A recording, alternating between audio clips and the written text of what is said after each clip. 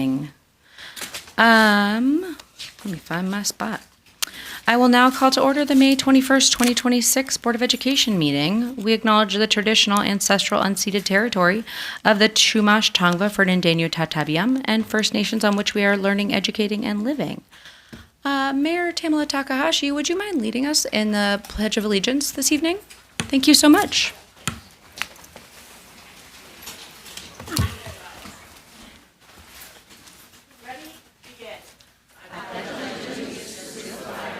Of the United States of America, and to the republic for which it stands, one nation, under God, indivisible, with liberty and justice for all. Thank you so much. Ms. Beauregard, please take the roll at this time. Member Olson? Present. Member Agakanian? Present. Clerk Kano? Clerk Kano is absent. Vice President Weisberg? Present. President Ponser Kamkar?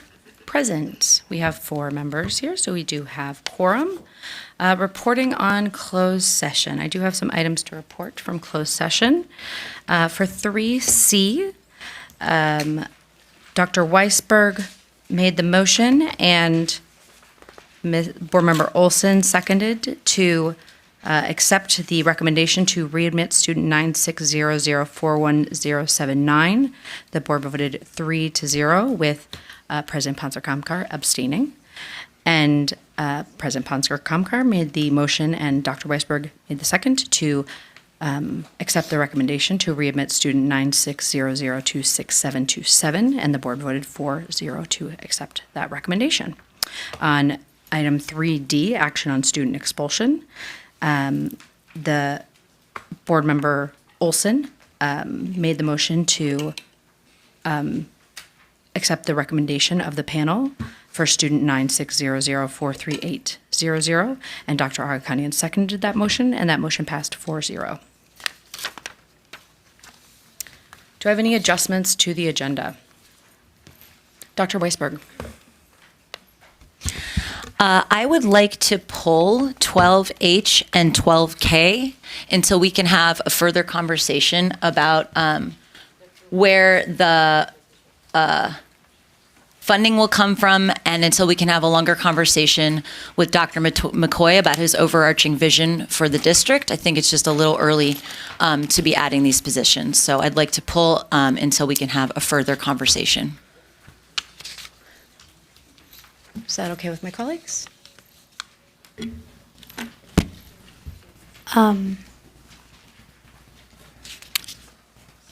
Dr. Macias, do you have any insight as to timelines, if that would interrupt anything? I know, but I'm just checking. Sure.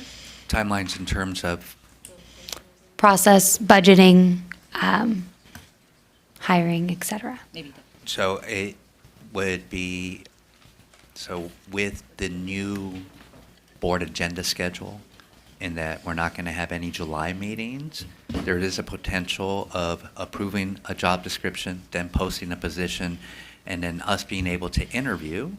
And for the assistant soup job in particular, because it's a contracted position, it would need board approval. Other positions, not so much. We can do that. But it still needs the job description approval. So that would be somewhat of a delay, so to speak.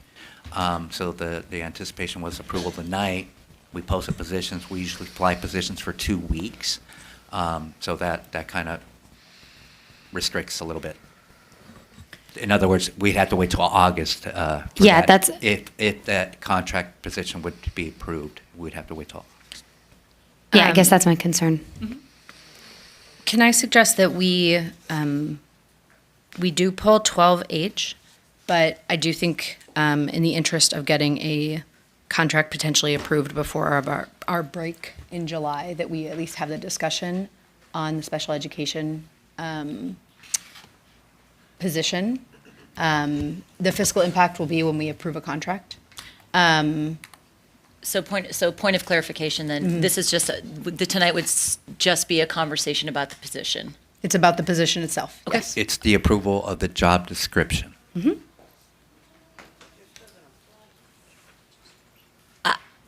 I would still pull it, but I don't think I have the majority here, so. Okay. All right, so we'll pull 12H then. Any other adjustments to the agenda? Yes, Madam President, if it's okay, may I adjust in reports to the board from the superintendent? We have some celebratory things and introductions I'd like to share. We also have a special guest here in the interest of time and her time lately as well, too. May we do that, please? Absolutely. So we're going to put that in between 8B and 8C, is that right? Thank you for that. Yes. Okay, great. Items for future agendas.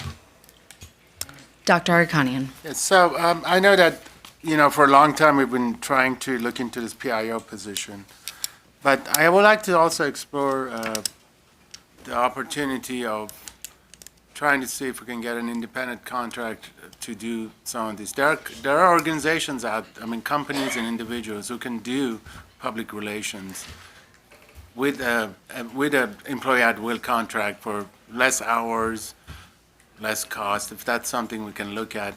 We use that at my work. We have a company that does all the marketing and the information and stuff for less hours. Okay, we can add that to the agenda. I would also suggest potentially bringing that up at your next check-in with Dr. McCoy. Okay.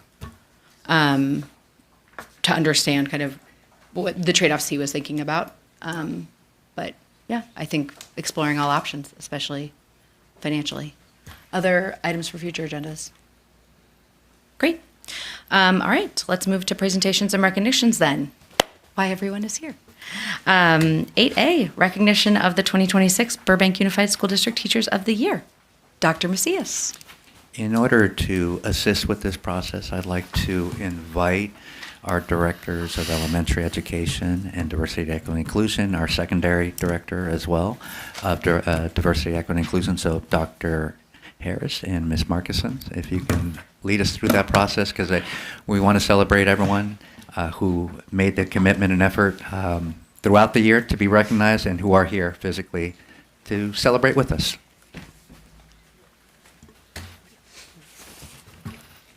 Thank you so much. We are thrilled to be here to present our Teachers of the Year and our Classified Employees of the Year.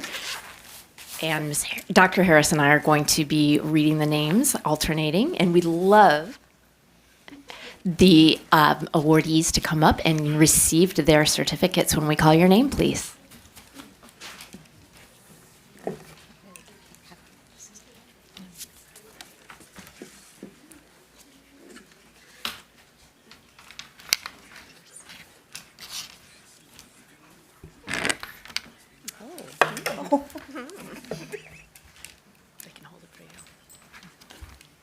Andrea Adams.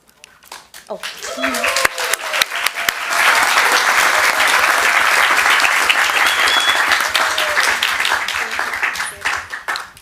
Susanna Bagdasarian.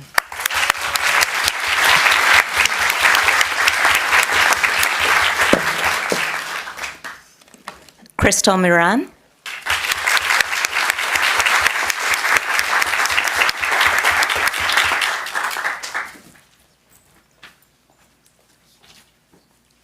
Trevor Rapp.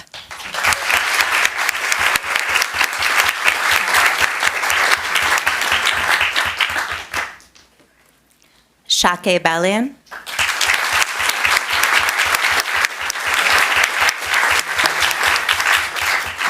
Ken Rice.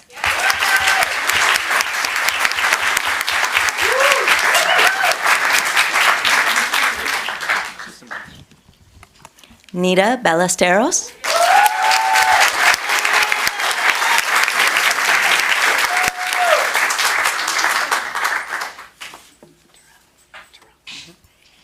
Andrea Terrell.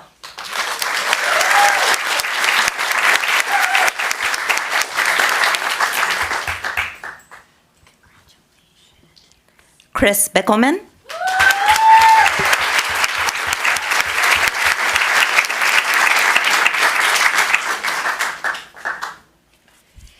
Jenny Timoney.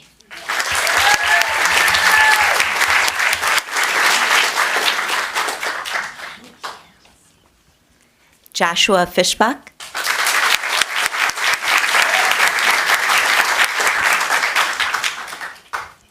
Wayne Tipton.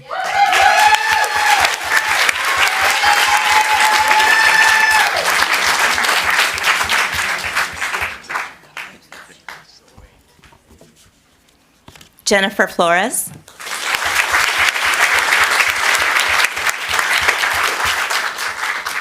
Maria Turley.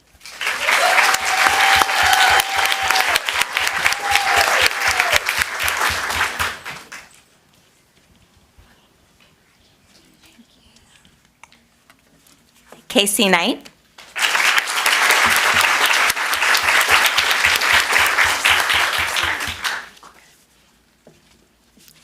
Christina Lincoln.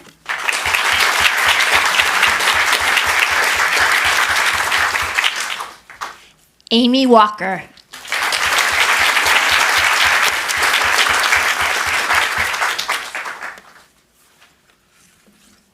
Kathy Walker.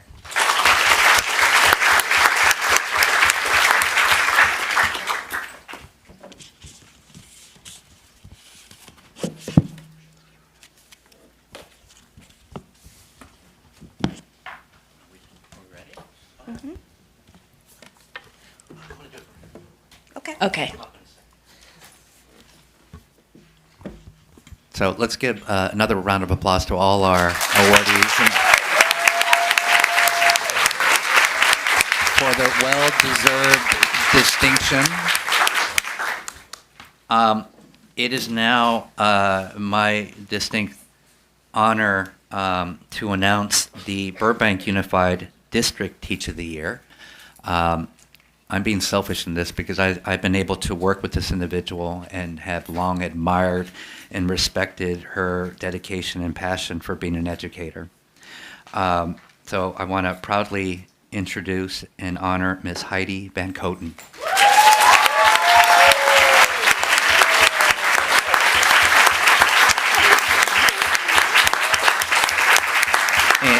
And if I can,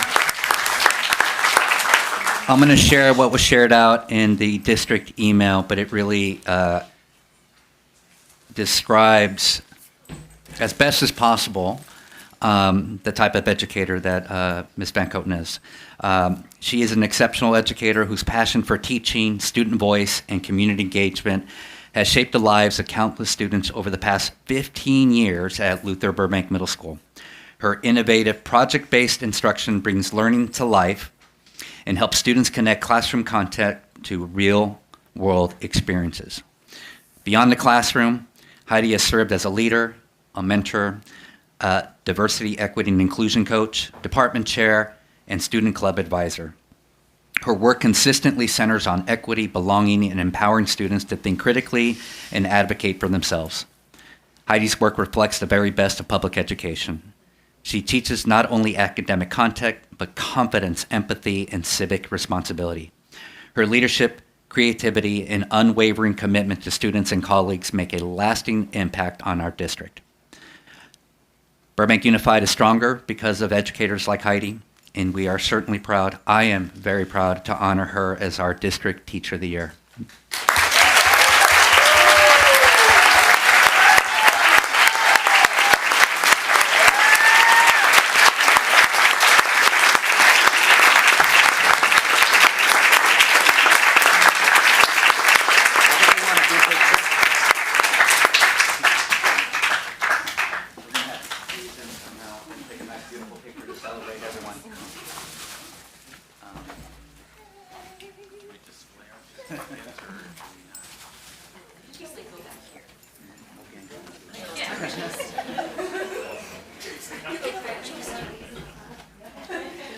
Hold on, can I have the mayor join us? Yes. Sure? Yes. I'm just creepy right behind you. Don't worry about it. Oh, I don't care. All right.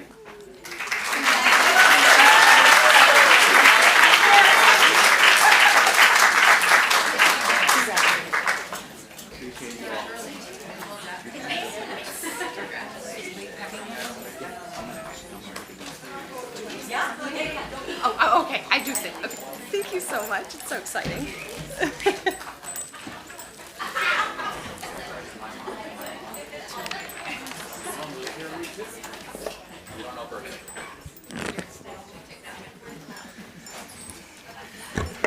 Welcome. Thank you so much. The floor is yours. Oh, thank you. I feel so humbled. I didn't know the field that was out here. My daughter's teacher is here. Two people that I work with closely at other middle schools. I feel so humbled to have this honor and just incredible educators in Burbank. I want to thank you for letting me share my passion with you this evening. I distinctly remember when I was 8 years old, my mom told me I was going to be a teacher. And I also remember looking right at her and thinking and saying, I will never, ever be a teacher. But she was right. It was undeniable that when I had an excellent teacher, no matter the subject, I felt everything come alive, and it gave me this insatiable appetite to learn. And I became a teacher, just like she said. And I try to instill this same joy for learning in every student that comes across my path. I chose to teach middle school because it is a chaotically magical time. Even though, yes, it is. Even though I get groans when I say who I spend my work days with, it's the time of life when a child realizes that they can think for themselves and they can challenge the adults in authority over them.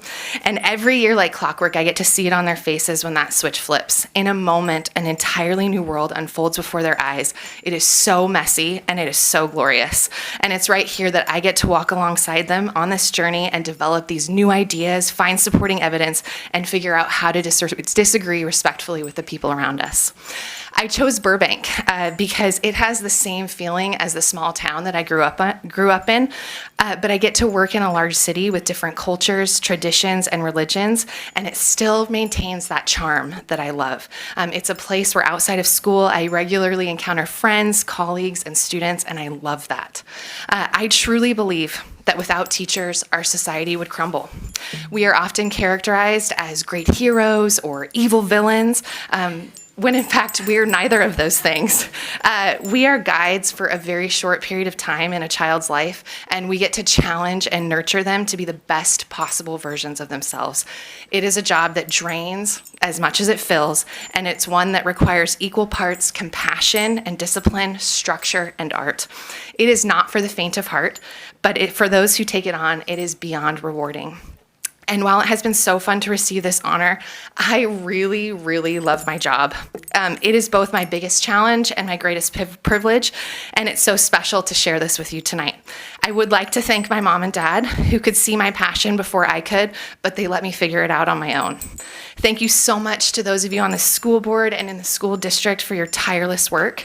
I want to thank my colleagues at my site, Luther, for inspiring and challenging me to be a better teacher, and I want to thank my students for rising to the occasion to grow to love learning. And most of all, I'd like to thank my two wonderful children, Penny and Jackson, who only know me as mom.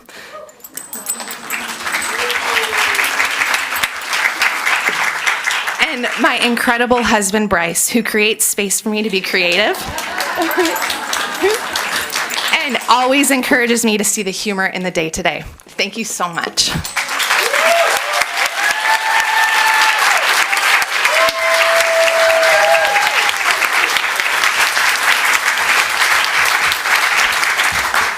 Thank you so much for sharing that with us. This is one of my favorite days of the year.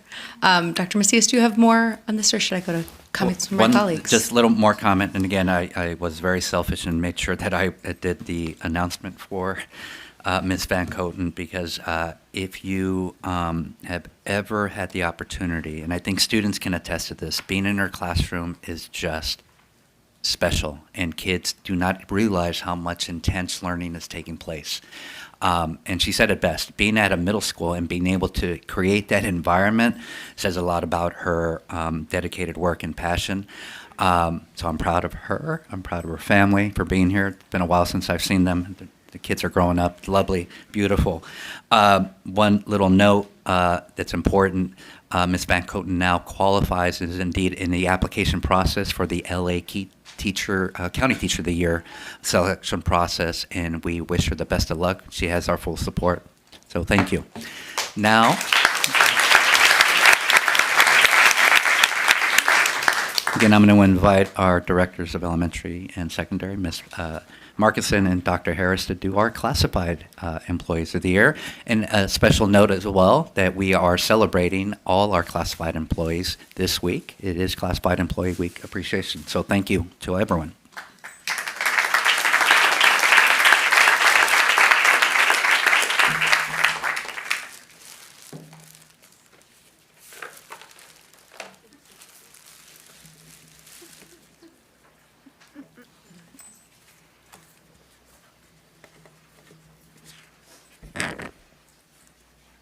Okay. Lucia Hernandez.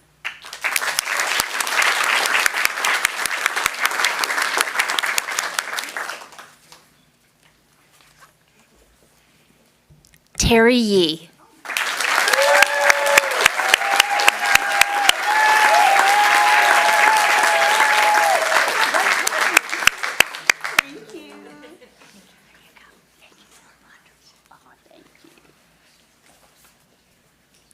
Julie Hubble.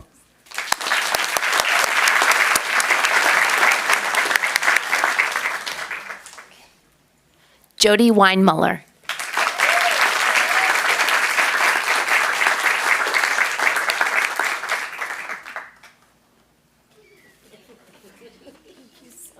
Jen Lurie.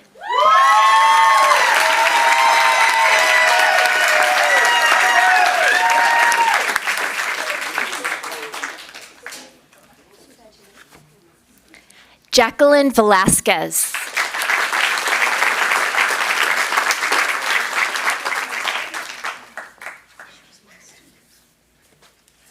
Amanda O'Neill.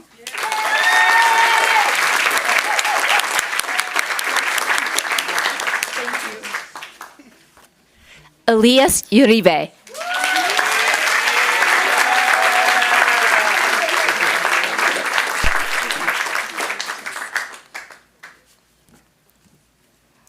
Colleen Palacios.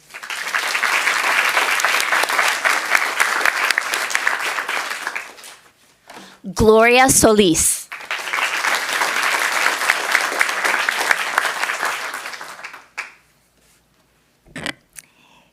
Ilya Pumpian Mindlin.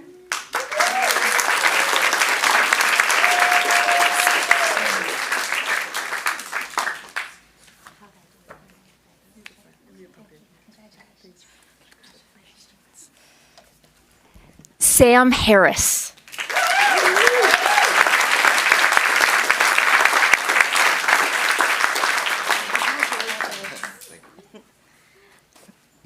Brenda Avalos.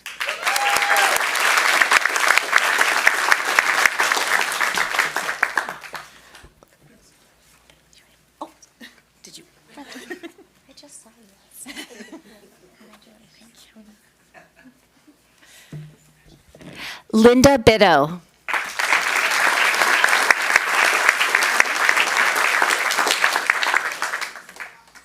Maria Winnie Cascolan.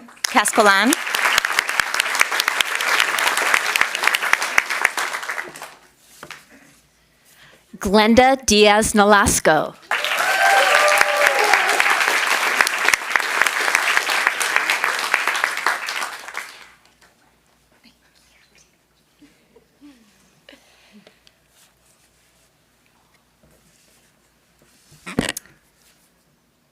Marlene Ferrisdagi.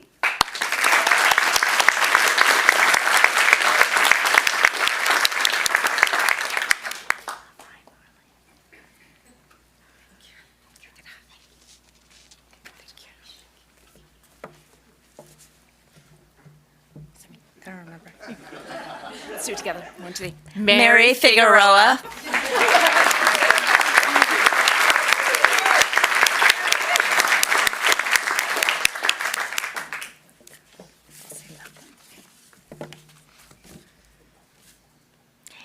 Angie Guido Marquez.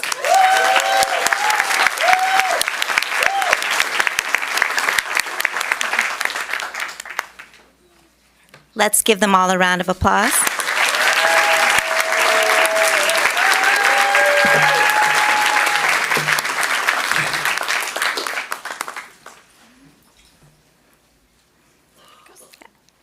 I'm going to try not to, okay.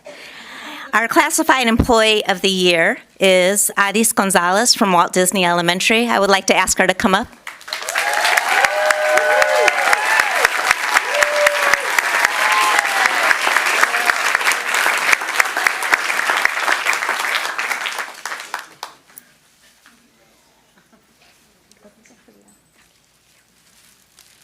You have to hold them while I talk.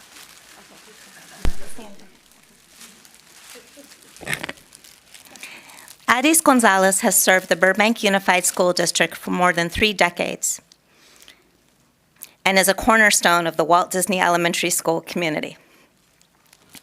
As office manager, Adis is often the first point of contact for students, families, and staff. She consistently creates a welcoming, calm, and supportive environment for everyone she serves. Known for her professionalism, known for her professionalism, patience, and collaborative spirit, Adis builds strong relationships with students, families, and staff, and plays a vital role in ensuring that Walt Disney Elementary remains a positive and caring place to learn and work. Adis represents the heart of BUSD. Her work is grounded in compassion, consistency, and a genuine commitment to students and families. She understands that schools are built on relationships, and she strengthens those relationships every single day. We are incredibly fortunate to have Adis as part of our district, and this recognition is truly well-deserved. Congratulations.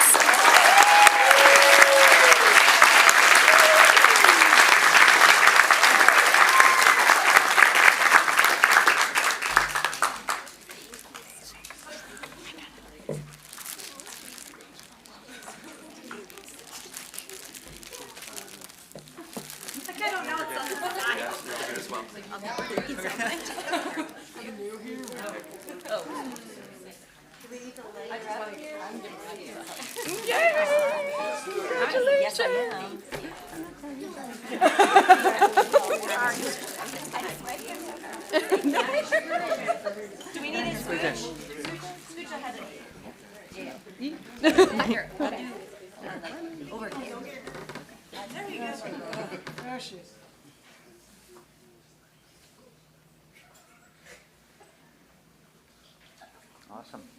Congratulations, everyone. Oh, Adis, don't forget your.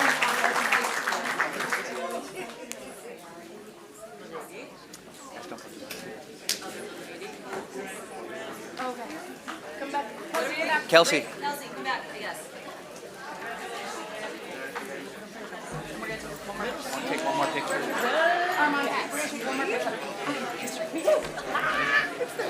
It's the middle school winners also teach history. It is the best job, and it's so funny because you use the same, like I call them the same child. Oh, in the best possible way. Let's get you. I'm on the best.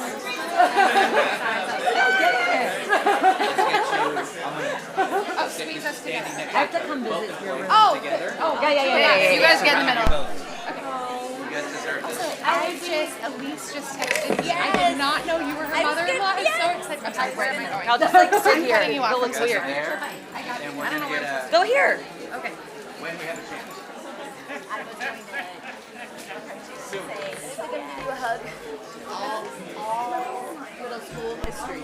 I know. I'm into it.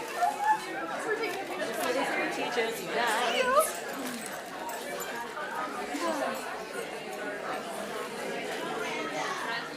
Here, you get it. I feel like I just kind of say. Yeah, you really do. I'll go. right. Okay. Oh, all right. Sorry. Pay attention. All right. Get it.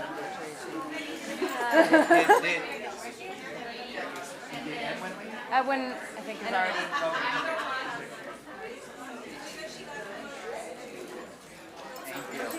Yeah. Got another one. Oh my God, what's that? Awesome. All right. Congratulations so much. Thank you. So welcome.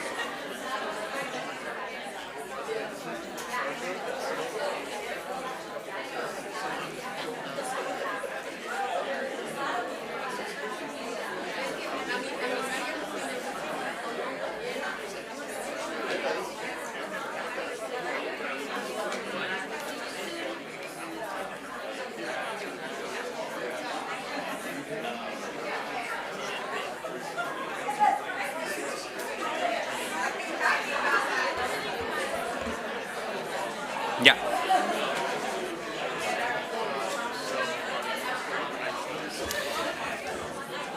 Okay. All right, we're going to get back on track, even though many of our exciting guests have left, not all of them. Dr. Macias, I believe we have more reports from the superintendent. And I love this adjustment because all my reports are celebratory in nature. And what I like to do right now is share a very big highlight. And I'm going to read what was shared with us because it's important that we give this amazing individual due recognition.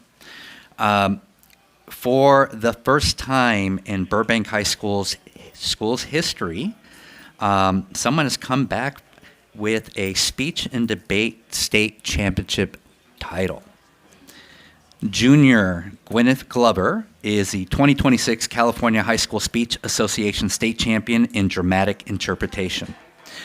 Out of hundreds of students who competed at state qualifying tournament across California, the top 56 qualified to compete at state. Last year, Gwyneth was last year's Dramatic Interpretation runner-up and placed 9th in the state in the event as a 9th grader. This year, she has come home with a championship. What makes Gwyneth's achievement even more exciting is that she is Burbank High School's first ever speech and debate state champion. While Burbank won its first national championship in 2022, then again in 2023, Burbank High, has yet to win a state title. So we are deeply amazed and proud and want to share this experience with the community and accomplishment. So can I get Gwyneth up to the podium real quick? And we give her a big old round of applause. Stand for a second. And we do have a special guest here in attendance, and that is Burbank City Mayor Takahashi, who wants to give you a special certificate for your achievement.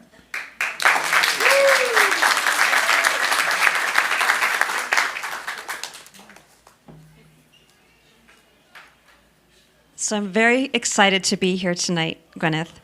So we receive in the city regularly requests for certificates of recognition for individuals in the community who have made an achievement or a significant milestone in their life or business. So we received this request for you on your behalf. And it was going to be presented here as part of the school board meeting. And I thought, rather than just have the certificate given to you, that I would come and give it to you myself as part of the process. So Gwyneth Glover, in recognition of winning the California High School Speech Association State Championship in Dramatic Interpretation at the 2026 CHSSA State Tournament and being the first one to win. This is amazing. On behalf of the Burbank City Council, I, Tamala Takahashi, Mayor of Burbank, congratulate you on this incredible achievement and wish you much future success.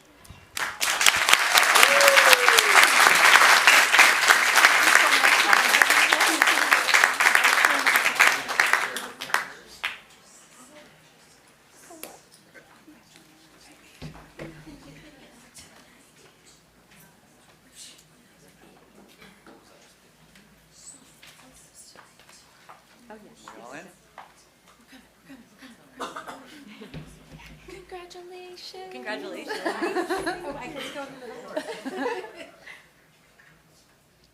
Let's do one more official one where we're shaking hands. Oh, yes, you've always got to do a shaking hands one. Congratulations.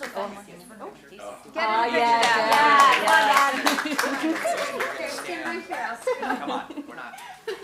We take advantage here. Let's celebrate. Yeah. Right. Thank you.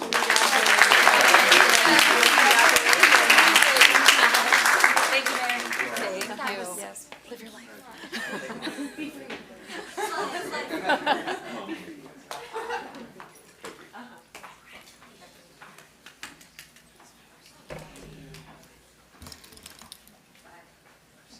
And then one more report, if I may. Thank you. We are deeply proud as a district management team to share We've made announcements before via email, but there's a couple other individuals have joined the leadership team at the district office. So I'm going to generally just ask, and this is going to be kind of awkward and funny, but if you are a brand new management employee in Burbank Unified, I need you to step up to the podium so we can introduce you. And do not be shy. You are coming up.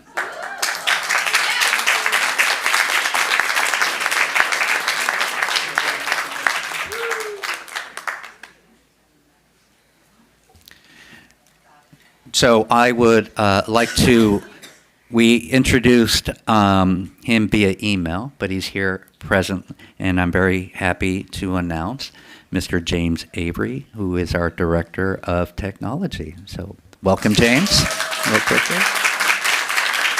And I would love to introduce our new budget supervisor, Miss Jeanette Victoria. And also our Director of Fiscal, Ms. Maricela Salinas.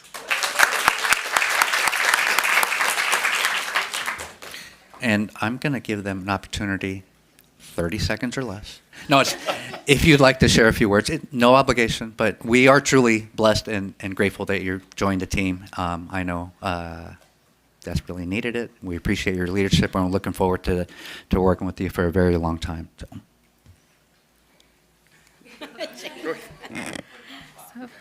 Good evening, board and members of the community. As Jason mentioned, my name is Maricela Salinas, and I'm the new director of fiscal here at Burbank USD. I just wanted to say thank you again for the opportunity to be here.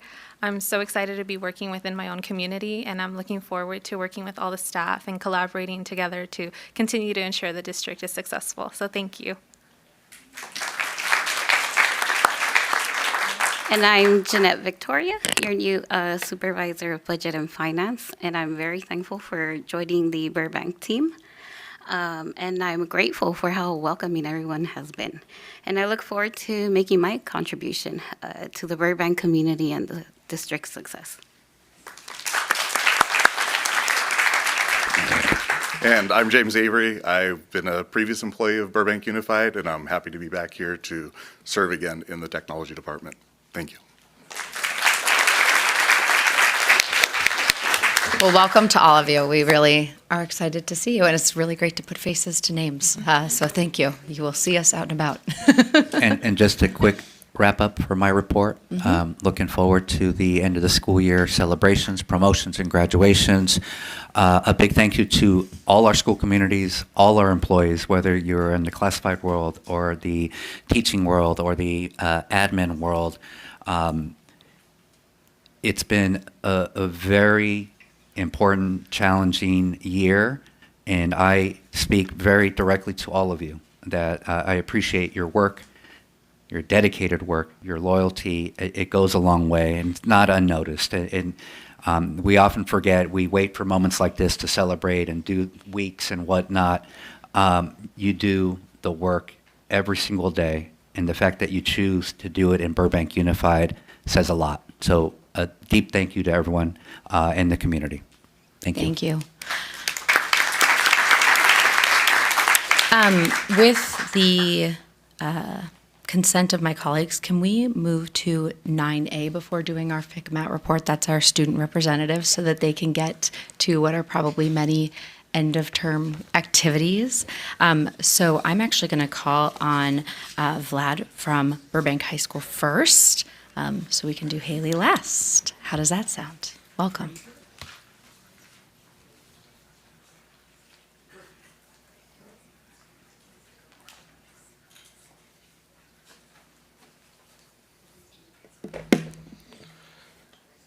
Hello everyone. Hello President Kamkar and other school board members.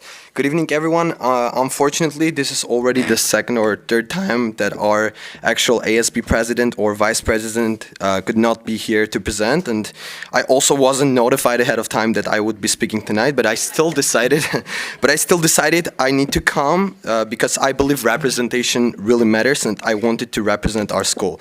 So before continuing, I want to recognize several people in ASB who I'm truly proud of It's Audrey, Mariam, Arne, Daira, Mariana, Frankie, and Batul. I've seen them genuinely work hard for the students and for the better of ASB. They are strong leaders, wonderful people, and I'm proud to have worked alongside them this year. Even before becoming ASB secretary, I understood something really important, that leadership is not just about titles or posters. It's about being connected to the people and to students, to always ready to listen to them. And it's about understanding students both, formally and informally, and actually responding to what they need. At the beginning of the year, during registration days, I gave tours to new students and families so they could feel welcomed and understand our campus better. Through experiences like that, my Club Global Unity realized there was a real issue that needed attention. Students struggled navigating campus. While many focused on promotion and posters, we focused on creating practical solution. And I'm really, really proud that we successfully completed our navigation sign project. Thank you for coming to our ribbon cutting event. And I'm excited to see freshmen next year navigate campus more easily because of it. I also want to thank BAEF for the generous $1,500 grant. Grant, and I thank our administration for supporting the project and helping us make it happen. This year, we also successfully organized a ping pong tournament and other kinds of tournaments.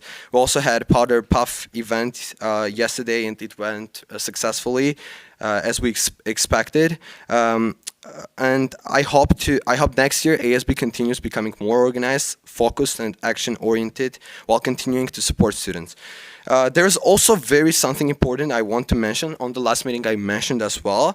We always need to focus on helping immigrants feel welcomed and accepted in our school and communities. We should help people, it's very important. We should help people to integrate, succeed, and become part of our society instead of allowing division or discrimination to grow. As I mentioned in the previous meeting, immigrants are and always will be part of the backbone of this society.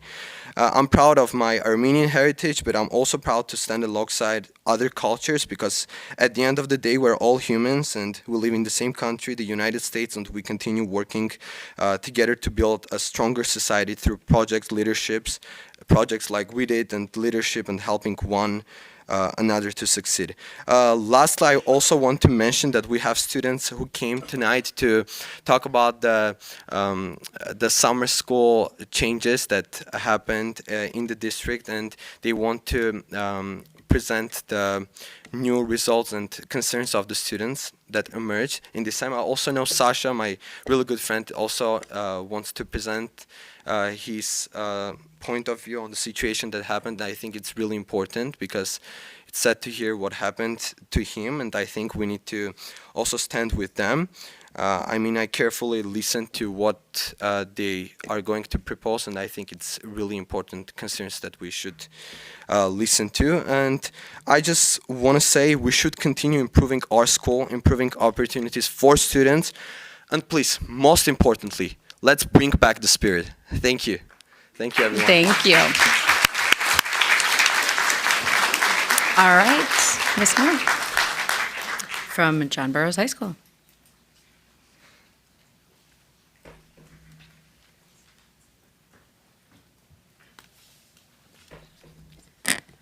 Hello and good evening, President Kempkor, board members, Interim Superintendent Dr. Matthias, district staff, and members of the Burbank community. I'm here this evening to share my report for John Burroughs High School as of May 21st, 2026. As we approach the final weeks of the academic year, our campus has been filled with major milestones, celebrations, and achievements.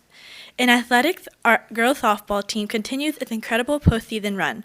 Following a 7-2 victory against Ramona High School yesterday, the team is moving on to the CIS Division IV semifinals. They will compete this Saturday, May 23rd, against Mission Viejo High School at 3:15. We encourage the Burbank community to come out and support our Bears as they play a fourth spot in the finals.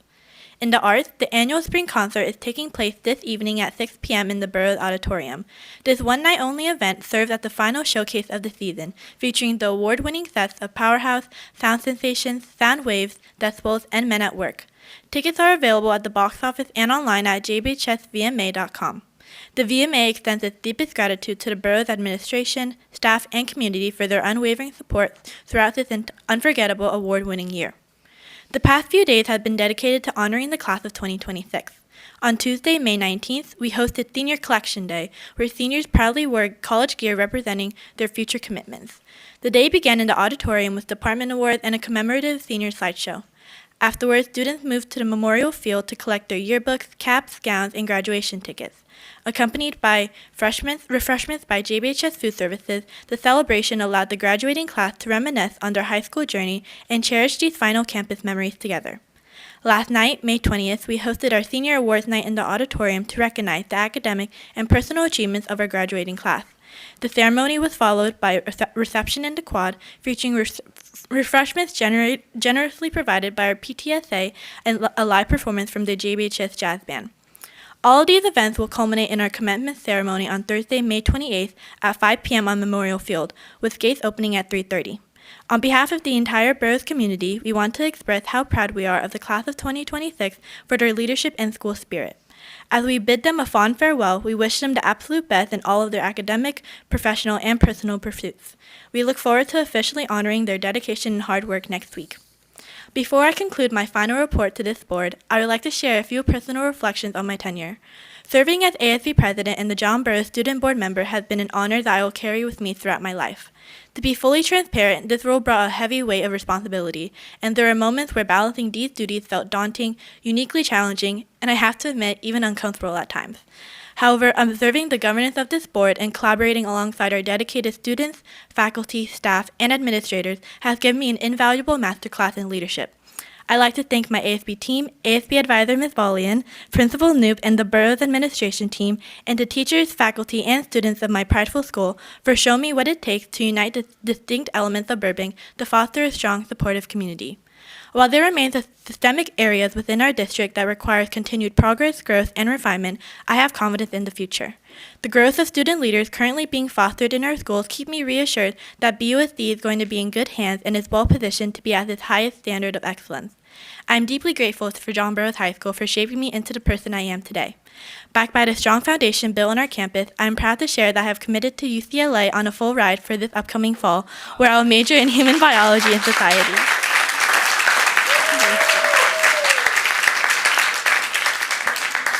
Thank you for your time, your consideration, and your enduring dedication to the students of John Burroughs. And thank you, Burbank Unified, for everything you have given me. I can now take any questions or clarifications. That is really exciting news. Thank you. Wow.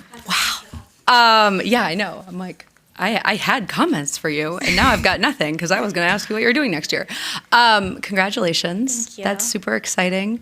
It has been just such a pleasure getting to know you over the last year. And I know that this last year has been a little wild, and I imagine a little crazy to be the student rep on, but I think you've gotten a literal front row seat to some of the most interesting things that may have happened on this board in quite some time. And so, good or bad, I hope you learned something, or at least have some good stories to tell. I wish you the best of luck, and please, if there's anything that we can ever do for you, reach out. Absolutely. Because we can all certainly recommend you as a colleague even, right? And you did such a great job representing your school and the interests of your fellow students, and bringing forth concerns. And we just really appreciate that, right? Thank you. I appreciate It was always professional and thorough and timely, and that's all of what we're looking for in a student representative. So, and you push us on things that are really of concern to the student body, and so you should be commended for that. And we're going to do that right now with a plaque. Thank you.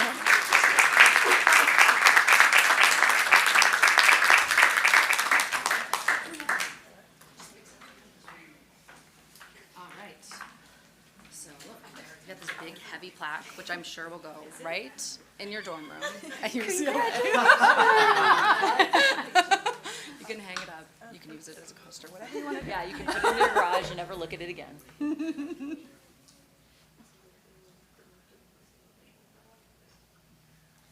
Congratulations. Oh, one more. Oh, sorry. We're not done. Well done, Mom. If you can do one more, you need to be here. Oh, yes. You can be advisor. Oh, Huge. yeah. Get up here. Get in. Get in here.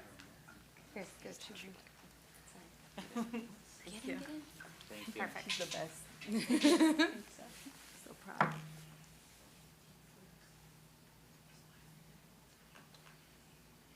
All right. Sorry. Good job. I'm really gonna make some other time. Oh, okay. Thank you very much.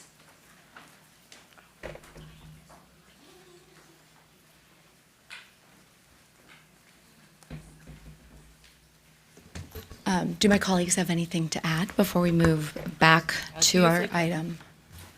Ms. Olson? Just for both of you, honestly, to echo what President Comcar said about pushing us, like the reason you're here is for student voice and student agency, and I hope that that continues because like you had just shared and you have many times, the voice of your community and the students that you're around daily, we need it. And so I just wanted to echo that. Thank you. Vlad, you're not going anywhere right now, right? Not yet. All right, good. Haley, I just want to take this opportunity to thank you.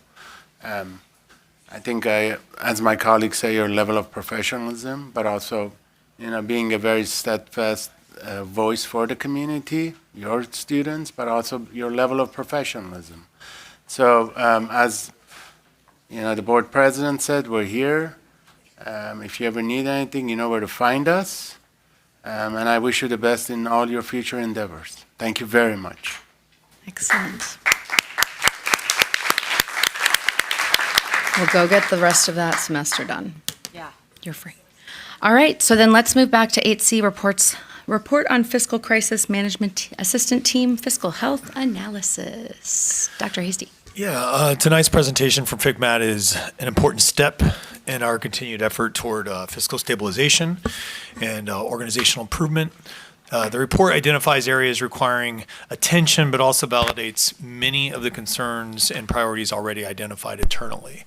It is important to note that FCMAT's review relied largely on first interim data and conditions that existed during a period of significant leadership vacancies and organizational transition. Since that time, the district has continued implementing corrective actions and stabilization efforts. While this report identifies challenges, it also provides a roadmap for improvement.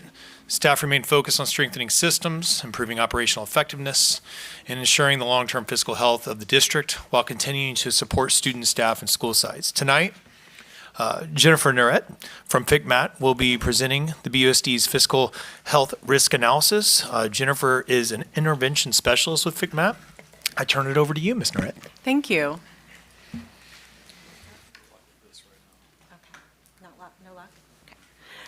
Good evening, Board of Trustees, Interim Superintendent Macias and Cabinet. My name is Jennifer Nuret, Intervention Specialist with the Fiscal Crisis and Management Assistance Team, also known as FCMAT. It's great to be here tonight on a night of celebration. The energy is so great in the room, and then you get me up here to talk about these kind of fun things. But no, as Dr. Hasty mentioned, there are things to celebrate already. This report was done at a certain point in time, right? And so we know that there's been progress made already, and we're super happy and thrilled to hear that and want to celebrate with you. And so thank you for allowing me to be here to report on the overview of the work that FCMAT did with the district recently. And hopefully we get our little thing moving. You want to just advance? Okay, great. Go ahead. I'm hoping my presentation will be short and sweet, and I can answer your questions at the end. But we do have an agenda to cover. We'll talk a little bit more about FCMAT and our work, about fiscal oversight, your lack of going concern designation from the County Superintendent of Schools. We'll talk about our fiscal health risk analysis tool, and how it's been developed using indicators of risk or potential insolvency. We'll go over your results, your current conditions, and next steps for the district. So pretty easy peasy, right? Okay. So our team, the Fiscal Crisis and Management Assistance Team, I think you're familiar with. We were created under AB 1200 in 1991 to help school districts ensure that they are able to maintain their fiscal solvency. We're an independent state agency, and we do a variety of work. And just like our name implies, Fiscal Crisis and Management Assistance. Most of our work is management assistance, about 80% of what we do. And we're invited by districts to come in and assist with maybe areas of study or improvement. We also do a lot of professional development. We have programs and tools that we share with local educational agencies to support them in their work. Small part of what we do is fiscal crisis, thank goodness, but there is work that we do there. If you want more details on our work, it's on page 3 of your report, which you should have in your agenda packet tonight. Next slide, please. So fiscal oversight, a little bit more about AB 1200. Fiscal oversight was really further strengthened through the passage of AB 1200, establishing a framework for LEAs to operate under that ensures like local procedures are tightened up and more accountability standards were implemented. Importantly, too, there's a collaboration that happens with the county superintendent of schools. That collaboration between the district and the county superintendent of schools was established through that legislation as well. I bolded on the slide here, the first level of fiscal oversight rests with each school district's elected governing board, which is solely responsible for the district's financial stability. You're well aware of your responsibility and your fiduciary duty to support the district's success financially. But then your county superintendent of schools is your second layer of oversight, right? You work closely with the county to maintain sound financial operations. They're helping you during your reporting periods by reviewing your reports, working through any areas of concern that they note. And so that's a strong collaboration that helps ensure that there's strong fiscal oversight happening. Next slide, please. In addition to the work that you do to ensure fiscal solvency, it's not what you do only, it's how you do it, right? You set the tone at the top along with your district administration. And so we always like to remind and share, this information in our presentations just about ethical leadership. It's the leadership characteristics that you embody that you want everyone else to emulate within the organization. So good or bad, I think I heard somebody say it, that kind of becomes a standard, whatever's happening, whatever is seen district-wide. And I can tell from even just the room and the community here that everyone, it's just such a cohesive community, and that's due to your role as the board too. And as such too, not only the work that you do in here and how you work with your administration, it's how you communicate out to your school communities, to your employees, and that cascading messaging that occurs, that everyone then knows about the shared vision and can work towards a similar vision. Next slide, please. And roles and responsibilities. So in order for you to be able to do your work, you have to have district administration be able to support you in that work. Your fiduciary responsibility to protect the school district's financial health, not only it's important that there's a balanced budget and that you have adequate reserves. Well, how do you know if you have a balanced budget and adequate reserves? You can rely only on the information that you're given, right? And so it's important to have strong leadership in place to maintain the integrity of your district's systems. We'll talk a little bit more about systems here in just a minute. To secure your assets and ensure that you receive the accurate and reliable information you need to make decisions. You need decision support. As I'm a former CBO in a school district, and I always said, I need decision support. You have to have reliable information so you know what you can or cannot do to protect the district's solvency. And finally, in January of this past year, the reason FCMAT's engaging with the district, right, is that the county superintendent of schools issued a lack of concern designation. And that was based on basically the fact that there's vacancies in key leadership, that there were some investigations happening. So those concerns resulted in that lack of going concern designation. Because when you have a void in leadership, there can be systemic weaknesses that develop, right? And so that can contribute to financial challenges as well. That can translate into that. So whenever there's a designation like that occurs, there's we call it a triggering event. And so FCMAT will automatically engage as part of that oversight process that we talked about earlier, but beyond the county superintendent, that second layer, there are times when these triggering events result in FCMAT engaging in a district. And for these triggering events, we developed a tool called the Fiscal Health Risk Analysis. And that analysis does just what it implies, right? We just determine what the risk is there for potential financial insolvency. And we go in and we assign a score, basically. And we say that it's like the game of golf. You want a low score. You don't want a high score in this case, like you do on an exam. So, I just want to also point out, actually, I'll do that. I know Dr. Hasty wanted to make sure that I delineated between your risk, to talk about the risk. We'll do that. I think I'll wait a little bit on that on the next couple of slides. Okay, so in March 2026, the district and FCMAT entered into an agreement to do this work. It's important to note that the work was free to the district. There's no cost to do this. It's part of the oversight process. But we were to prepare this analysis using our 20 factors in our tool that we call our FHRA. We love our acronyms in education, don't we? And so then we identify a risk rating. As Dr. Hasty said, we used the second interim, 2025-26 second interim. That was a snapshot in time that we were looking at due to the timing of the work that we did. And so we know things changed, the numbers change. The numbers change daily, let's face it, right? That's just the nature of the work of school finance. As more things become known, things change. But we did our work in early March. We interviewed district staff over 2 days virtually on the Zoom platform, and we interviewed a lot of district folks on board, and just want to thank everyone for the cooperation. It's a lot to do this work, right? Dr. Hasty's shaking his head. There's a lot of documents that we request because we're not only interviewing folks, but we're reviewing documents to be able to make our assessment. And so thank you for everyone who participated. We know, there's all that important work that you're doing, boots on the ground, and then you have to stop and, dig out all of these things that we're asking for. So we know it's a bit of a burden during tough times, and so thank you. Can't say that enough. So one more thing on the last one. Our reports focus on systems and processes. So we talked a little bit about how when there's a void in leadership, we can have some of our systems break down potentially. So that's what's great about our tool is that systems and processes. The numbers may change. Second interim, first interim, second interim, the adopted budget, the numbers can change, but we're really focusing on systems and processes that may need improvement in these areas. Okay, now we're ready.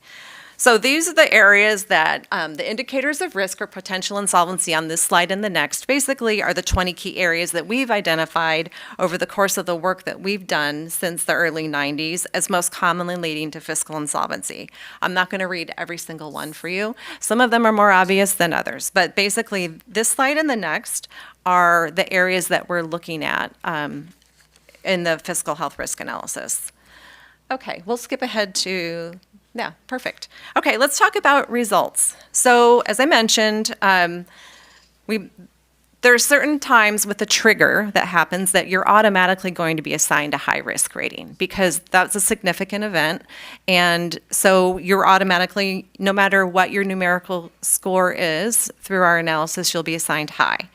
In your case, the district was assigned a risk score of 37.4. So high is normally considered anything 40 or above. You're at the high end of moderate technically if you read through and you scroll down to those levels, those bands that we have. You're at the high level of moderate, but you're assigned high because of the triggering event. So I just wanted to point that out. And the areas that we've identified as functional areas as priority for improvement validate what you already know, right? This isn't a surprise to you. Dr. Hasty mentioned that as well. Leadership and stability. It's great to see the progress you've made and the hires that you've made so far to fill some of your vacancies, especially in business and the business department, HR. And you've hired a new superintendent that will begin work as well. So that's wonderful. We did identify that the board could use better training. So you've got this huge fiduciary responsibility, right? You need to make sure that you have the skills and abilities to equip you to be successful in your role. And not to say that you don't have them, but it's just that cohesive approach that we noticed was not there. Some of you may do trainings on your own, but we like to see that there's a cohesive plan for board and governance training at least every 2 years. So that would be an area of improvement that we want to note. We talked about the vacancies. That, at the superintendent and chief business official position, we know you're making progress towards those. The other area of focus that you need to address, and you already are, is your deficit spending. So since 24-25, you've been deficit spending, and you can see from the bullet points, it's just growing larger each year, which then progresses into the next slide and the next area, your fund balance and reserve for economic uncertainty. So when you have prolonged deficit spending, of course you're spending down your reserves, right? That gap has to come from somewhere. So that's eroding your fund balance and your reserves. And it gets to the point where in 27-28, again, these are first interim numbers, we saw that your unrestricted fund balance was going down to $9.5 million, which is the minimum reserve for economic uncertainty. That 3% is the very minimum statutorily that you could have. So we like to see higher reserves, in case of uncertain events that unfold that, are not really predictable. So when you get to that point, we have concerns. And also in that third year, we noticed that there was an unidentified $3.2 million in budget reductions still needed to maintain that minimum reserve that you've yet to identify. So that's an area that should be focused on as well. The other two are internal controls and position control. So we noticed that there was not an established process for collecting and identifying reports of potential fraud, i.e.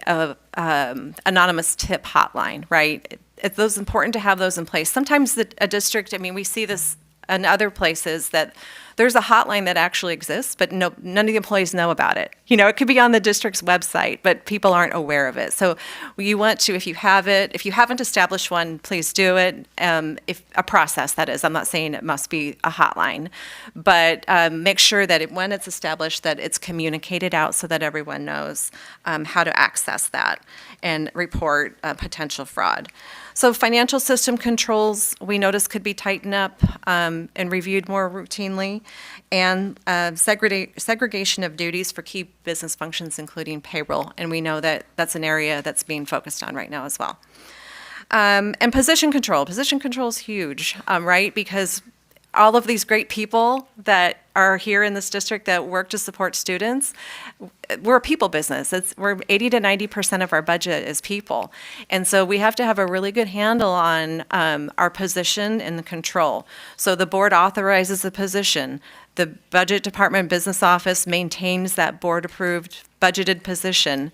Then you have HR that hires and recruits for those positions, and payroll pays positions. And so what we noticed is that there wasn't a collaboration that was occurring routinely between those three departments. There should be regular reconciliations, at least at interim periods, but those people need to be meeting regularly. And we know that there have been vacancies, especially at the time of our field work.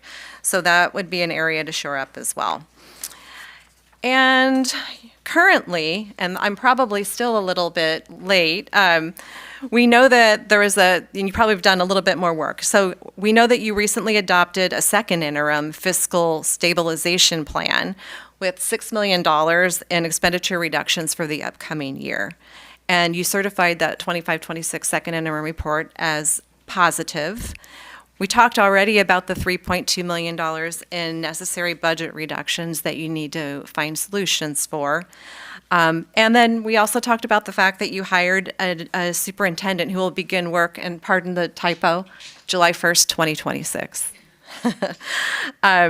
And you, as mentioned tonight, there's other key leadership positions that have been filled. Your Director of Fiscal Services, Budget Supervisor, Director of Facilities, and Director of Technology. So that's wonderful news, good progress. And finally, next steps for you. It's great you have a plan. you have to make sure that you implement the plan, right? And I know just from what I saw at the prior board meeting, you've begun to implement your fiscal stabilization plan. So that's great. You need to stay the course for that and work further to identify solutions for 27, 28 as well. And continue to work collaboratively with your staff, the county superintendent, and your fiscal expert, who I got to meet tonight, Rick. He's great. Rely on the support that you have to help you move forward, and use our report to prioritize and address systems in need of improvement. Oftentimes, the question that we're asked is, oh gosh, FCMAT has this report. Are we required to do everything? No, you're not. We're not mandating anything. They're just simply areas that we found that we think you should focus on, right? But use it as a roadmap. Dr. Hasty said the exact words that we always say. It's a roadmap for improvement as you go forward. So that is my report. And if there are any questions, I'll take them from you at this time. Questions from my colleagues? None, because I have some. Okay. Oh, okay. Go ahead. Okay. Thank you so much for this. Really appreciate it. And this might be, so you mentioned that we've also got an ongoing FCMAT investigation into payroll. So that was identified as a weakness in this, but not really investigated as part of that. Is that right? Right. This is more of a higher level overview that will be, that will be at a greater depth through that other process. Okay, great. But because of the way the FCMAT process works, when that report is done, when that investigation is done, that report will also be public, the way this one is public. Is that right? I believe so. Okay. Yes. I'm looking at staff. Yes? Yeah? We would have to run that through legal Okay. because of findings and impacted Understood. employee relations. No, that's fine. Great. So, one of the things that I had a question on was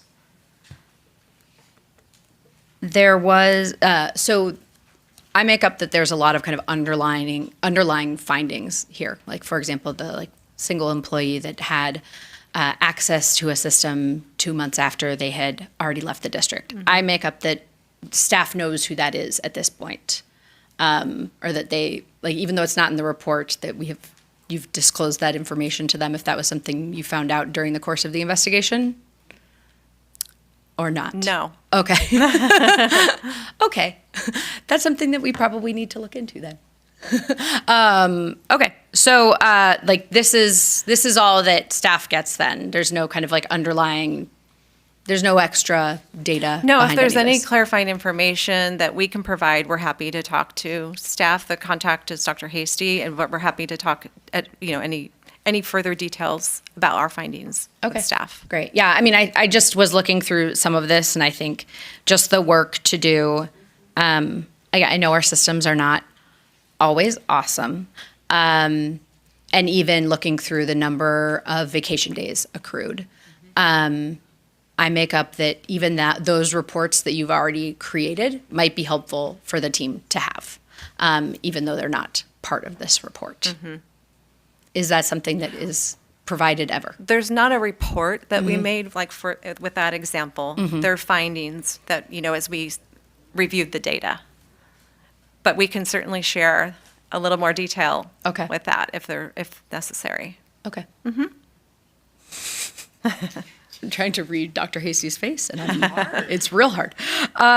Okay. And then my other question was there were a number of things on here that were the district did not provide, right? The district did not provide. Was that a kind of couldn't provide or wouldn't provide or a mix Probably of those more things? couldn't. Okay. Because, recognize too, with leadership gaps, you had a lot of vacancies too. People may not even know where some of these documents are, or they may not have had time. That's understandable I mean, that happens. And unfortunately, when we don't have documents or any sort of evidence, then that's an automatic no answer.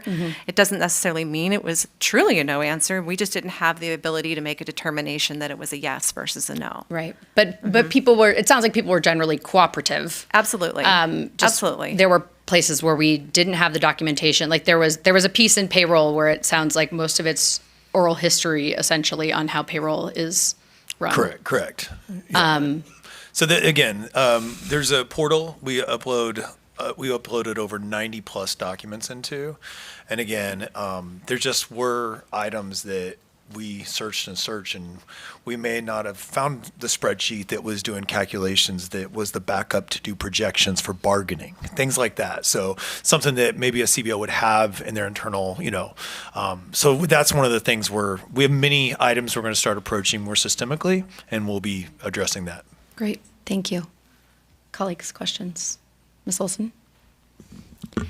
You covered a couple of mine, specifically about what does NA mean. For a couple of the specific items where we were told, we were reported back that we did not, are there additional resources that we can draw upon for best practices? Like an example for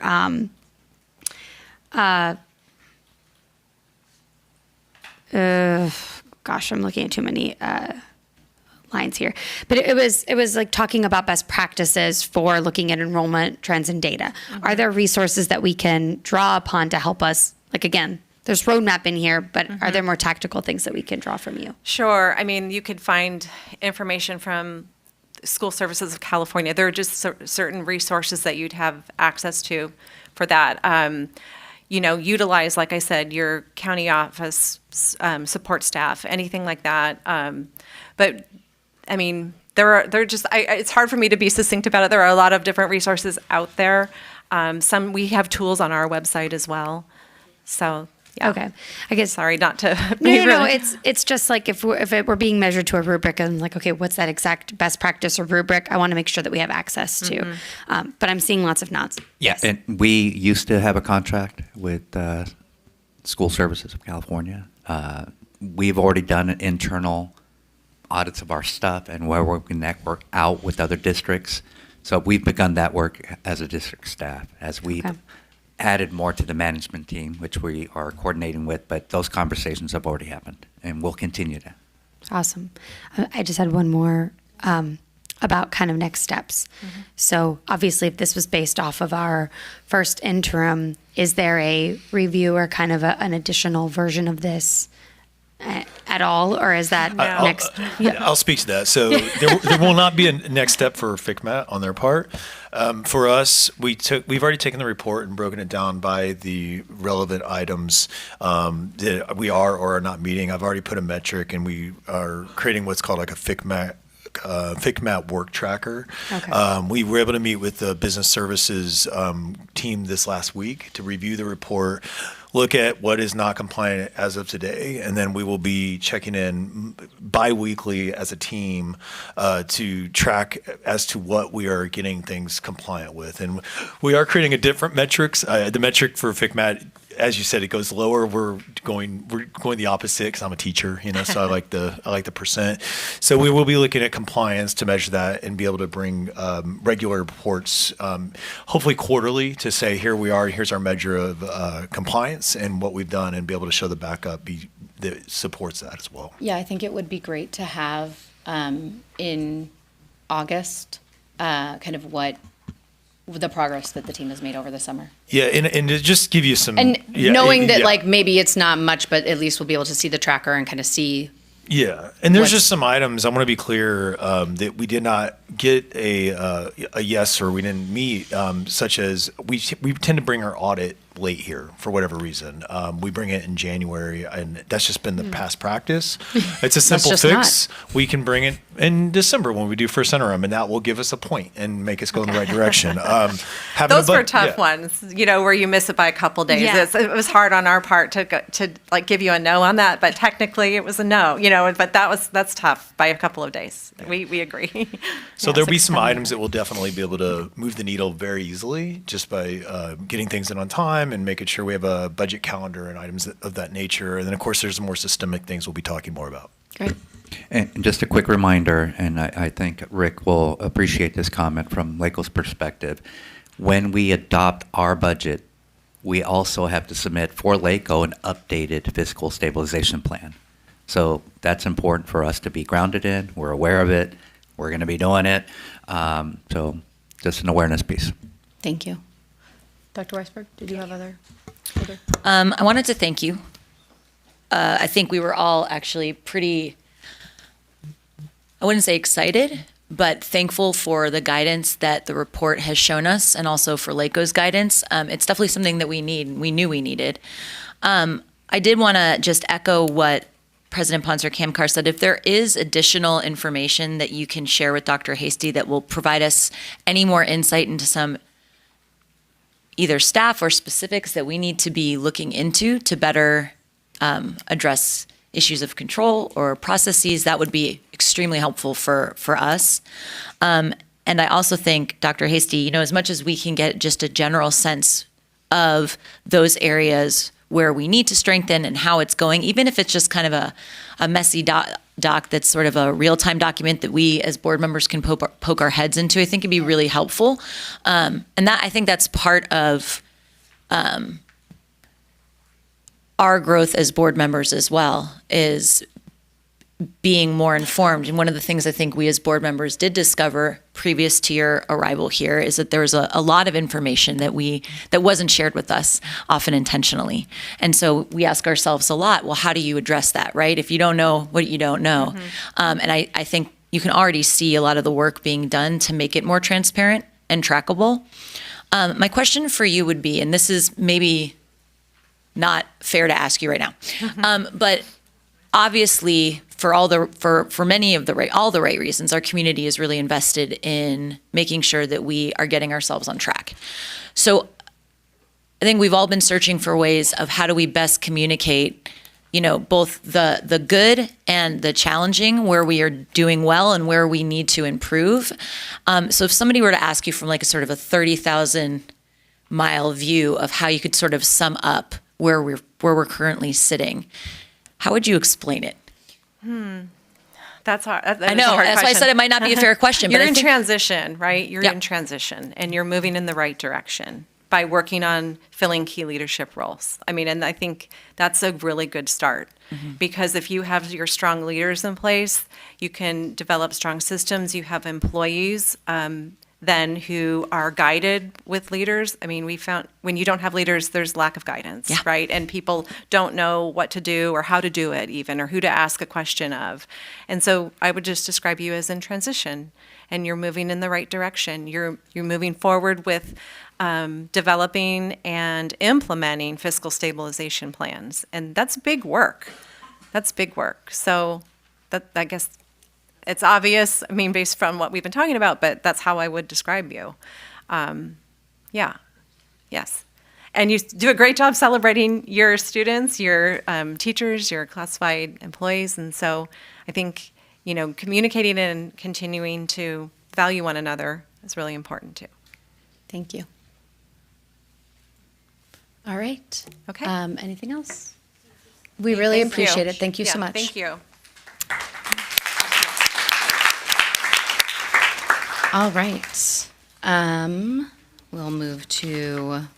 done 9A. We'll move to 9B. Reports from our labor partners. I think we have Celia Green from PTA. Hi, Celia.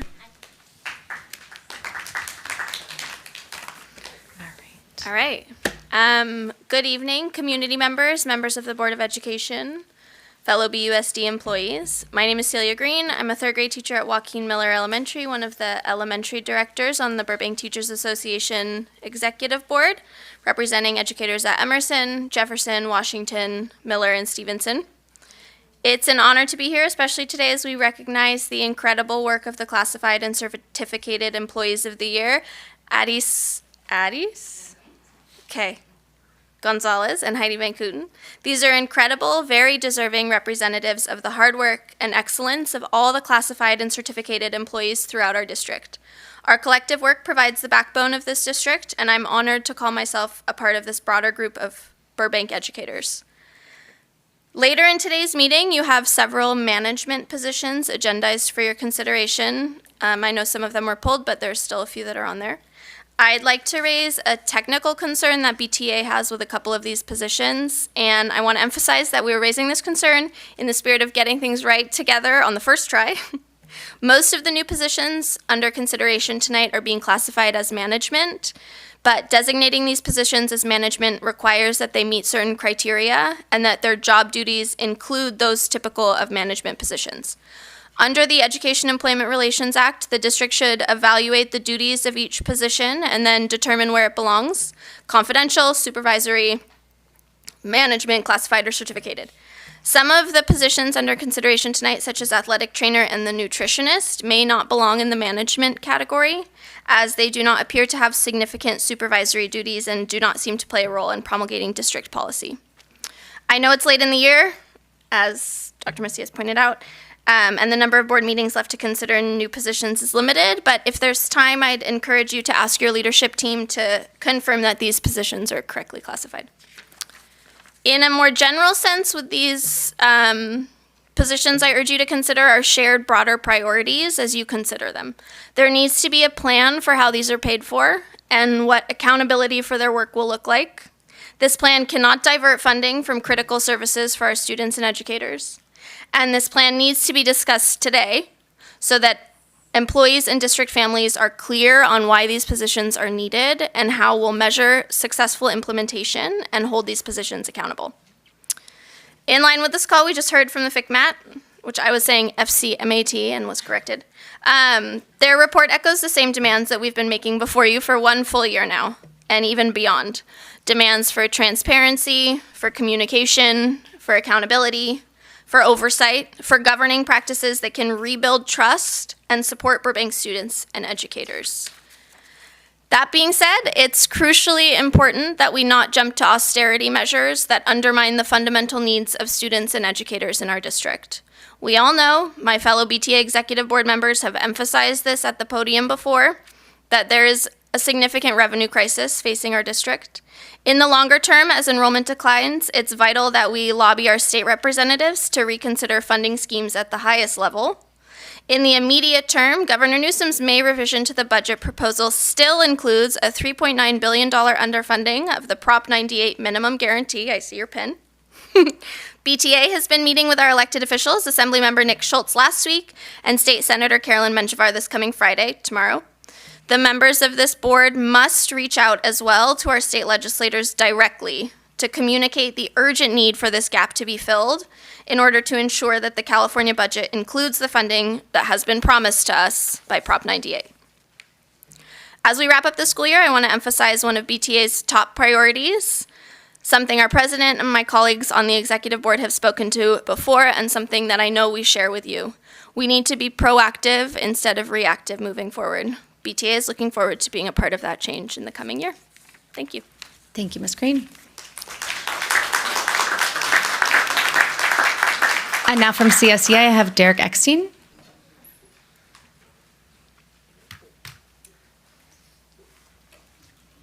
Hello, everyone. My name is Derek Eckstein. I am the Eckstein, CSE. sorry. Yeah, no worries. I get that a lot. Derek Eckstein, CSEA Labor Relations Representative. Just to introduce myself, I'm with our statewide association. I rarely speak at board meetings. However, given the wonderful presentation put on by FCMAT, I wanted to make sure that we put this forward today and gave a statement that echoes many of the points that were given by BTA just a few moments ago. So we'll go ahead and get started here. The California School Employees Association would like to state today that we do not support the addition of new management at this time in which our bargaining unit members have been subjected to reductions in hours, wages, and potential layoffs due to the financial difficulties within the district. It is especially hard for our bargaining unit to accept these reductions while the management positions are seemingly added in direct contradiction to the district's fiscal stabilization plan. For instance, the district is looking to add a new fiscal supervisor position in 12J, after they recently eliminated an already existing fiscal supervisor, claiming that position was redundant and included its elimination in their fiscal stabilization plan. Our administration currently states that this position is intended to oversee the bond's accounting and reporting and assist the current fiscal supervisor and director with regular audits and fiscal reporting. CSEA fails to see how the district administration one day can deem a second fiscal supervisor as redundant and eliminate it, and then bring it back a few months later to oversee bond funds, especially when the district has left intentionally vacant a bond accounting analyst position, which is a classified position, that was managing the same responsibilities at a fraction of the cost. We'd also like to shift our attention to 12K, with the district eliminating in the past few months here multiple of our special education aides, paras, and BIAs. At the same time, we look at 12A and we see that the district is adding the most expensive position in the district, an assistant superintendent of special education. This is a massive concern for us, especially given the past several months. We've negotiated layoffs with the district and we have arrived to a solution there. However, it doesn't match up with what we're seeing here from our perspective. We'd also like to hear their rationale as to why we are cutting multiple positions who directly serve our students on the ground level at our school sites in order to add a top-paying position who is even further removed from our students and whose only experience requirement is, quote, at least 5 years of teaching in a department that already has a director and is overseen by an existing superintendent. These are just two examples of more positions the district administration is seeking to add to the district staff as they continue to cut positions like our 5 assistant principals and several of our own classified staff members, positions who work on site with your children, while they add position to their staff like we see in 12H, public information officer. CSEA wants to ask today, why is it fair or why does it make sense as the schools and classified staff are told to put up with, as BTA had mentioned earlier, austerity measures, while the district office continues to upgrade and add positions? It doesn't make sense to us.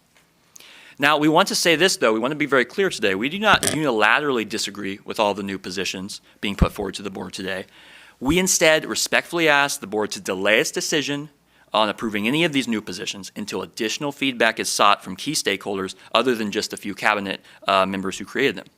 So it is the recommendation of the California School Employees Association today for the board to vote down these agenda items. And again, that is agenda items 12J, 12K, 12H. Vote down these agenda items today. And first have the district administration present their rationale for the addition of the new positions to the Superintendent Budget Advisory Committee, or SBAC for short. We then request that the SBAC's feedback on whether or not the new positions are appropriate, necessary, and financially beneficial be presented to the board before the board members vote to approve or deny the new positions. This makes sense for us as it gives multiple layers of review of these positions. We understand that the academic year 26-27 is fast approaching, and it is ideal to staff these positions by July 1st. We understand that. However, as these new positions are now being brought to the board with very little time for consideration, we feel it is prudent to prioritize the long-term fiscal health of the district by avoiding unclear and rushed staffing suggestions. It's still possible to meet before July 1st and meet the July 1st staffing deadline with a board vote on these positions at the day of the next board meeting in June. This would allow for SBAC participation. Again, that's the Superintendent Budget Advisory Committee, SBAC participation in this process, as well. And we ask the district, and if the board, if they genuinely value the input of the SBAC, as they claim to, is essential to allow for meaningful participation in this process. And we ask you again today to vote down 12J, 12K, and 12H. So we ask board members to vote down today only 12J, 12K, and 12H at this meeting to allow for more time for the SBAC to review these positions and for us to give more input. We still have time before July 1st. So that's all I have for today, and I really appreciate the board's time, and it's always a pleasure. Thank you. Thank you, Mr. Eckstein. Nice to meet you. Thank you so much for thoughtful presentations from both of our labor partners. Appreciate that. We don't have further superintendent reports, so we'll move to a request to address the board. Do I have any additional cards? Okay, great. And An individual or group representative present this evening may address the Board of Education on any agenda item or on any subject within the jurisdiction of the school board by completing a white request card and turning it in to Ms. Beauregard. Speakers are requested to state their name prior to speaking to the board. Not more than 5 minutes may be allotted to each speaker except by unanimous consent of the Board of Education. The interim superintendent may refer the matter to the proper department for review. The district is providing alternatives to in-person attendance for viewing and participating. Do we have any virtual speakers? We do not. All right. So I will be starting with our student speakers. If you are a student and did not check the I'm a student box on the bottom, you can let Ms. Beauregard know, but I do have a number here that are students. So I'm going to start with Daniel Bagumayan. I butchered that. I'm so sorry. Please correct me and welcome. And then followed by Genesis Orisco, or Urquizo. Closer the second time? Okay. Hi to the members of the board. My name is Daniel Bagumian. I'm a junior at Burbank High School. And while I'm not here to directly address summer school, I am here to address something related to it. What I'm slightly alarmed of is the lack of dialogue with students about summer school policy. A few months ago, my fellow leaders and I hosted Dr. Anders and Ms. Markison for a town hall event at Burbank High School. Students engaged with the district to understand this policy, so much so that we ran out of time at the meeting, and in exchange, the district received direct, indispensable feedback from students. Now here's where I'm disappointed. The district didn't host any additional town halls with students regarding summer school beyond the one that students directly had organized. As our district's leaders, why haven't you done more to reach out to students? Here's where I'm supposed to say I understand your frustrations. As our district personnel and school board, strained with budget cuts, you're probably taking on larger workloads, meaning your time is more stretched. I understand that. But as a concerned student, I fear that our district is facing a crisis of communication. Students and faculty regularly feel isolated from our district. In fact, it often feels that although policy is made for us, it does not represent us. More student input should be considered, especially about policies as impactful as summer school, which could alter someone's entire four-year plan.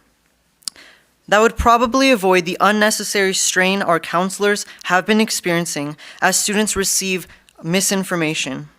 For example, literally today, I found out from a friend that a student had been notified that pre-calc was now available to them by their teacher if they received a recommendation and if they received A's in both semesters. So they went to their counselor and they asked, and obviously the counselor, there was like miscommunication. The counselor said this wasn't true, and it caused a strain, I would say, because the student was going back and forth between the teacher and between the counselor, and they were just caught in the middle of that misinformation.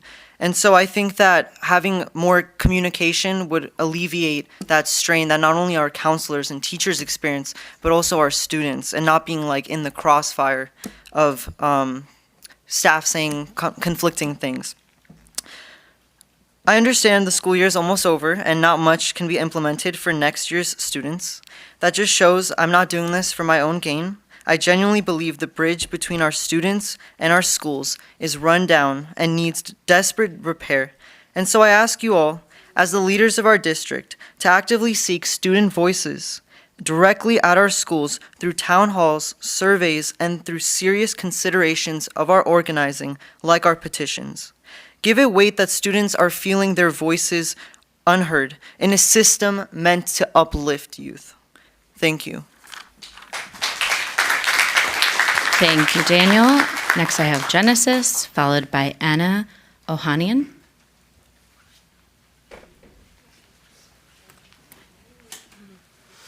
Good evening, Superintendent and members of the board. My name is Genesis Urquizo, and I am a sophomore at Burbank High School. 5 months ago, on December 18th, we stood at this exact podium to explain how the current scheduling system hurts students. Unfortunately, nothing has changed. Now, as I look ahead to my junior year, I am filled with dread instead of excitement. I plan to take 3 AP classes to challenge myself, but without a zero-period option or flexible summer courses, fitting in 3 APs, the IMA, my NAF Academy requirements, and my dual enrollment courses is practically impossible. Right now, BSD policy prohibits students from taking initial credit over the summer for AP courses, English, world languages, and advanced math. By blocking us from clearing these core credits during the summer, and by putting zero-period classes in the fall, you force a false choice between our academic ambitions, our career preparation, and our personal well-being. This isn't just a scheduling issue, it's a structural failure. At Burbank High, we have 2 retiring teachers which aren't being replaced, forcing the remaining staff to absorb the extra workload.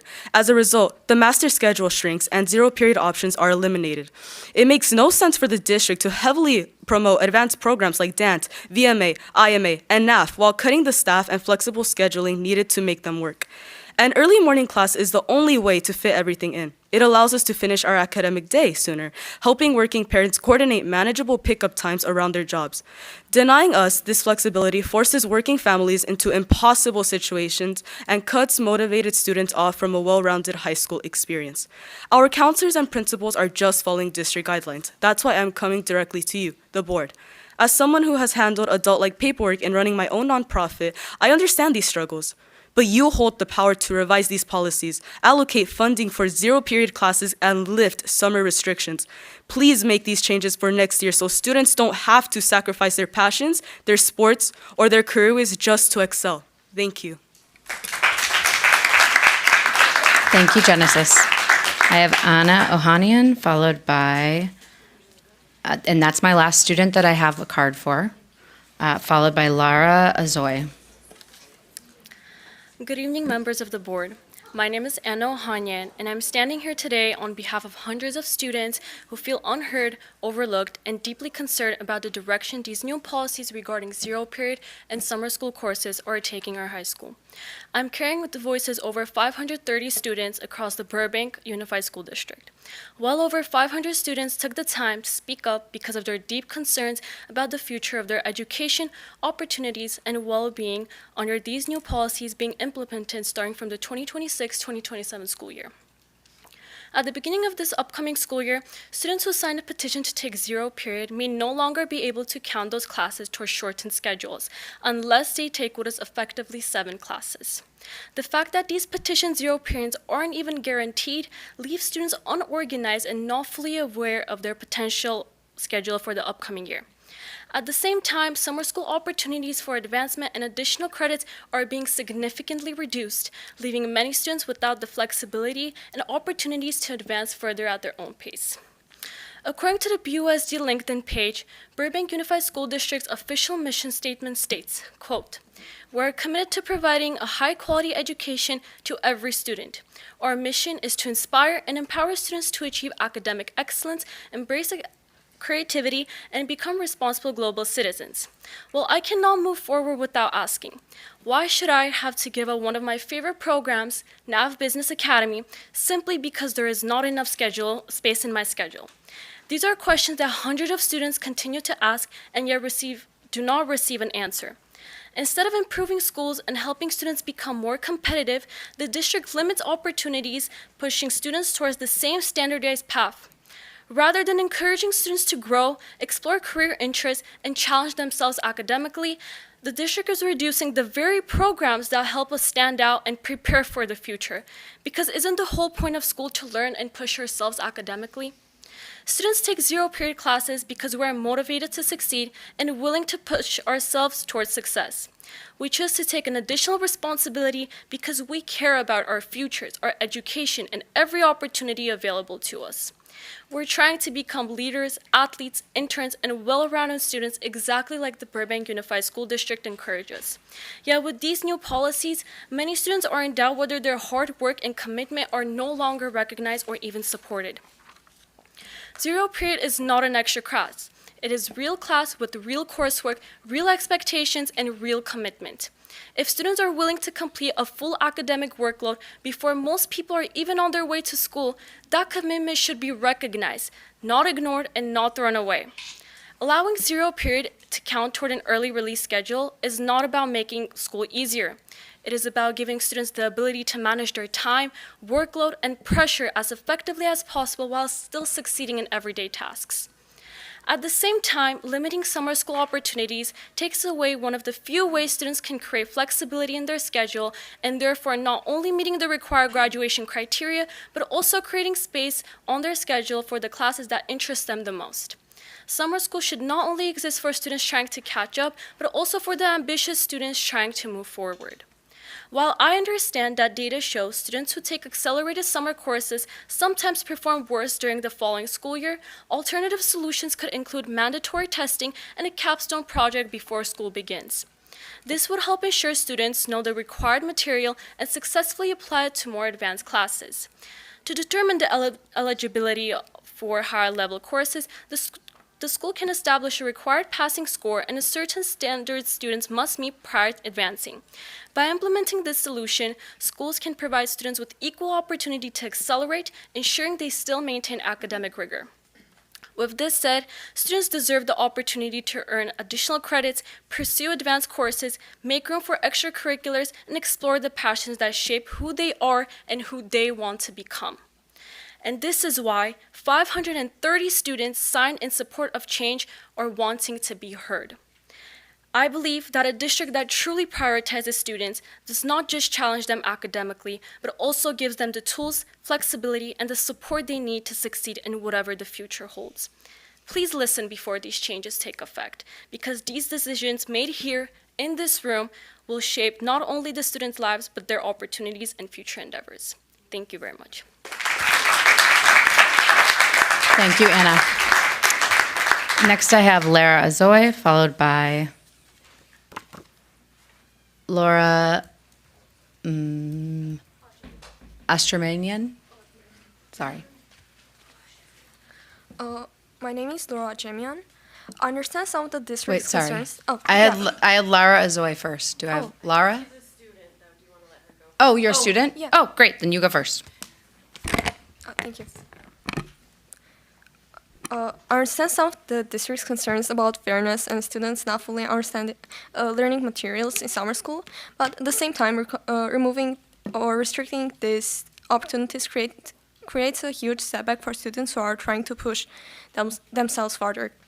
Taking away 0 periods and limiting summer school, these opportunities are essential for many students who are balancing athletics, music clubs, leadership jobs, or advanced academics.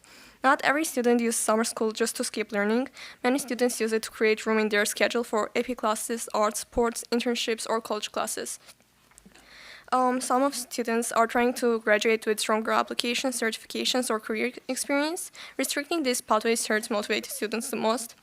The argument about fairness also goes both ways. Yes, some students may have more access to paid opportunities, but removing opportunities from everyone does not create equality. Instead of limiting students, the district should work on expanding access and support for students who cannot afford certain programs.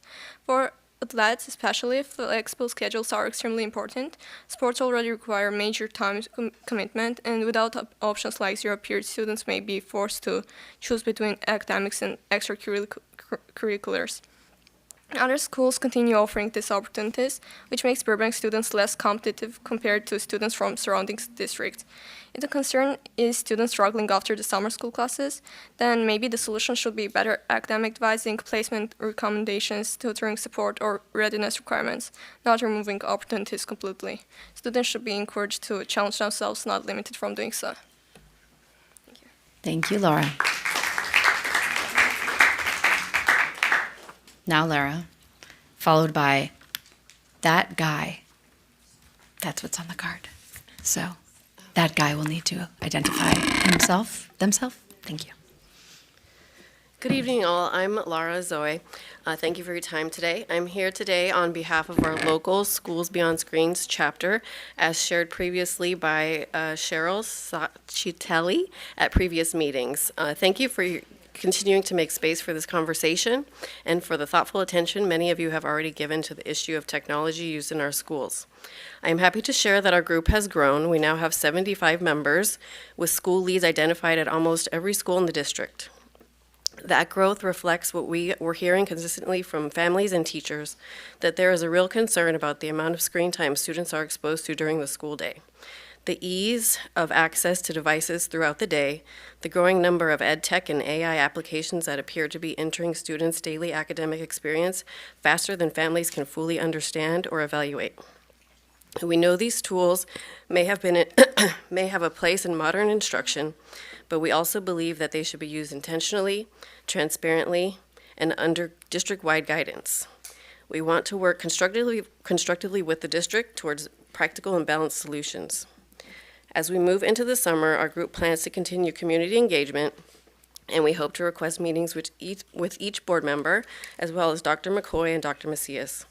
Our goal is to continue to come to the table as partners to listen, understand the district's operational realities, and to support policies that are developmentally appropriate, fiscally responsible, and aligned with students' learning and well-being. Recently, members of our group met with Mr. Avery and Mr. Anders, and we appreciate their time and openness in that conversation. We were encouraged to hear that at the middle school level, the district may be considering moving away from one-to-one Chromebook assignments and towards classroom carts. We also want to emphasize that our hope is for this conversation to go beyond device logistics alone. We would like to see thoughtful district-wide policies that address technology to ensure that it is truly enhancing student learning, when analog learning is more effective, and how we can reduce unnecessary screen time during the day. One issue raised during our meeting was that the Chromebook carts could increase cost. Well, we understand we should evaluate that budget impact carefully. At the same time, Ms. Emily Weisberg has pointed out that this approach may actually create savings by reducing the number of devices that are lost, damaged, or irreparable. We agree that this deserves a careful analysis, and we appreciate her leadership on this issue. Excuse me, I have a little bit of a cold. Ms. Weisberg also shared with one of our members that she has been advocating for classroom Chromebook carts for several years, with appropriate exceptions for those that need them at home or may need them for translation during the school day. We should also acknowledge that maybe all of us have been deceived by big tech to embrace ed tech as an unquestioned solution, packaged and marketed neatly as innovative, effective, and efficient without a true independent evaluation. We especially appreciate Ms. Weisberg's point that keeping Chromebooks and classroom carts could help shift instruction back towards a different model, one that includes more handwriting, discussion, printed materials, and direct engagement. Even simple practices like taking notes by hand are supported by research showing benefits for retention and skill development, and leaves AI out of the equation altogether.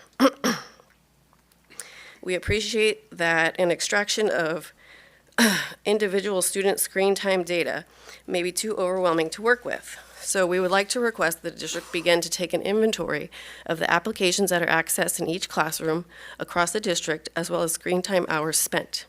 I think that we can all agree that we need a clearer picture of how often students are using devices, for what purposes, at which grade levels, what they have access to, what controls they are circumventing, what data is being collected from them, where AI inappropriately or unintentionally comes into play, and whether these tools are truly improving learning outcomes. Our urgent ask today is that the district make a thoughtful and impactful shift before the school year ends next week.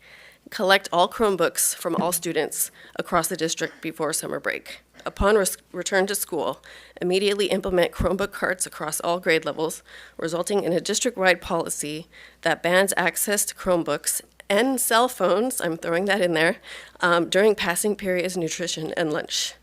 Thank you again for your service and willingness to engage us on this issue. We are encouraged by our conversations, and we look forward to more discussion. Thank you, Mrs. Zoe. And I have books for each one of you. Great. Digital Dilution, and I'll give it to Stephanie. All right. Thank you. Next, I have that guy, followed by Miss Linda Walmsley, please.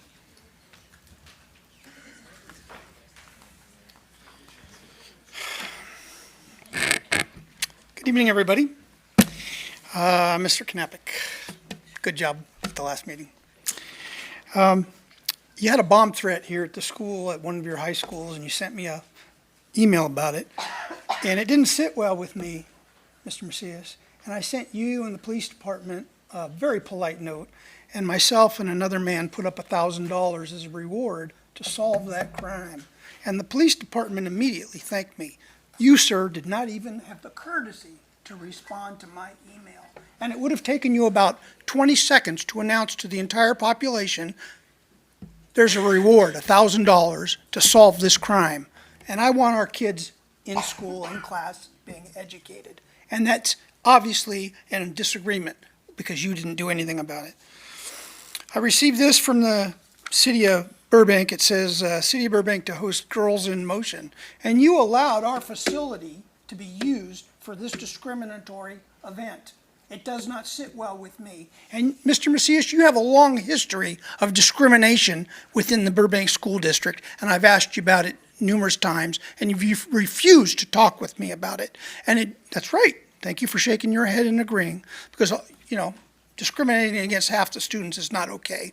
And it's a Title IX violation, in actual violation, in my opinion, and certainly in spirit of Title IX. And if you cared about it, you wouldn't allow this to occur. And you wouldn't allow them to dissuade parents from accompanying their girls on a Sunday with a bunch of strangers. Charging parents $90 to go with their girls has that effect.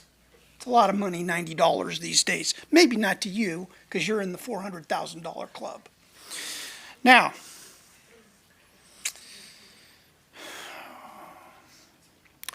Mr. Weisberg, your attack on Mr. Vanderbork does not sit well with me and many others in this community. You're changing his words, his testimony here at the podium. You did it. And you've done it to me in the past as well, too. It never sits well with me, and it's against the law to do it, but you have a history of breaking the law. You admit to it. So let's contrast you. By the way, my time's not going here, and I don't want to go over. I want the full 5 minutes, of course. Look, Mr. Weisberg. Oh, I say that because you're clearly the alpha male in this group. Nobody challenges you and your nonsense. Nobody says, hey, wait a minute. And you yourself told me that gender was a fluid thing. Yeah. Okay, so Mr. Vanderbork is a very well-respected man within this community, a long history of service. He is well thought out. He is well researched, intelligent, a gentleman, a diplomat. And most of all, he's accurate. And rather than putting him down and changing his words, you should hire him. You should welcome him because he is so clever. And he would succeed. He's the kind of guy who would succeed in anything if he was a medical doctor, a lawyer, a rocket ship driver, even an architect. He's that kind of person who succeeds and is excellent in everything he does. And when you attack him, you're giving all the other folks, the Walmsleys and the Sarnas, myself, you're slapping us all in the face. We don't have kids here anymore. Our kids are grown, but we care about the education. We want the kids educated. And your attacks, it gets old. You know what I think of you. I've told you what I think of Mr. Vanderbork. I want to be more like him. That's the kind of guy he is. His whole family is dedicated to public service. These are the heroes in Burbank, okay? It's not you.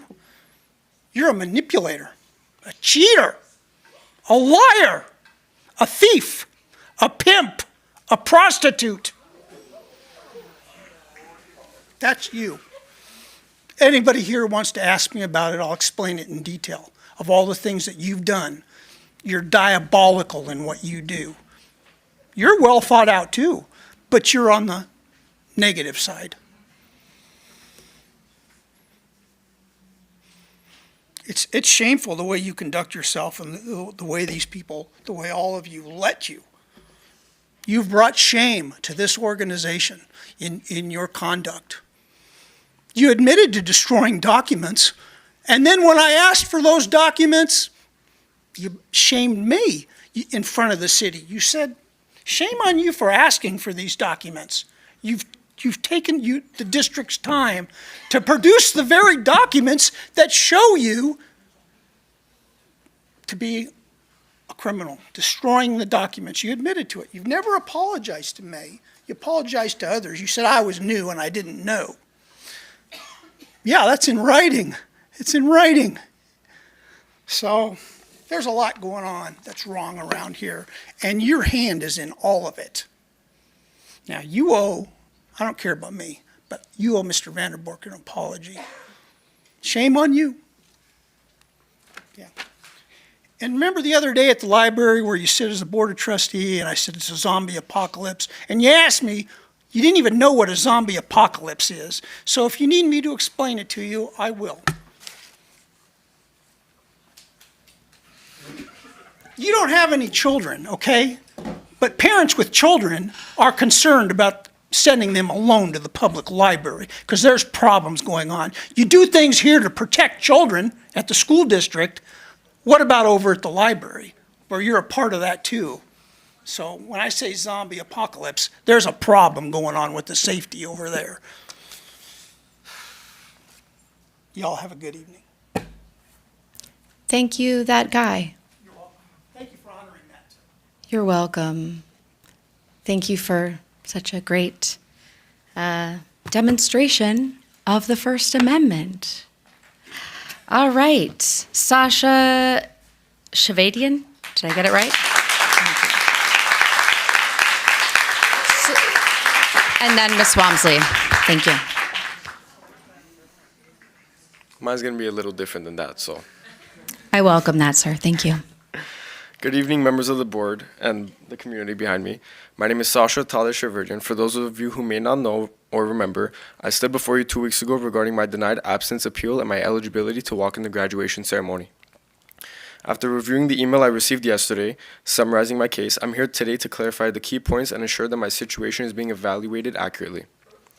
To my understanding, the policy at Burbank High School states, have satisfactory attendance, defined as no more than 15 absences, excused or unexcused, per class per semester during the senior year. However, I was informed that I exceeded this limit before November 1st. That statement is incorrect. I believe that if there is a policy in place, it should be used as it is written. Upon reviewing the records provided, it appears that absences from multiple classes were combined in the email. The policy clearly applies per class per semester, not collectively across all classes. Prior to November 1st, the day my father was hospitalized, I was not in danger of losing my eligibility in any individual class. If there were a proper review of the records, it will show that I did not exceed 15 absences in any class before that date. I would appreciate clarification whether on if the policy was changed or if there has been a misunderstanding on how it was applied to my case. Regarding the reasons that were listed for my tardies and absences prior to submitting my appeal, those do not fully reflect my situation. When checking in at the office, there were often multiple people present, and at times I was not comfortable sharing deep personal circumstances in that setting. Had I known that these initial explanations would be used in this way, I would have requested a private conversation sooner. This was also brought to my attention when me, my mother, and stepfather met with Dr. Macias a few months back. I understood that it was to my understanding that the purpose of the appeal process was to provide full context, which I have done. I submitted detailed explanations along with documentation supporting my father's medical condition and my responsibilities during that time. This was also discussed with our meeting with Dr. Macias, yet it does not appear to have been fully considered. It was also stated that my counselor reached out multiple times to offer support. However, I was never called in the office or directly guided or emailed on how to handle the situation from my counselor specifically. Had that support been clearly communicated, I would have taken those steps earlier. However, I was under the impression that the appeals process was for this reason, to go, state your case, which I have properly done and demonstrated as well. I was informed that decisions regarding appeals in previous years involved similar administrative review. I'm not here to compare my situation to others, but I'm asking for the same level of fairness and consideration that's been given in the past. This process has required continuous follow-up on my end, and I'm here today to ensure that my case is fully and fairly evaluated based on accurate information that I have provided. I want to make it clear again, as I did last time, I'm not here for sympathy. I'm here to present the facts, the evidence, and the effort that I have made to remain committed to my education despite a serious family medical emergency. This has been an extremely difficult time for me, both my family and me, and we have provided clear documentation of everything that has occurred over the past several months. Once again, as last time, I'd like to thank everybody who's here. This time they're not live. It's everybody behind me.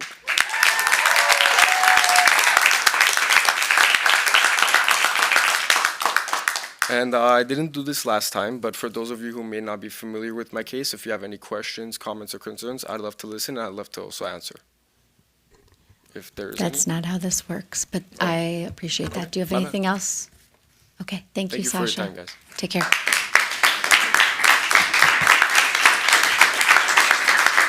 Okay. Now, Ms. Walmsley, thank you for waiting, and followed by Barry Sarna.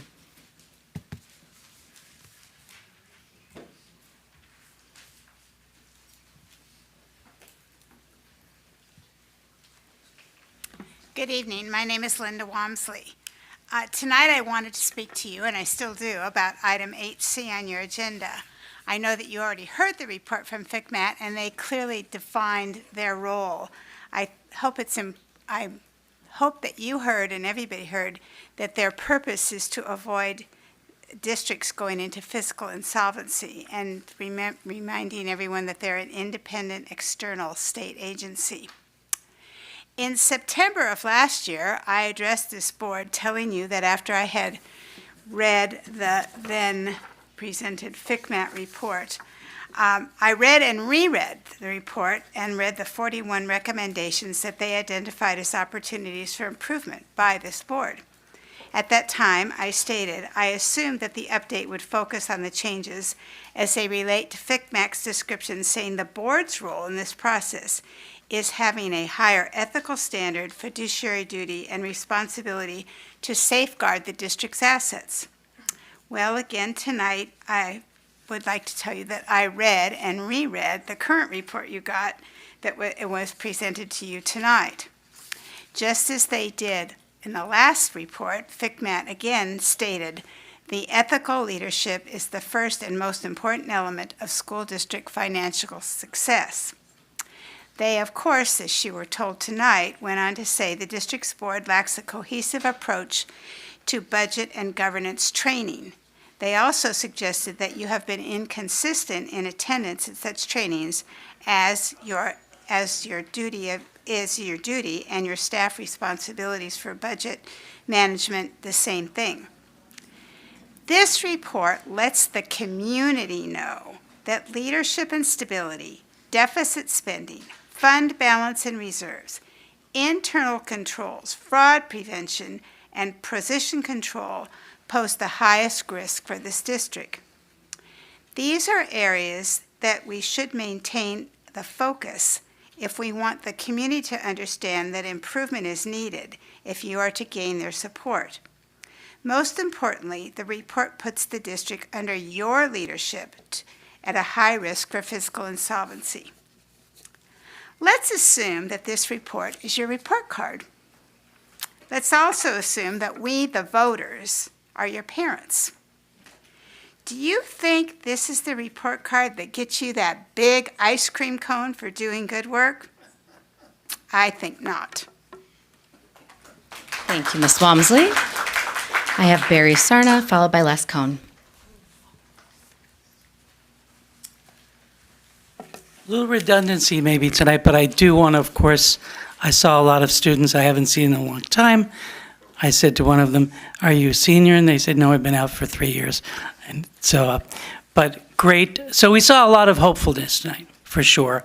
Great staff, people that I've known for a long time, and support staff getting awards, well-deserved. And of course, it makes us know that we do a good job here, and that we hope that the problems that you're experiencing financially will not filter down to the classroom in the future for this board or any future board to come. And so, once again, I am Barry Sarna. And now that you've heard the report, the Fiscal Crisis Management Assistance Team, FCMAT, and I hate these acronyms, I did as a teacher.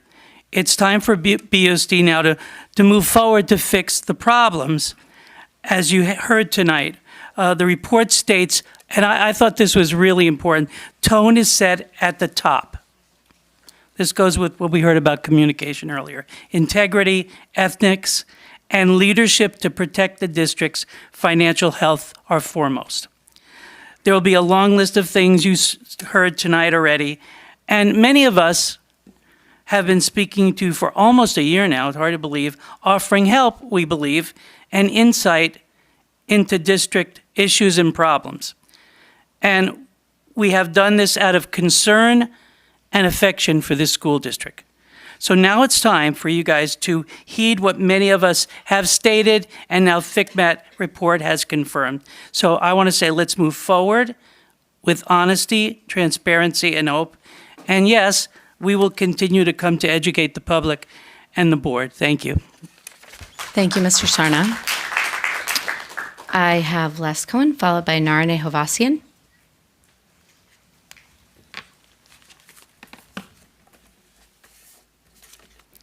Couldn't print this out.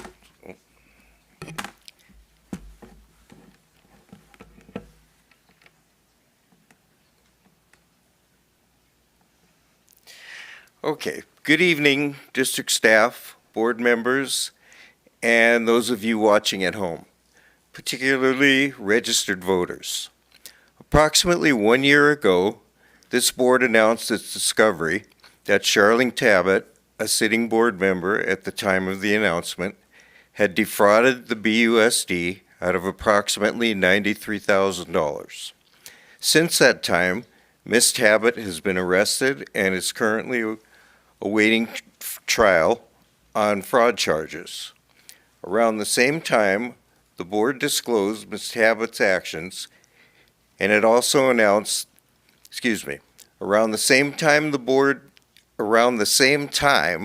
board disclosed Ms. Tabbitt's actions, and it also announced that it had hired the Sobel Group to conduct an independent investigation into the fraud and the circumstances surrounding it.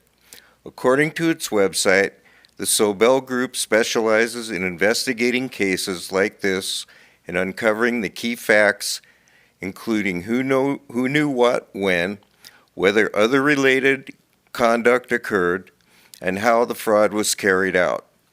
Since the announcement of the investigation, as stated earlier, approximately a year has passed, and the public has not heard a word regarding the results of the investigation.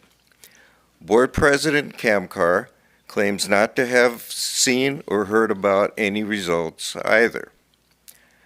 I have a copy of the agreement between the Sobel Group and Atkinson, Andelson, Loya, Rudd, and Romo. This is the law firm which represents the school district. In Part 2, Bullet 4, the agreement states, the investigator, which is the Sobel Group, agrees that it shall not disclose any information or evidence obtained in the course of its investigation to anyone other than the firm. That's the law firm. Specifically, the investigator agrees that it shall not disclose or disseminate its findings, evidence gathered, or its investigation report to the district. This is troubling. Having said all that, I have a few questions. Has President Panzer Kamkar seen or heard about any updated results of the Sobel Group's investigation as of this date? Does the firm, also known as Atkinson, Andelson, Loya, Rudd, and Romo, have possession or knowledge of any information at all regarding the Sobel Group's investigation? Is payment for the investigation to the Sobel Group being paid out of the district's legal budget? If not, how is it being paid, and what has been the cost to date?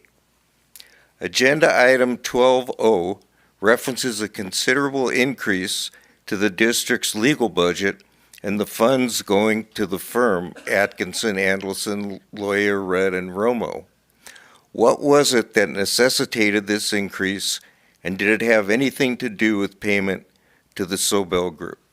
Thank you. Thank you, Mr. Cohen. Narine Havasian, followed by Daniel Hecking.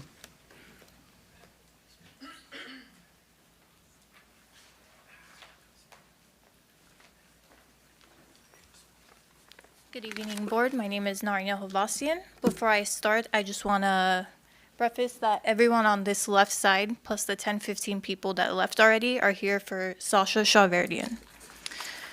Once again, my name is Narina Hovasian, and I am Sasha's cousin. Sasha is currently a senior at Burbank High School, and at this moment is not eligible to walk graduation due to absences connected to an incredibly difficult family situation.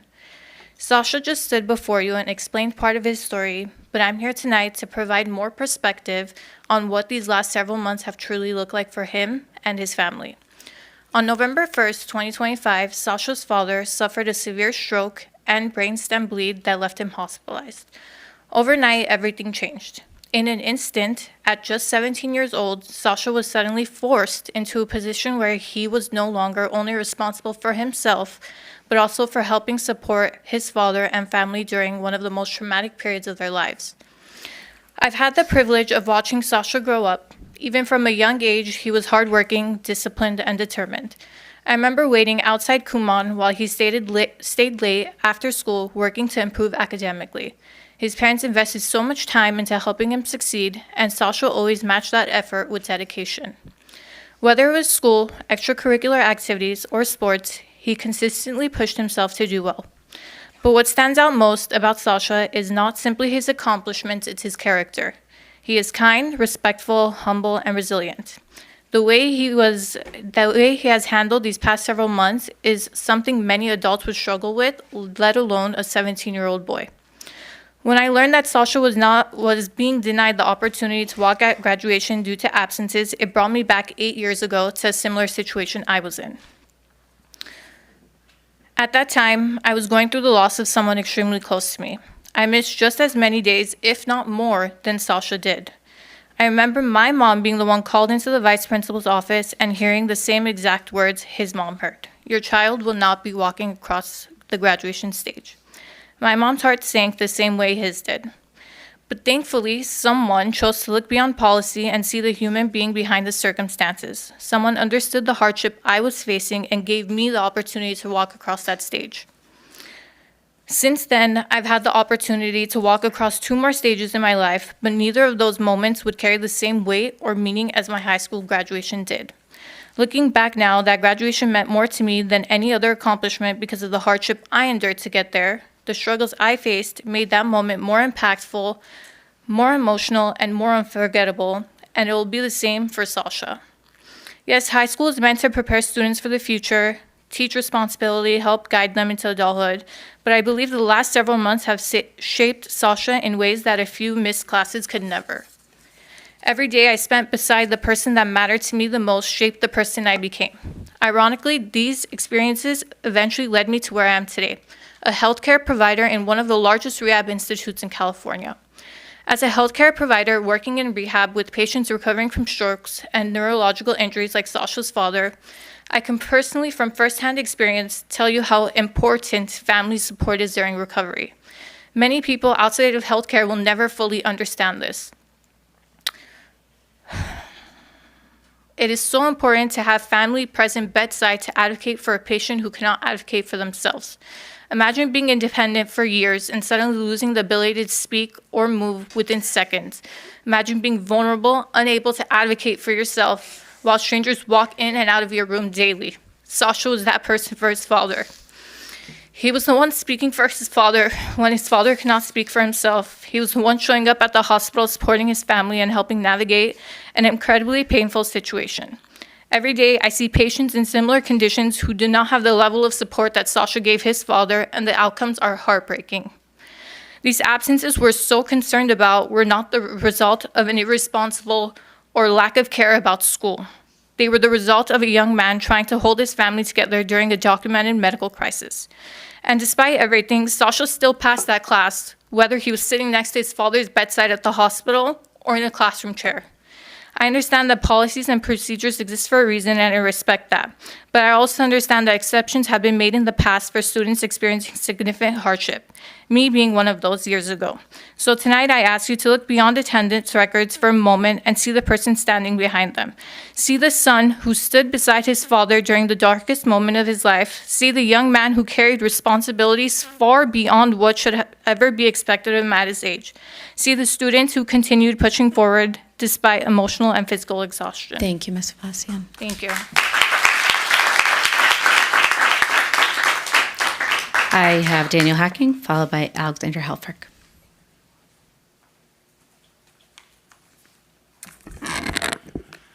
All right. Good evening, board members. I am Daniel Hacking. I am a resident of Burbank and a voter. So, legal counsel for the district finally responded to Mr. Vanderborg's cure and correct demand regarding former Superintendent Dr. John Paramo. See, this is never going to go away. The letter threw BUSD staff under the bus by stating that the change was made by them without board approval. However, upon review of the March 5th board meeting, what emerges clearly from the transcript is not a single administrative action carried out in isolation, but a sustained collective discussion among board members about this personnel action. So I bring for you now dialogue from that March 5th board meeting, in your own words, condensed for time. Poncer Kamkar, there's one person that folks are asking about, right? We'll see that name on future warrant reports as well, given this change. So what I will say is a change from resignation to retirement was processed in accordance with past district procedures, and we remain consistent with those. I think the other thing I will say is that it certainly brings me no joy to approve this particular change. Here's a note. Although it has been requested, no district policy nor procedure has been produced to validate this action. Aga Kanian, I know it's a consent item, but do we have the power to withdraw? I am not comfortable with this. They resigned. Poncer Kamkar. Dr. Aga Kanian, I will say that we've talked about this extensively in closed session. Aga Kanian, we talked about this, that they had resigned. I was concerned about the state retirement. This is a district. There is no clear policy on this. So if there's no clear policy, why are we giving this person? Note, Dr. Aga Kanian says there is no clear policy. Poncer Kamkar, because there is former practice. Note, the district has since confirmed there was, in fact, no former practice for this. Poncer Kamkar, I will also say it was the advice of our council. Aga Kanian, I don't agree with the advice of our council. I'm not going to support this. This person, they resigned. That's it. Poncer Kamkar, I agree. Aga Kanian, I know we all agree, but I don't agree with what our council advised. Kano, none of us agree with this. Let them take the next steps. Let them sue us. Weisberg, the only lingering question that I have is, does it behoove us in any way to have a lengthier conversation with council about this? Poncer Kamkar, we can do that. Usually my understanding is that the personnel report is reflecting things that have already happened, so we can approve it. This is so significant. You are saying it is reflecting what has already happened. Olson, I will say, reviewing what legal counsel said this week, it's pretty straightforward what occurs next. We either decide this is a battle we want to fight, or we just do it. This one's hard for me because I think it's a dangerous precedent to set. Weisberg, if this goes to a lawsuit, we're looking at general fund dollars that we spend. Audience member Kelly Clark, not if you win. Poncer Kamkar, it looks like we might need to make this a closed agenda item again. So we're going to pull item 11M for the next board meeting, please, and have a conference with council about potential litigation. We can approve the personnel report. It doesn't change that conference with council. As I said, the PTR has already gone through. Aga Kanian, This is a question of principles. This person resigned. The former super, they knew what their rights were. Let us have more discussions. Look, our legal counsel's job is to counsel us. That's all they do. It's their interpretation. Weisberg, it's already a done deal, right? Again, so significant. She is admitting it's a done deal. Poncer Kamkar. So let me make this suggestion. Then for 11M, we pull the resignation item related to John Paramo. 11M has never been brought back for board review, although the monthly warrant continues to record ongoing payments to Paramo with no documented approval of his change in status. How can the board, through their legal counsel, say they took no action on payment of Paramo's health benefits? They continue to approve the warrants allowing ongoing payments to be made. Their lack of action, not stopping the pay warrants, constitutes action. Their counsel's argument in the letter to Mr. Vanderboord is obviously incorrect. And if staff acted without board approval, undo it. Or have a public vote to change Paramo's resignation to retirement. Thank you, It's Mr. one or the Hacking. other, because right now, regardless of what your attorney Next says, I have- you are in the violation of the Brown Act. Thank you, Mr. Hacking. Next, I have Alexandra Helfrich, followed by Rebecca. I'm going to mess up your last name. Rebecca Calixis. Nope, you're going to have to help me again, as always. Hi, Alexandra. Good evening, board members, staff, and viewers at home. On May 14th, legal counsel for the district responded to Mr. Vanderboord's April 2nd cure and correct demand regarding what appears to be a clear Brown Act violation involving payments to former Superintendent Paramo. The letter from Lozano Smith makes one thing very clear. This board never took a formal lawful action to approve changing Dr. Paramo's employment separation status from resignation to retirement. The letter also states the board never approved the payment of retiree health benefits on his behalf. And that is exactly the problem.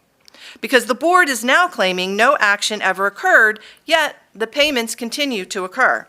The change in status did occur, the benefits are being paid, public money is being spent. So the public is left asking a very basic question. If the board never approved this action, then who did? The district can't have it both ways. You can't say no board action occurred while simultaneously allowing the financial consequences of that action to continue month after month. The public was told by the board that this issue was discussed repeatedly in closed session, as Mr. Hacking explained. We were told by board leadership that the district had no choice but to pay these benefits based on supposed prior precedent. But responses to Public Records Act requests and staff communications later showed no such precedent exists. We were also told, quote, "You're not going to like it when you see the warrant report next month showing that he is already being paid," and indeed, payments began. Large retroactive payments were made, reportedly back to June 5th, 2025, followed by ongoing monthly payments. We also obtained September 2025 emails from the former Superintendent of Human Resources, Sarah Rudchenko, discussing plans to change Dr. Paramo's status from resignation to retirement so benefits could be paid. Ironically, this issue was later rumored to be among the reasons for her paid administrative leave and subsequent more than $250,000 payout from BUSD. Even more troubling, PTR documents approving the status change reportedly contain language stating the action occurred with the approval and direction of the Board of Education. Yet now, the district's legal response claims the board never approved or directed any such thing. So, which statement is true? Because if staff acted entirely without board authorization, then why didn't the board stop it? The board reviews purchase orders monthly. The board approves warrant reports monthly. The board had multiple opportunities to question these payments, reject them, or halt them entirely. Instead, the payments continue. And you all allow it to continue.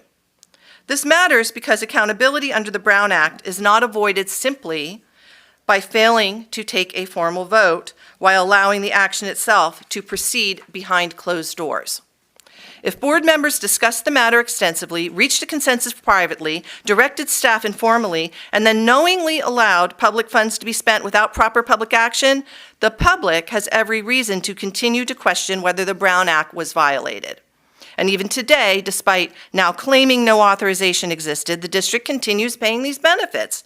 So again, we ask, if the board truly never approved this action, why has it not been reversed? Why are payments still being made? Why are warrants being approved? Why haven't you agendized a vote on Dr. Paramo's change in status? Today's Fiscal Crisis and Management Assistance Team report says, this board lacks proper training in governance and finance. Yeah, this is one giant example of the impact of that failure. The public has the right to transparency, accountability, and lawful governance, especially when taxpayer dollars are involved. We deserve answers to these questions. Thank you. Thank you, Ms. Helfrich. Rebecca. And that's my last card. Hello. Good evening, members of the school board. My name is Rebecca Kalauskis. I'm the parent of 2 children at Disney Elementary.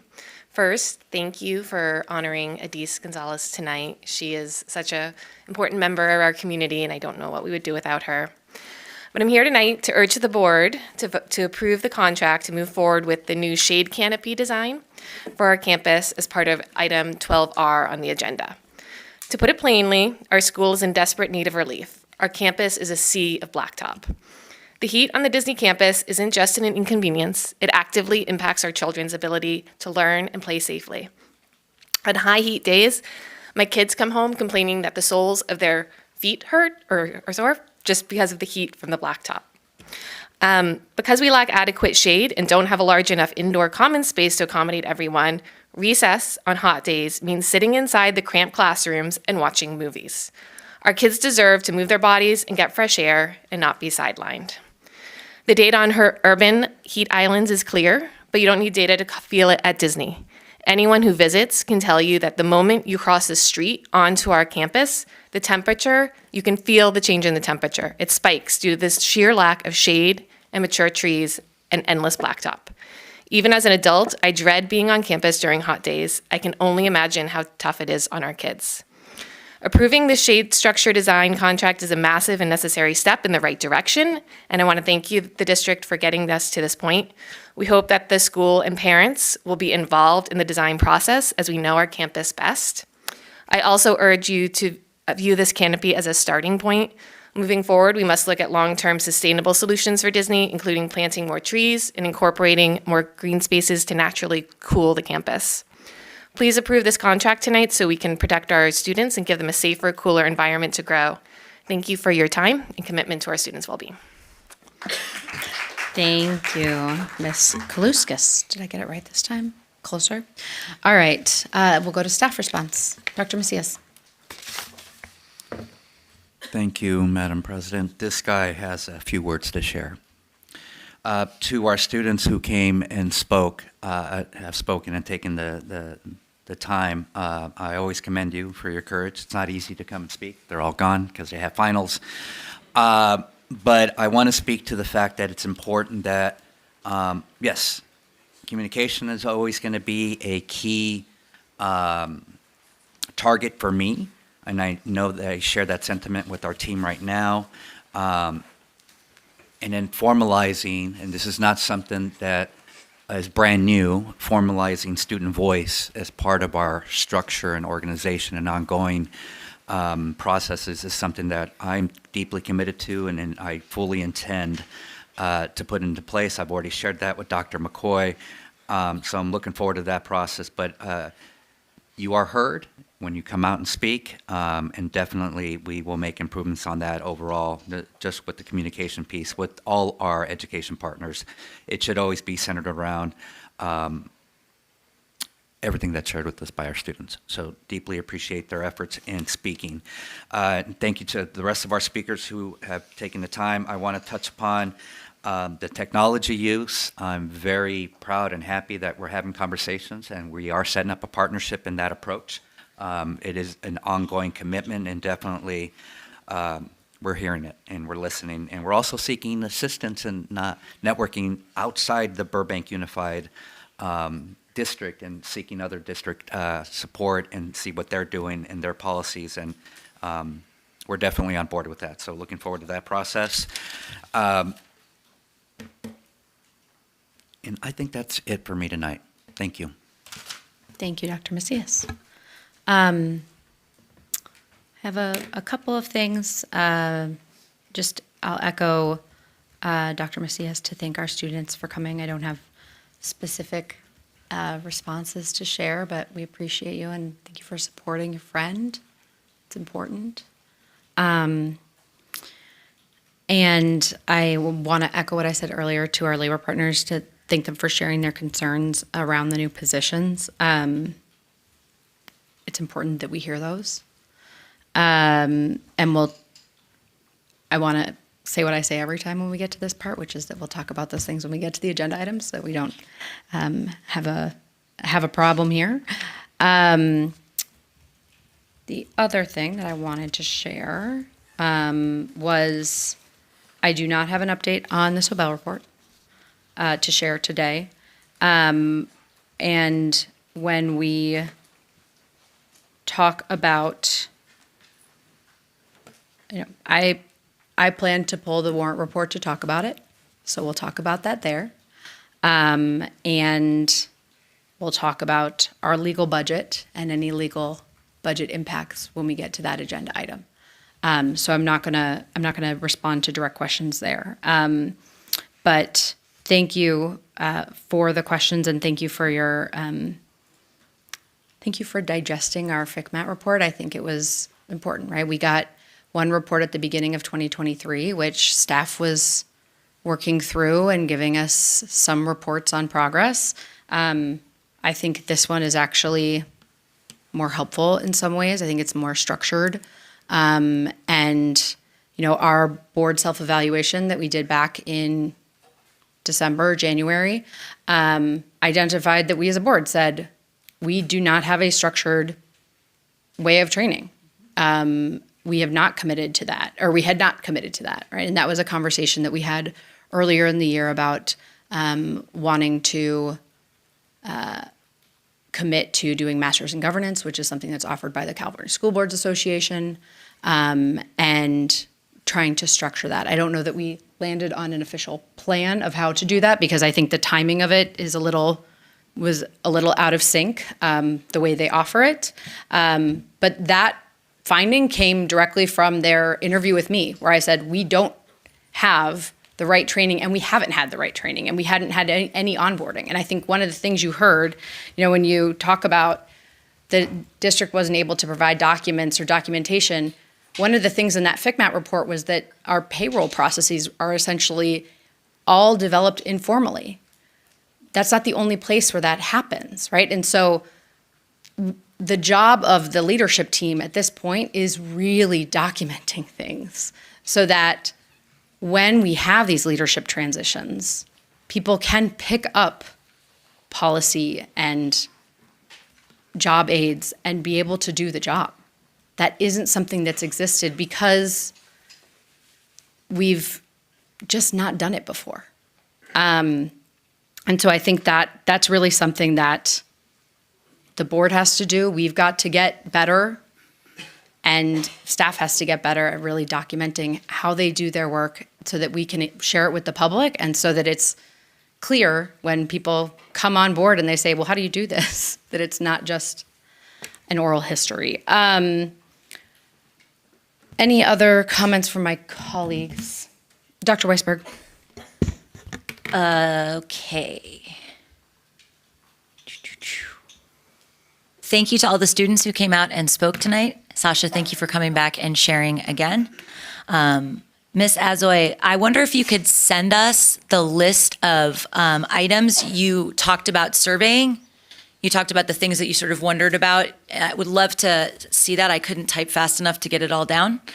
I also want to thank Dr. Anders, because I know that he's already thinking about which of our amazing site admin and teachers and other people who are doing the amazing work on campus to talk to them about some new best practices and what's being done and get some of the answers to your questions.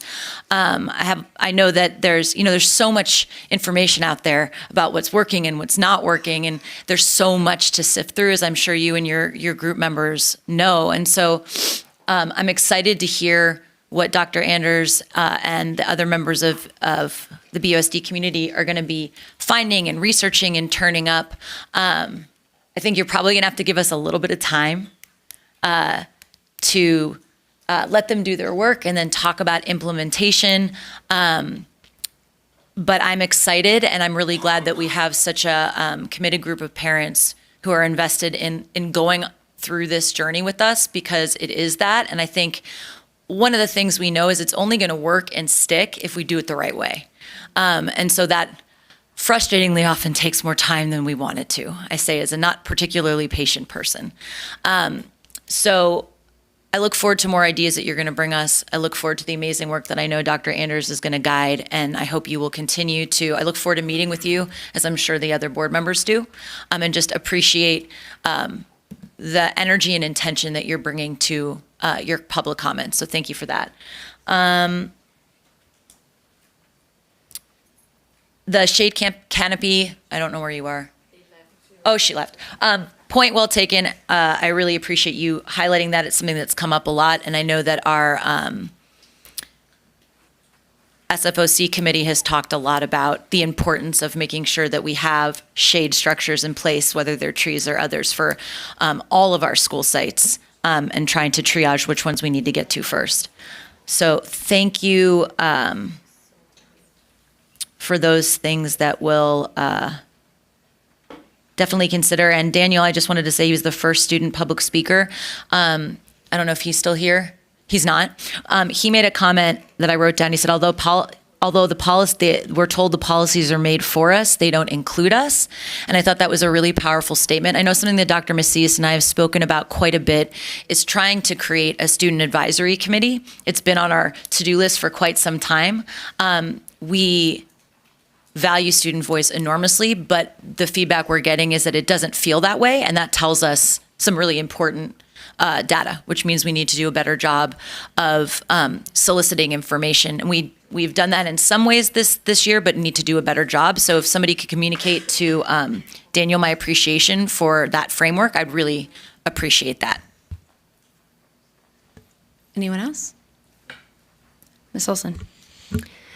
Thank you to everybody who came and shared, our labor partners, students, community. A few tactical things. I'm curious from the team about collecting Chromebooks over the summer. This is something I don't know. Do we collect them and do repairs or anything over the summer? Or do the students keep them over the break? They do? Okay. The second thing of a concern, and I apologize, I did not get this student's name, but there was specific comment around not receiving some answers and providing some tactical ideas when it comes to the summer schooling that I appreciated. And I wanted to just make sure if we could have kind of a report back. I would like to see sort of the communication channels in which we are kind of disseminating information around summer school and the policies, just to better understand that from my perspective. And then the other things we will discuss during those agenda items. But thank you, everybody. Great. Dr. Agakanian. So first of all, I want to thank our student speakers. I know sometimes it's difficult to be speaking about issues. Also, public speaking is difficult. But you know, and I don't want to, all respect to our staff and our policies. I think being compassionate sometimes it's something we should look at as human beings. I don't want to have this back and forth about policy. I want us to see if someone is so interested and has done well and it's passed their classes, if it's something that can be revisited. Again, it's not my place, but I will share this with you because for me, this was a personal experience when I went to college. when I had to repeat certain classes, and no one listened to me because I had financial issues and had to support my parents, working at 1.5 jobs. I wish there was someone who would listen to me, but they didn't. So I respect what faculty and staff does. I know we have policies, but sometimes, maybe, and again, it's something we can look at, you know.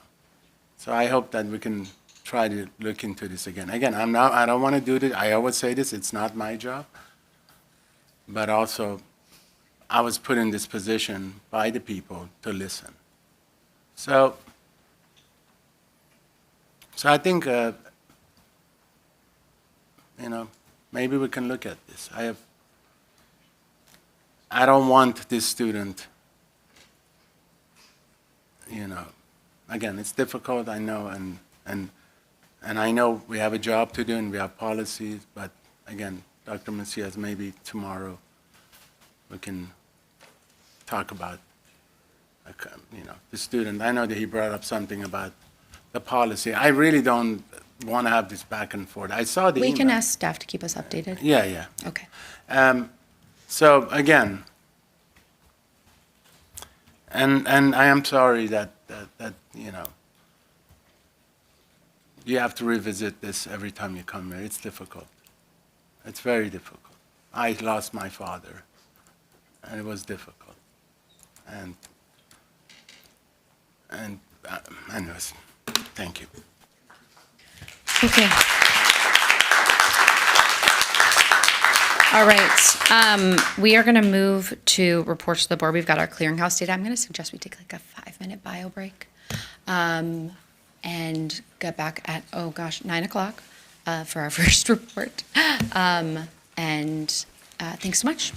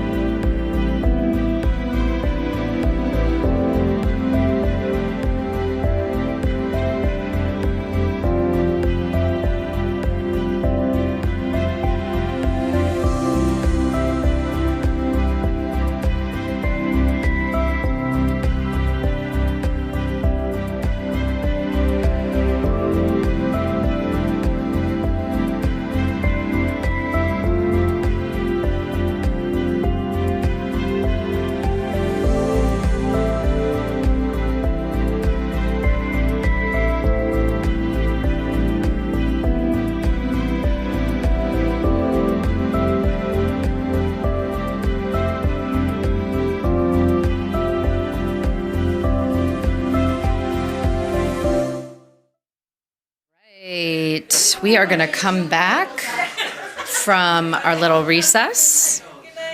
And we have our National Student Clearinghouse data. And Dr. Anders is going to present on this.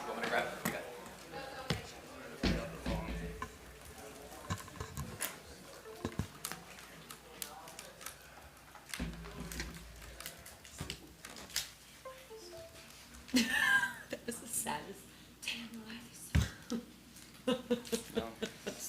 Still nothing? All right. Yes, please. I got you. Thanks, man. Okay, good evening. Robin Anders, Director of Instructional Technology and Accountability. Thank you, Board President, members of the board, Cabinet, and members or viewers at home. I'm presenting information on National Student Clearinghouse. This is an organization that tracks enrollment into post-secondary institutions. It's a national clearinghouse. Our primary purpose for enrolling in this is it helps us with some of our grants and proposals and things like that. The National Clearinghouse database contains more than 144 million student records from 3,600 participating colleges and universities. It provides K-12 school districts the ability to track college enrollment, persistence, and college graduation rates, specifically for our students as well. So why is this relevant? One, we can see are our students enrolling into post-secondary institutions? If they do enroll, are they staying enrolled more than 1 year? And usually if they make it through, stay enrolled the second year, they complete. And then we're also able to track what kind of degrees they're earning at the completion. So who participates? 97% of students enrolled in private and public colleges and universities. So it's almost every student that's in those universities is participating. We've got about 1,300 plus high schools that participate with National Student Clearinghouse. Almost, it's not exactly 100, but it's very close to all post-secondary institutions participate. It benefits them to track this data. 91% of secondary students enrolled in participating high schools. So of those 13,000 high schools that do participate, 91% of those students also participate. There is an opt-out option for students. Next slide. So what percentage of BUSD graduates enrolled in the first year? 82% of our total cohort. So that's 698 students out of our 856 total. Currently enrolled, 70% stayed enrolled, actively enrolled in their education. Concurrent history, this is 77%, so 123 students. They were students that took advantage of a dual enrollment program. So of those 123 students, 77% stayed enrolled.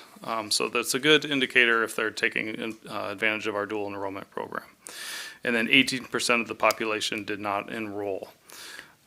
This is should include this on the slide. This is last year's graduates, so this is our most recent graduating class, and the data that pertains to them. Okay. So where are our 24-25 BUSD graduates first enrolling? The majority are in in-state programs, so you can see 66% are in a 2-year in-state program.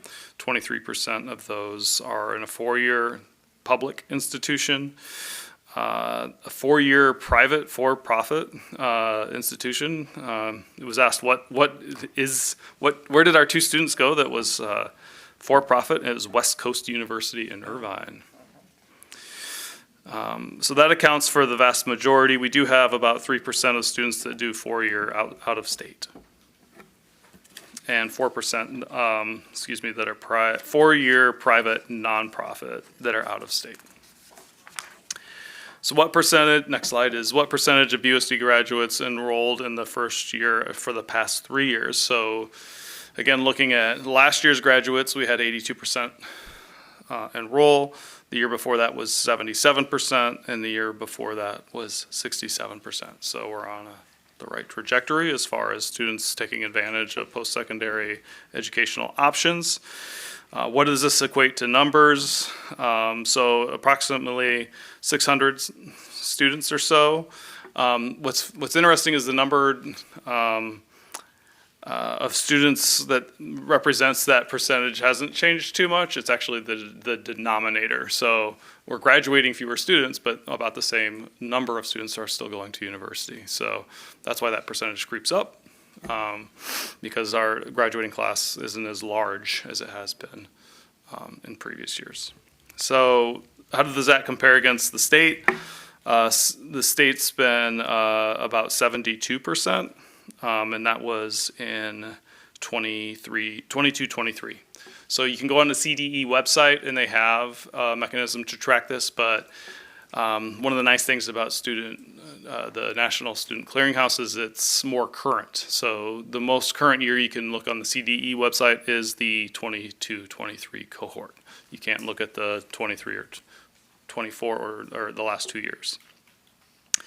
How does this compare to Glendale? Looking at the 22-23 year, they had 83%.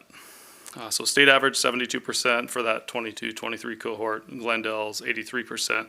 We were at 67% for that group. Excuse me, my notes were off a little bit. State is 65%. Our CDE percentage is 72, excuse me. So the CDE percentage was higher than the Student Clearinghouse for Burbank Unified in 22-23. So let me go over that one more time. National Student Clearinghouse reports 67% for the class of 22-23. The CDE for Burbank Unified reports 72%. Glendale was at 83%, and the state percentage was 65% for that graduate cohort class. Next slide. Educational persistence. This is year 2 continuation rates. This is where I'd say if we were to hang our hat on one slide, this would be it. In that our graduates are persevering very well at university.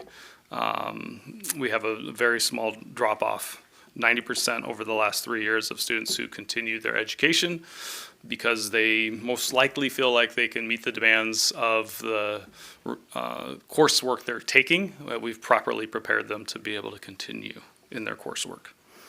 Again, numbers here.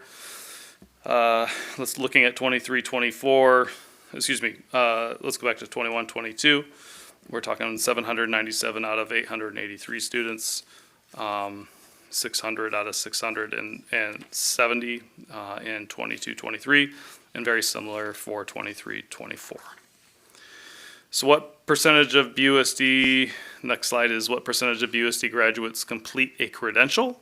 And we're at somewhere around 50%. I have to go back further in the data to find this because kids they need more time to complete their degrees.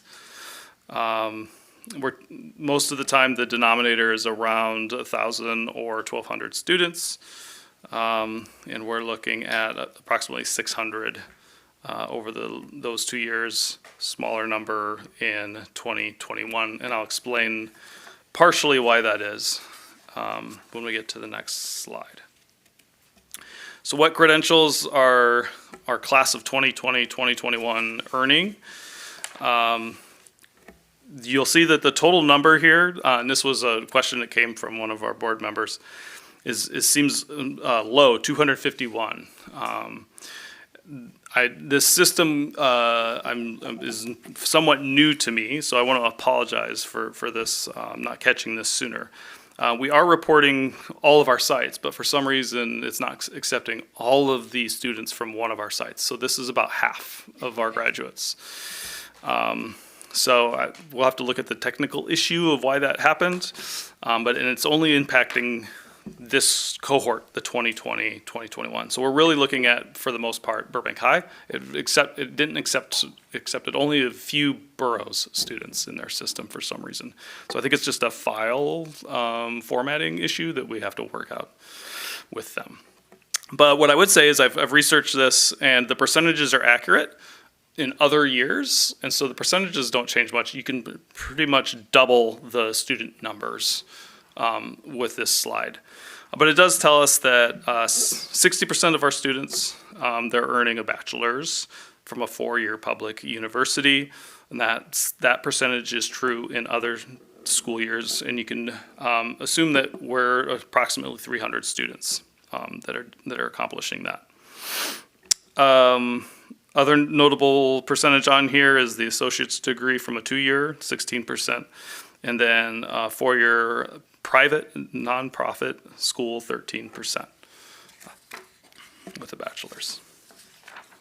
Probably the most interesting slide for us to look at is where our students are actually going.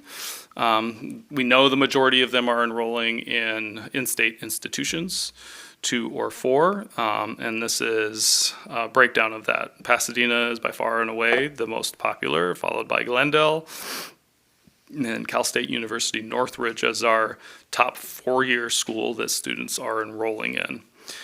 The Clearinghouse database also tracks their major. Wouldn't be surprised that the vast majority are undecided in their first year.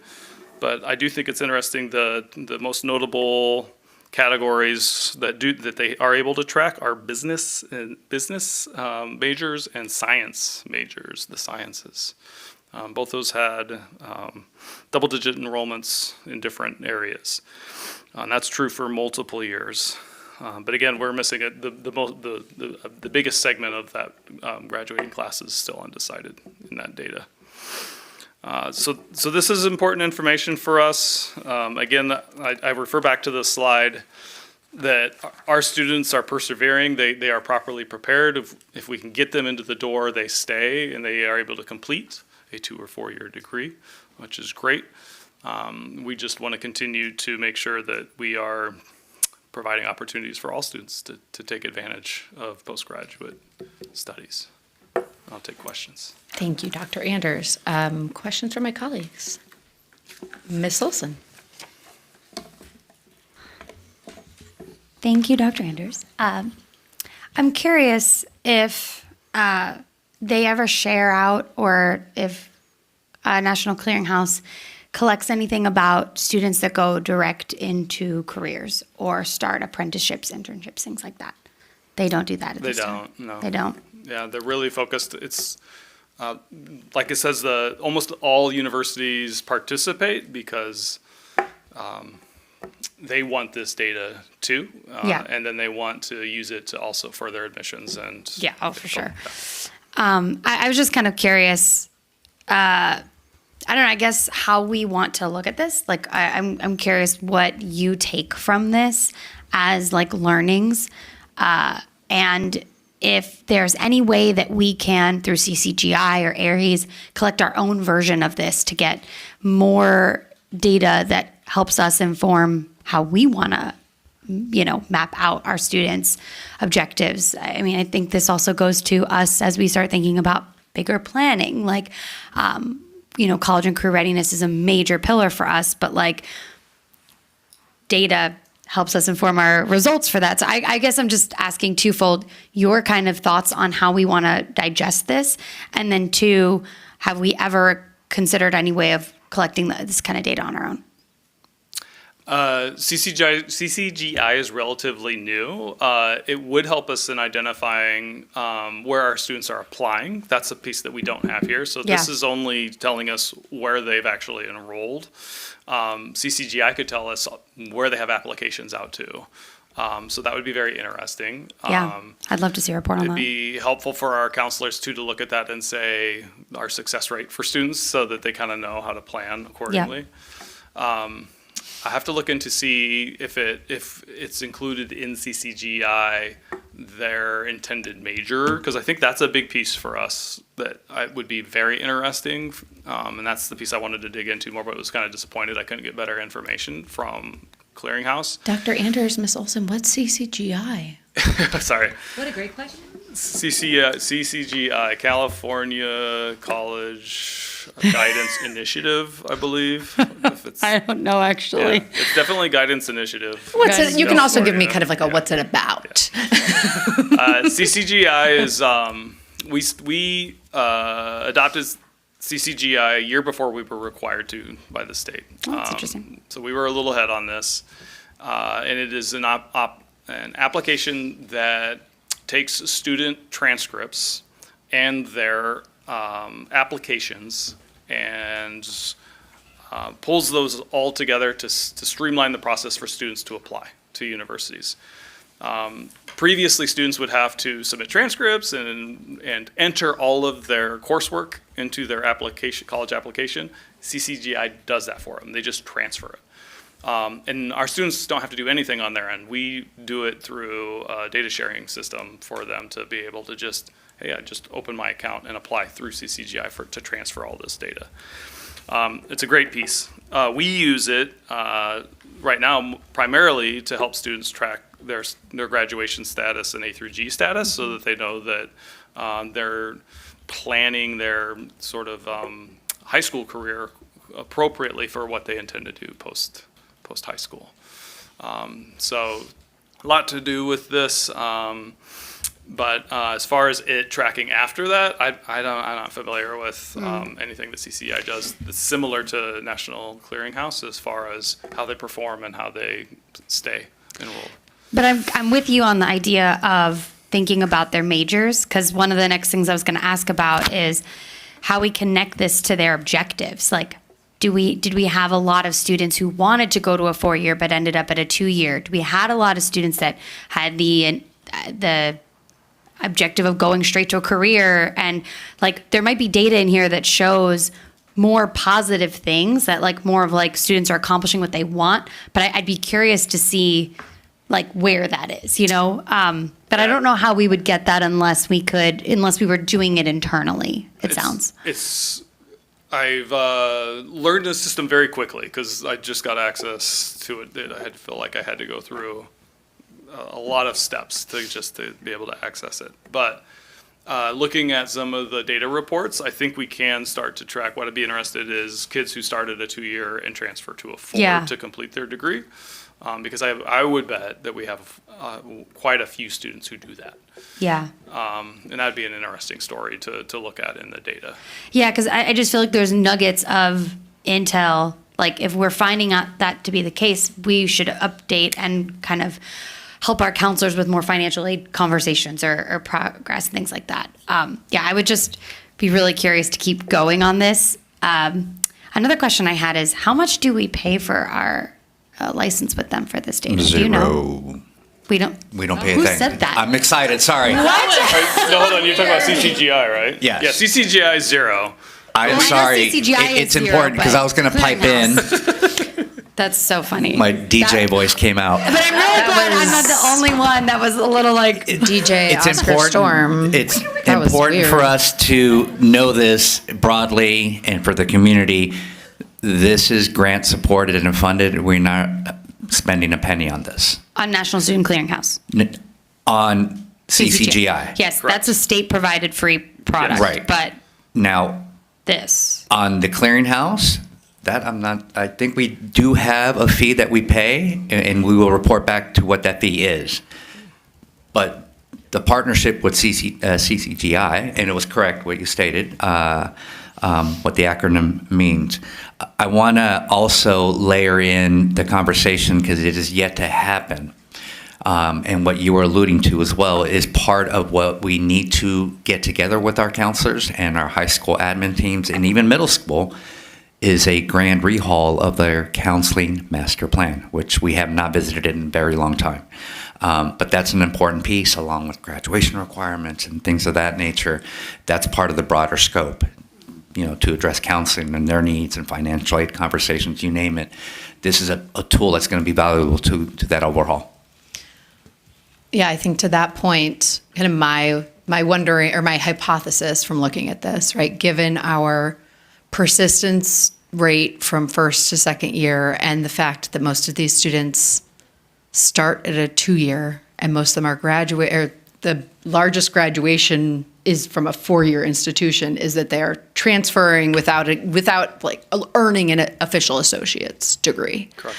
And so I wonder if we start to counsel to that, right, of really using the now tuition-free community college system as, you know, getting those general education requirements out of the way, which it sounds like is what our kids are doing. I know when I think you and I went into the same classroom, Dr. Macias at Burroughs, where that's essentially what the advisor was advising kids to do. It was like, hey, this is how much it's going to cost you to go to UC even. Here's what it's going to cost you to go to Pasadena City College or LA Valley College.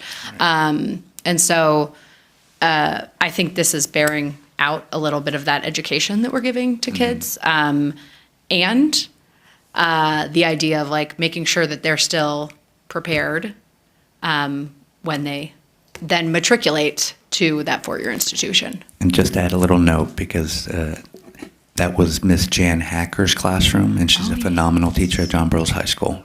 That was a phenomenal class that we went to. Yeah, financially savvy kids saving the money by going to a 2-year to start. Totally. That's the piece I want to dig into next time we come back to this, is exactly that conversation of the 2 to 4. It doesn't always matter where you start. It matters where you finish. Go Trojans. So happy to do that. Awesome. Dr. Agakanian. So just comparing the data last year, any trends you're seeing? Upward trends. Upward trends. Yeah, so I think the enrollment overall is going up.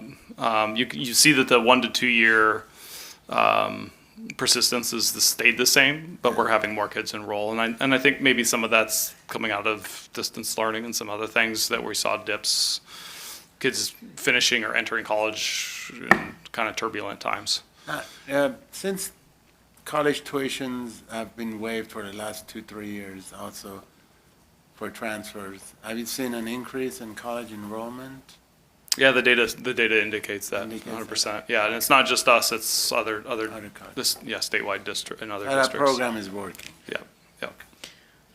Do we get, does the Clearinghouse offer any sort of subgroup data around kind of our language learners, our special education students, or any of that we can kind of point to? Okay. Yeah. And honestly, I believe that's one of the primary uses for it outside of this report. Mm-hmm. Reporting is for our grant reporting for our CTE programs, Perkins, CTIG, some of the other ones, to track the success of some of those students, to be able to take preparatory work that they've done with us straight to university or a community college. Fantastic. Yeah. Dr. Akanian? I've always been curious. I know it doesn't exist now, or if maybe there is another program. There is no system of tracking them to if they graduated, when they transferred, right? If they went to a college, did they finish or not, right? Clearinghouse does this, yes. No, for them to, when they could transfer, they actually went to a university and graduated. Yeah, Clearinghouse. But it doesn't indicate what majors that, right? No, I didn't see it in the data. I only saw their declared majors. I didn't see what their designation was on their degrees.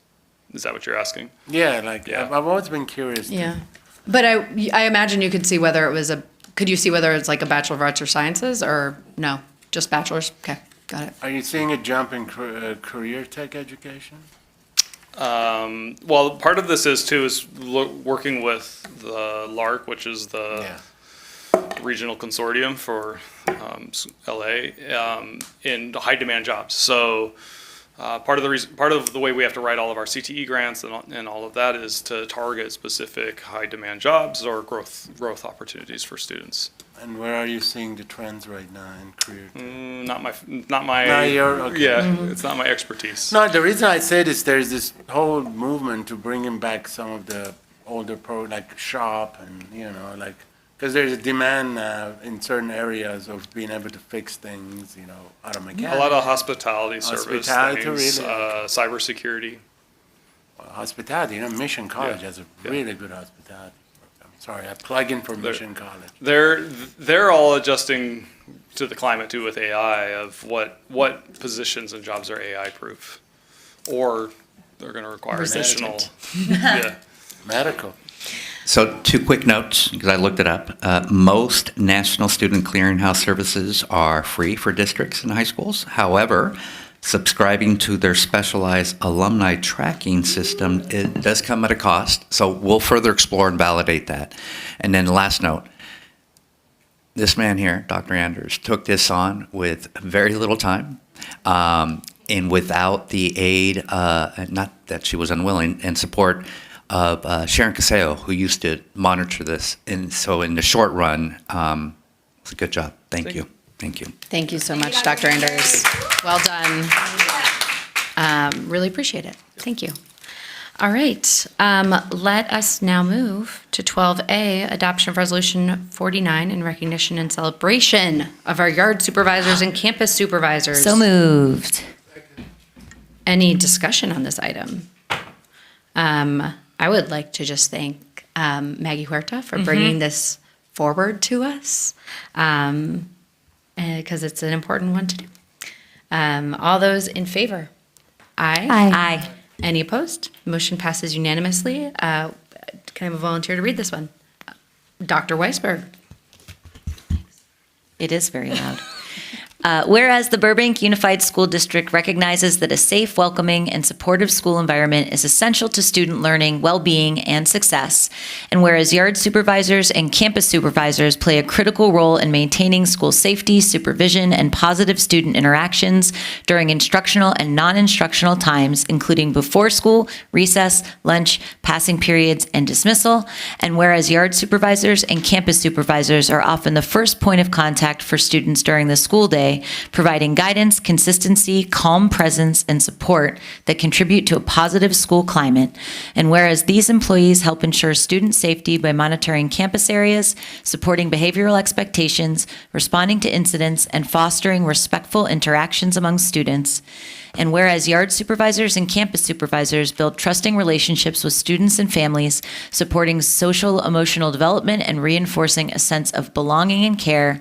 And whereas the work of yard supervisors and campus supervisors requires professionalism, patience, vigilance, compassion, and a deep commitment to the well-being of students. And whereas the efforts of yard supervisors and campus supervisors significantly contribute to the daily operations of schools and support teachers, administrators, and staff in creating orderly and supportive learning environments. And whereas the Burbank Unified School District values and appreciates the dedication, dependability, and service of all classified professionals who support students and school communities, now therefore be it resolved that the Burbank Unified School District Board of Education hereby honors, recognizes, and celebrates yard supervisors and campus supervisors for their essential contributions to student safety, school climate, and the overall success of our schools, and be it further resolved that the board express its deep appreciation for the commitment, compassion, and professionalism demonstrated by yard supervisors and campus supervisors each day, and be it further resolved that the board encourages the Burbank Unified School District community, students, families, staff, and administrators to join in recognizing and thanking yard supervisors and campus supervisors for their invaluable service, and be it finally resolved that this resolution shall take effect immediately upon adoption, and that a copy be entered into the official records of the Burbank Unified School District. Love it. I love this new format. So many resolves. I love it. All right. Excellent. All right. Next one is 12B, Resolution 50, Harvey Milk Day. Dr. Macias or Ms. Markison or? I'm formally going to invite Ms. Markison to do the presentation, and I will do the slides for her, actually. Thank you, Dr. Macias. All right, to honor Harvey Milk Day on May 22nd and celebrate Pride Month in June, the BUSD library coordinators have selected books that center LGBTQ+ voices and histories. These stories aim to spark meaningful discussion, promote allyship, and foster empathy by offering insights into the diverse lived experiences of the queer community. A recommendation for our youngest readers is Pride, the story of Harvey Milk and the Rainbow Flag by Rob Sanders. It's an inspiring book that tells the true story of how the colorful rainbow flag became a symbol of love and hope for people everywhere. It follows Harvey Milk, a leader who wanted everyone to feel equal, and his friend Gilbert Baker, who designed the flag in 1978 to show the world that being yourself is something to celebrate. This book is a wonderful reminder that when we stand together with pride and kindness, we can help make the world a more colorful and welcoming place for everyone. In the middle grade novel, To Night Owl from Dogfish by Holly Goldberg Sloan and Meg Wolitzer, we follow Avery, a cautious bookworm from New York, and Bet, a fearless surfer from California. These two have nothing in common until their single dads fall in love and ship them off to the same summer camp to try and force them to become sisters. Told entirely through a series of hilarious and heartfelt emails, the story feels like you're eavesdropping on a private chat as the girls go from being total strangers to partners in crime. Fans of The Parent Trap will love this fast-paced modern take on what it means to be a family and who you can truly count on in a pinch. We also have, sorry, I guess there was not a picture of that book, but it was part of the recommendations.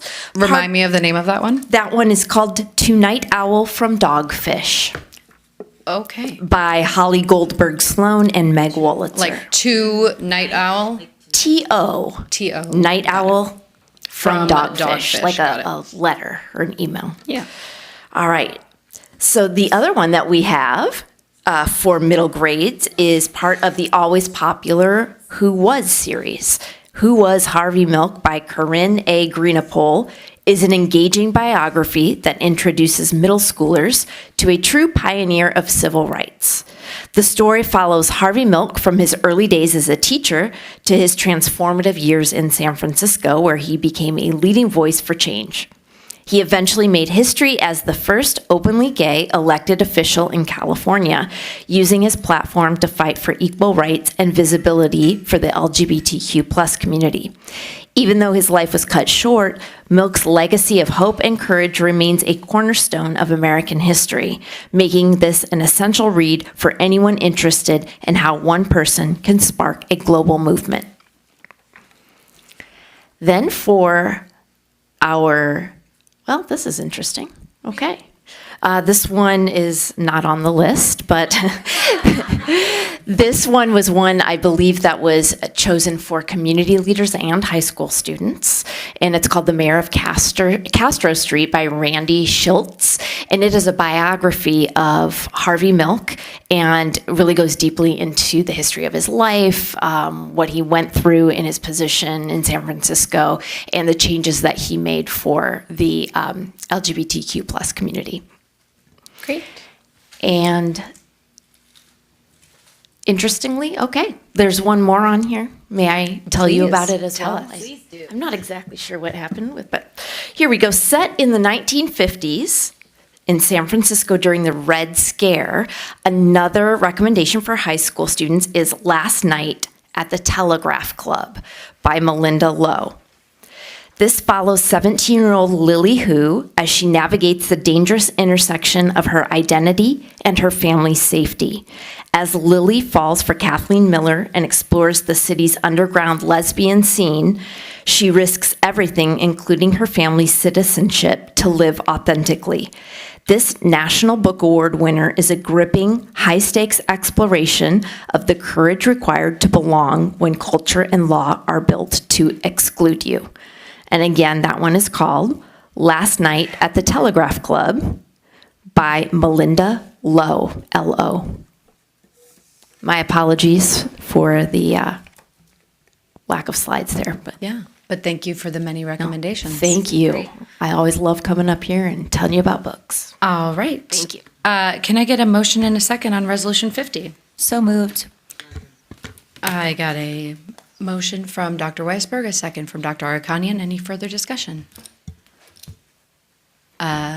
Just a reminder to make sure that our pride flags are up and about and flying proudly at all of our school sites. We will when make sure possible. that's All right, great.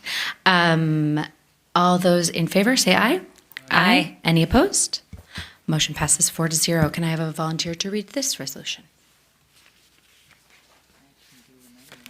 I can, yes, please. Would you? I would love to. Mike? I know. Or do I? Okay. This doesn't have enough resolved. It's beautiful. Whereas today we honor the life and legacy of Harvey Milk, an openly gay politician in California and a leader of the American Civil Rights Movement.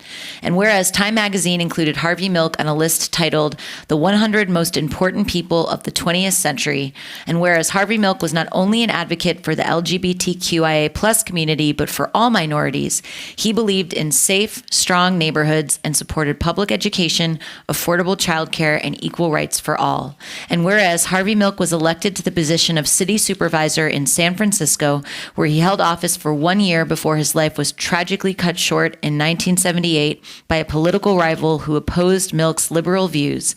And whereas Harvey Milk's contributions to the cause of equality for all people has been recognized in a number of ways, including the issuance of a stamp with his picture on it, the posthumous awarding of the Medal of Freedom, and whereas Harvey Milk's work continues today through the work of the Milk Foundation, founded by his nephew Stuart Milk in honor of his uncle. Whereas we honor Harvey Milk today, let us remember his words, "Hope will never be silent."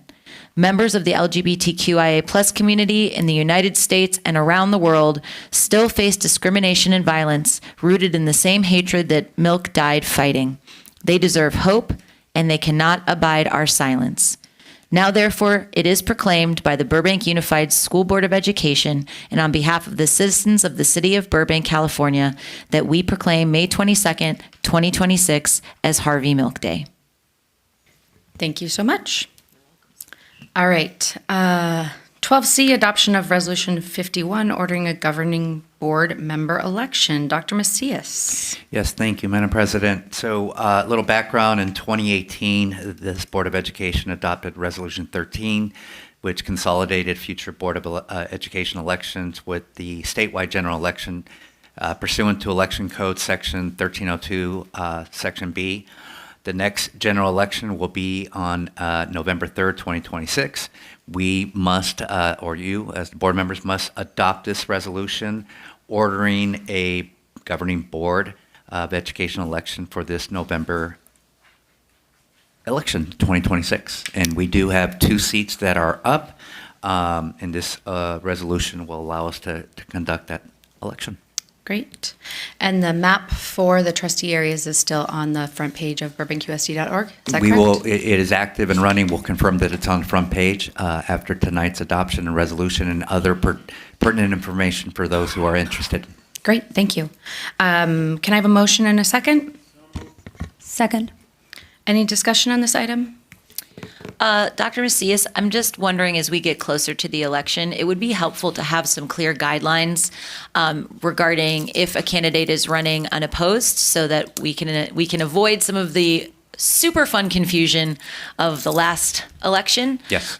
So just getting clarification from the registrar, that would be, I think, helpful for anybody. And absolutely, and forgive me, I forgot to mention the fiscal cost right now thank you. is not known, but there will be a general cost for us as a district that we incur whenever we have an election. Thank you. Yes, sir. The other thing worth noting for folks who do not know is that the school board election is run through the county, not through the city of Burbank. So that is how that is done.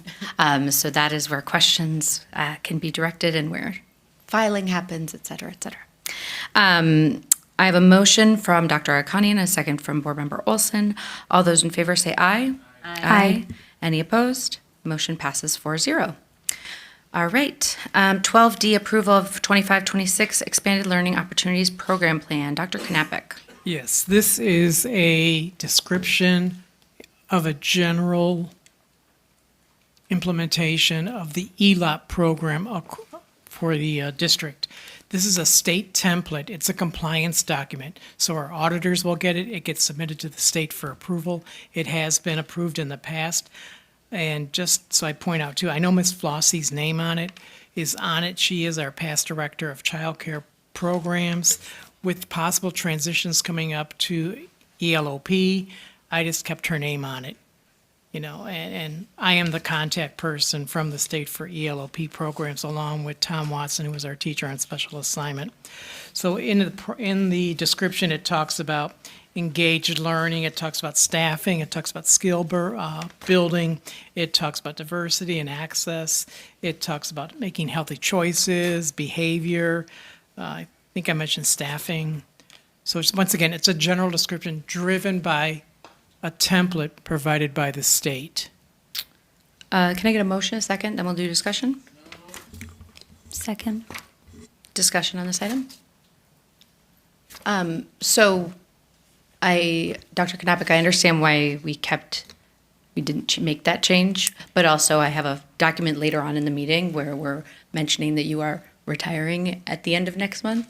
So do we need to make a change so that someone is in here that can be reached after June 30th?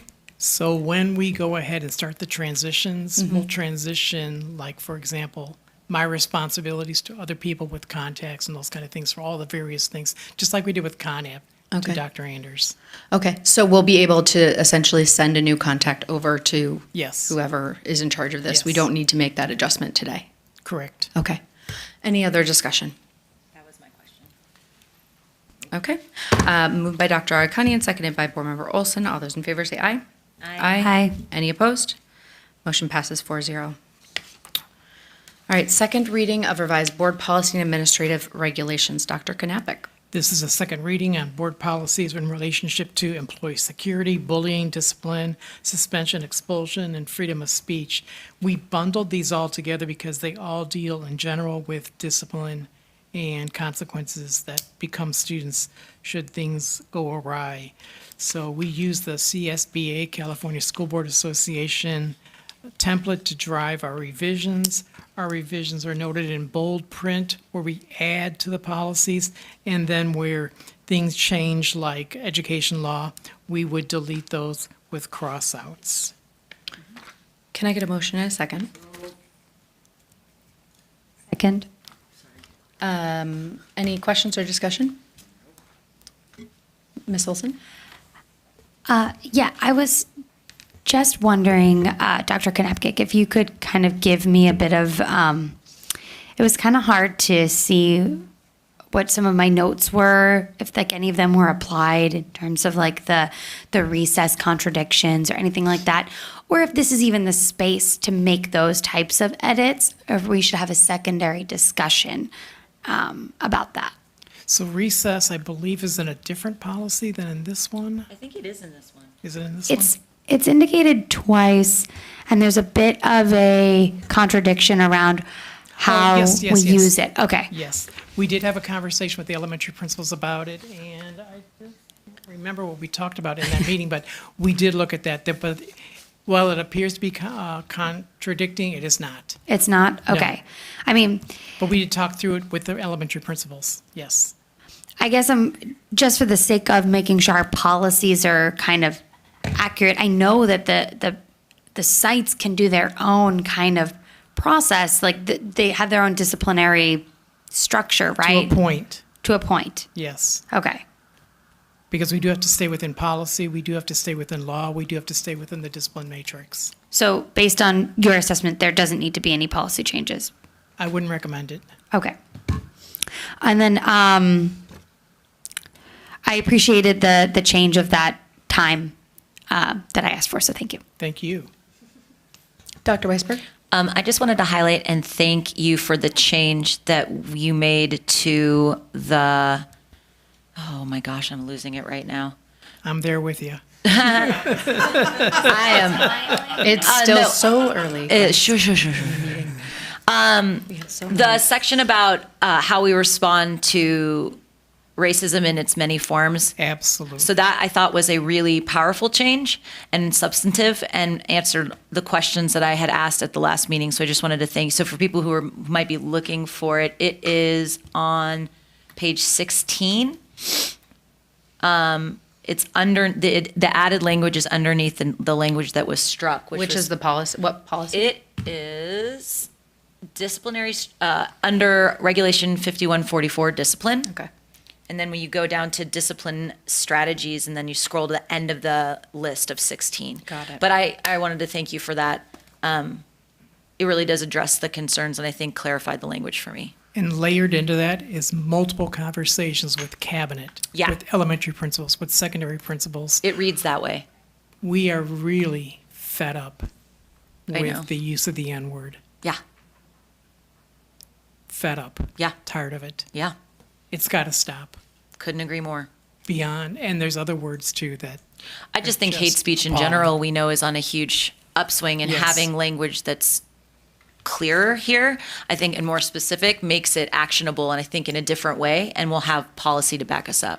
And I know Dr. Macias in his conversations with principals said, hey, when it's targeted language, there needs to be true consequences. Absolutely. I would also suggest that we make sure that we pull that, or we highlight that in the student handbook and the kind of welcome to school packet this year. My only question was at the bottom of 5144.1, the due process one, there's, I don't know if it's just like a typo, but homeless is in red font here. I think it's probably just supposed to be struck. Yeah. It's at the very end. Because everything else changed to experience. Yeah. Yeah. That's what it is. Okay, cool. Yeah. That's what I assume is that meant that it was coming out. All right, any other discussion on our policy changes? Just thank you to everybody for I know this is the a hard ton of work. Tons and tons. Thank you. All right, it's been moved by Dr. Arcani and second by Board Member Olson. All those in favor, say aye. Aye. Any opposed? Motion carries 4-0. Approval, 12F, approval of agreement with Family Services Agency of Burbank to provide school-based counseling services in 26-27. Dr. Knappich. I'll happily Or take this on. Dr. Macias. Since we've been tag teaming this and we've had a long, well, given our staffing right now, we've had the longest relationship with FSA. So this is, yes, a contract to, for the next year to provide school-based counseling in partnership with FSA. I believe we had, well, not believe, I know we've had deep conversations with the executive director at FSA. Both Dr. Knappich and I have taken a lot of feedback, gotten your feedback as well.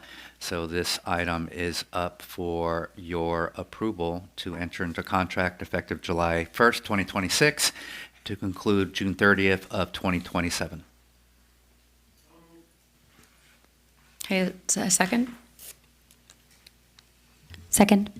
Thank you. Discussion. Dr. Weisberg? Can you walk us through, and at the last meeting we had asked for a couple of additions. One of them was clarifying language that FSA would align with our reporting policies, and I don't see that in here. Doesn't mean it's not there. I've read it a couple of times, but my eyeballs are tired. Yeah, I'm gonna, we did the best we can in a short time frame to do this. And so if that language is not there, it was not because we didn't pay attention. It was we just, from a capacity issue, that's on us for not being able to do that. But it was not because of, we didn't ignore it. No. That was not my implication at all. I just first want to make sure I wasn't missing anything. But it does, I mean, there is a section in confidentiality, but it's really focused on confidentiality. And it talks about how in the course of providing services shall be considered confidential and shall be maintained, protected, and disclosed only in accordance. So we have language there for confidentiality, but we don't have this. I think much of this. There is oh, sorry. No, please jump in. So I think this last, look at that last sentence in there, except otherwise permitted or required by law, including circumstances involving mandated reporting, risk of harm, or legal obligation. I think what's missing is that I think there needs to be language that specifically says in accordance with Burbank Unified, because what I think some of the tension has been is they're like, well, we're doing it according to the mandated reporting as we see it, even if it's not fully aligned with Burbank Unified. I'm trying not to get hyper specific because I don't want That's to. fair. I don't That's think fair. that that's appropriate, but we know that there are specific issues that I would like to try our best to avoid happening again. However, we need to alter the language or make the language reflective of that, I think would be very important. And I don't think it's a hugely substantial change. Right. Under payment provisions and reporting, there was added language that does stipulate that Burbank FSA will provide the district with a quarterly report, which will include the information on the campus served, number of therapists assigned, number of students served, and units of care provided, and primary and secondary referral trends. So I know the language is important, but I know that the in-depth discussions that Dr. Knappich and I have had separately with our executive director at FSA, there's a commitment on both ends to improve overall services and how we communicate and adhering to policies. I don't feel uncomfortable at all, and quite I feel very confident that they will make any accommodation or modification that's needed to adhere to what we expect in that sense. I very much appreciate that. I would love it in writing. Okay. So even if it's an additional sentence or two, and we can look for, a sample language, I just think it's really important for us, both as a way of protecting us and FSA and our students primarily, that we are making sure that anybody that we partner with is aligned with our best practices and policies without violating any state policies. We're making our notes right now. I appreciate that. On that, sorry. No, go ahead. On that same wavelength, I think the notes that I was kind of provided last time, I didn't see any of those changes, and I understand. It's been a week. I'm just maybe suggesting that in alignment to what you were saying, we just kind of add an exhibit or an addendum or something later on, maybe that allows us to proceed now, because I think the general spirit of what we're trying to say is that, like, we know, I acknowledge that FSA is in a great relationship with us and they want to receive feedback and have this communication and cadence. The effort to keep this evolving and growing and adding to it is just in the spirit of having a stronger contract, something that really reflects all of us moving in the same direction, which I think is important. And so the few things that I had suggested that are missing was just kind of that mention of the reporting, maybe enhancing from a Google Doc. And it doesn't need to be a new idea. It just needs to maybe have a statement of advancing our processes, and that kind of framework that I laid out for communication and cadence, just where there's an active feedback loop. I mean, I think the only thing on here is a weekly conversation with the superintendent. And so it just, again, it doesn't need to prevent this work from going on in this moment for me. It's just something that I would like also in writing so that it just shows the effort being put forth for both parties. I do like the suggestion of essentially like an attachment around policy, right? And so I wonder if there's a way to kind of attach district policy on mandated reporter procedures that we follow as a district, if that would kind of meet how you're thinking about. I don't know. I'm trying to process real time. Yeah, I'm open to any sort of way of addressing this. I thought, I thought we had this conversation. Can we just No. amend it? Well, what we're trying to figure out is how best to amend it right now. Dr. Knappich, you look like you have a thought. You always look very wise. Pardon me? I said you always look very wise. No, I'm not. What I'm hearing you say is, can we layer in language that addresses mandated reporter and the requirements of mandated reporting as mirrored by our policies and our procedures, so that we ensure that there's an obligation on their part too?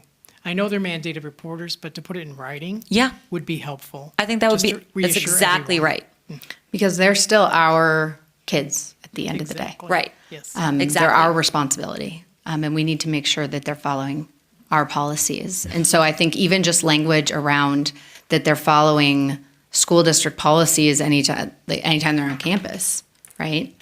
Which I think is something that we probably do have in many of our other contracts, which is anybody that we work with should be following. And so I think it's important to note we're not asking anything extra because we've worked with FSA for so long. I think it's just standard practice that we should be doing in all of our contracts, which is to say when you step on our campuses, we want to make sure you're following the guidelines that we have provided in order to keep our kiddos safe. So are we bringing this one back in June as well? Well, I think what I was trying to suggest was, can we have an additional add to this in the future? For the sake of moving it forward? Okay, great. I can be okay with that. Are you okay with that? What are we asking? Amend it at a later date. How later? The June 4th Board of Education meeting. So we would vote, you're saying we vote on it now, but it's amended? We'll be expecting an additional piece of it to be amended in the future. As long as the expectation is that we'll have that amended language as part of it, I'm comfortable. But if there's any sense of we're not sure, then I too am not sure. Do you want to just push it to the 4th entirely? I mean, and give us some time to make choices?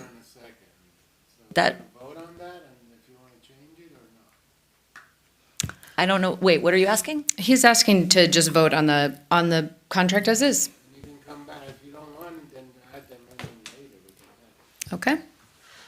Okay. Yeah, my feedback would be that we come back with the amendment as soon as possible. I know that we've been. What? I know that we've been asking for it. The public is saying they will, but we can't just, we have a motion. Mike, please. We have a motion second, so we can vote on it or not vote on it. Or we can vote on it and say, maybe come back with an amendment addition, as you said, or an exhibit for the next meeting. Just to move this forward. We can vote on it and see where that goes. All those in favor of approving the agreement with Family Services Agencies, say aye. Aye. Wait. As is? As is. Any opposed? Nay. Okay. Motion passes 3-1. With direction to staff to please put together an amendment to that around district policy as soon as possible. 12G, approval of extended agreement between Burbank Unified School District and YMCA of Metropolitan Los Angeles. So moved. Dr. Knapik? So this is a short extension of the contract we have with YMCA Metropolitan. They're undergoing some renovations at the main campus. They're going to be transitioning from Horace Mann and moving their preschool back to the main campus. But they need a couple more months because of construction and remodeling. So this is what this extension is. Cool. Any discussion on this item? Congrats on the new CDC at the YMCA. All those in favor say aye. Aye. Aye. Any opposed? Motion passes 4-0. We pulled 12H. And now we get to 12I, which is the approval of revised and new job descriptions and placement on the classified manager's salary schedule for nutrition services positions. Go ahead, Dr. Macias. Do we want to talk through these and then, okay, yeah. Yep. I will open up. This reorganization is long overdue and reflects a significant evolution of nutrition services from a traditional cafeteria operation into more of a complex enterprise involving regulatory compliance, menu development, operational oversight, student wellness initiatives, purchasing, logistics, and again, large-scale program management. The proposed structure that's up for approval creates leadership capacity in critical areas that currently have limited support, including culinary operations, nutritional compliance, staff coaching, training, cost controls, operational oversight, and program quality. These roles are intended to improve both operational effectiveness and the student experience. Staff conducted a significant deep dive into the fiscal analysis and long-term costs of these positions, including review of current and projected Fund 13 revenues. And I'm going to reiterate that. This is Fund 13. These are not part of our general fund. And currently our Fund 13 is running a significant surplus. We were projected at second interim at looking at a $5 million surplus in Fund 13. And even now, as we were looking at some of these positions, in what we're doing now, we're most likely going to be well above that. We'll be more positive at the end of this year. The ultimate goal is to create modernized structure and improve efficiency. And I will turn it back to the board, and I know our Director of Nutrition Services, Rachel's here today, and she is also here to answer some questions or give any explanation as needed. Great. Welcome. Thank you for waiting. Thank you. Good evening, Cabinet, Board of Education, Executive Cabinet, and my colleagues, my Cabinet colleagues. I have some supervisors here as well to support. They're like, no. Get out of here. Why are you still here? Bye. Okay, so yeah, we are looking to expand our management staff. Currently, we serve about 11,000 meals a day, which equals 1.5 million annually. We serve everywhere from K to 12. And so our program is growing. Since 2022, we've increased about 400,000 meals a day, annually. And so definitely looking for excess support in running this program. We have about 130 employees currently, and across our 17 sites, and we also support childcare as well. Great. Can we do, actually, let's do discussion on this item first. So, Dr. Weisberg. What? No. Yeah, we can do a motion in a second. That's fine. Can I have a second? Second. Okay. Dr. Weisberg. Hello. 2 questions. Sure. Question 1, I just want to we're flying these positions, yes? Correct. Cool. My second question is, I know we have a surplus right now, and generally speaking, I think the funds are pretty solid, pretty consistently. Yes. I just want to double check and make sure you feel confident about, with declining enrollment, obviously it's just fewer meals, and that's not because we're not doing a great job, it's because people are leaving and not having babies. Like me. Correction, we are increasing meal participation, even though our attendance is down. We are increasing. That's Yes. a great thing to know. Because my Yes. question is do we feel comfortable being able to fund these positions 3 years out or 4 years out? Yes, 100%. I have to be I really figured. conservative with estimates. Yeah. But yes, even as we're getting into estimated actuals coming up on the end of the year, we're going to be seeing a significant surplus, even though we started the year looking at a potential deficit. But keep in mind, we had salary savings. There's a lot of things that happen throughout the year. But Well, yes. and the reason I ask is just because, some valid questions were raised tonight about some of the other positions. I think it's important that we get to have this conversation about the fiscal impact. Dr. Hasty, I thought it was really important that you brought up this isn't coming from general fund dollars. Correct. And it's really informative to know that we continue to increase meals even if we're decreasing enrollment, because those two things aren't inherently connected. So thank you for that reframing. Absolutely. Other colleagues? Ms. Olson?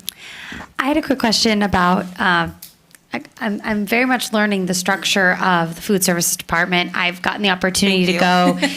I've been so impressed with our cafeterias, the food that's been produced. I just have to share, because I have not yet seen you.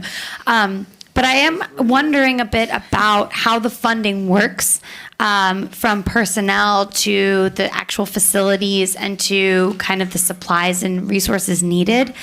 Just because I have seen, I think it looks like we need to update some of those spaces. I know that is maybe a facilities thing, but I was just curious if the monies for that fund are connected at all to strictly personnel or to facilities and some of the maintenance that's required. Jason, did you want to address that? Okay, so there's a number of things going on. We did just receive, and because of Rachel's leadership, new kit funding, which roughly is above about 600,000, which can also be used for upgrading the facilities. In the past, I believe the last grant we received, we purchased some kitchen upgrades as needed. You can use certain funds, the Fund 13, you can use those for upgrades as needed, for that. But we are also looking at using some bond money as well for some of the upgrades, especially as it's related to ADA and upgrades for some of our kitchens. Rachel, do you have some other items on there? I don't know. Did I cover it all? Yeah, so if you're looking, if you were inquiring about how we gain revenue from our program, it's per meal. So breakfast is assigned a certain rate, and then lunch is also assigned a certain rate. And so currently, and then we can use that for anything that supports cafeteria fund. So yeah. It's open in the sense that it's restricted to only the use of serving the students universal meals. Got it. Okay. Yeah, I think that I'm just kind of just interested in, do these roles help kind of the oversight of the facilities in that as well? Yes, absolutely. Okay. Yeah. They will also assist in health department compliance, and also evolving the program so that we can serve more students. Currently, I feel as the director that we are topping out at each of the school sites because we are serving so many students, especially at the secondary schools. And so we can't capture as many students as we want to, or that want to eat with us. And so the lines are long, things like that. And so we are looking to find ways to feed them faster so that they can eat within the amount of time allotted. Mhm. With that comes with the leadership and, kind of collaborating how we can get there. Awesome. Yeah. Thank you so much. Dr. Akanian? No, this is not a question, it's just a comment. First of all, thank you for all you do, but also now, especially with cost of living rising and stuff, more than ever, families really rely on what you do. Yes. And so I really appreciate, because I've noticed some lines are getting longer now. Yeah. But thank you. I think this is very important. I love that we're tapping some of this stuff. And also, for upgrades down the future, I mean, there's some laws that are changing, some compliances that we need to apply to. But this is clear. I think the questions are wonderful, how we can apply to them. But I just wanted to thank you as well. You're really helping these students and their families. And your breakfast burrito rocks. I'm sorry. The 600 at Burroughs the other day, right? My children would say the double chocolate muffins, but. Yeah. Sorry. Oh, no, go ahead. We estimate it's about $30 savings. If a student enjoys breakfast and lunch, it's about $30 savings a day per student. So there is a very beneficial impact on family finances. Amazing. So thank you for bringing that up. That's amazing. I think, and sanity. This may be more of a question for Dr. Hasty, but I think especially on the nutritionist, why is this a management position? I don't see anything in the job description where it's managing people or policy. Yeah, I mean, we've had non-supervisory management positions. So this, I would say it does fall, we can put it in the management position, it does fall in there. This position will be supervising and helping out with the implementation of policy especially, and it talks about compliance around policy. So this position would have a front row seat in making sure that we're following policy and we're, able to ensure across the board that things are compliant. So there's a piece of that, and they also are going to be at the table for the hiring process as well. So that's in the job description as well. I did see that, yeah. May I add as Yeah, well? please. So one of the things that the CDE would like us to participate in, as well as the food and nutrition community, is educating our students on fresh fruits and vegetables.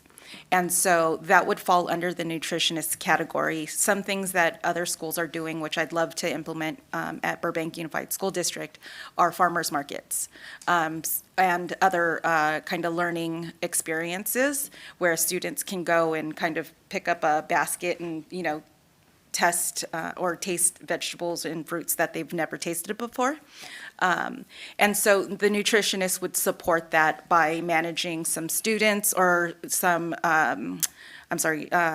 staff, as well as some staff to participate in this program or to assist in this program. But then on top of that, they would also assist in like local community students that wanted to participate in a receptor program, dietetics and things like that. That's a huge thing within our industry.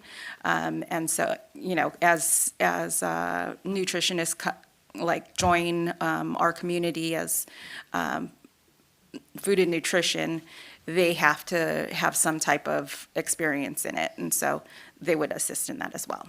Got it. So before we vote on the motion, I want to share with the board, because I was reaching out to Dr. McCoy because I sensed some hesitation around voting on some of, not just this, just a lot of the new positions, right? Especially after our comment from our labor partners. And so he will be at all 3 meetings in June and shared that if we want to move the approval of those positions to the meeting in June, that's okay. This piece, it sounds like, has been much more kind of developed between the two of you. And so I personally feel comfortable voting on this one, but the other ones that are general fund, we can talk when we get there about potentially voting on those at our next meeting when Dr. McCoy will be here to kind of talk the community through kind of his vision and plan for some of those positions. So any other discussion on 12I? Okay. Okay. It was moved by Dr. Arcani and seconded by Board Member Olson. All those in favor say aye. Aye. Any opposed? Motion passes 4-0.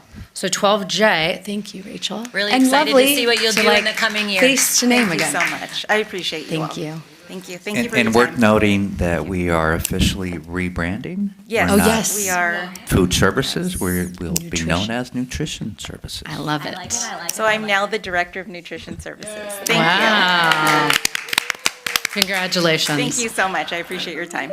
Excellent. So 12J is approval of new classified management position, fiscal compliance supervisor, human resources, so fiscal compliance supervisor, period. Let me go to Dr. Hasty on this one. I do.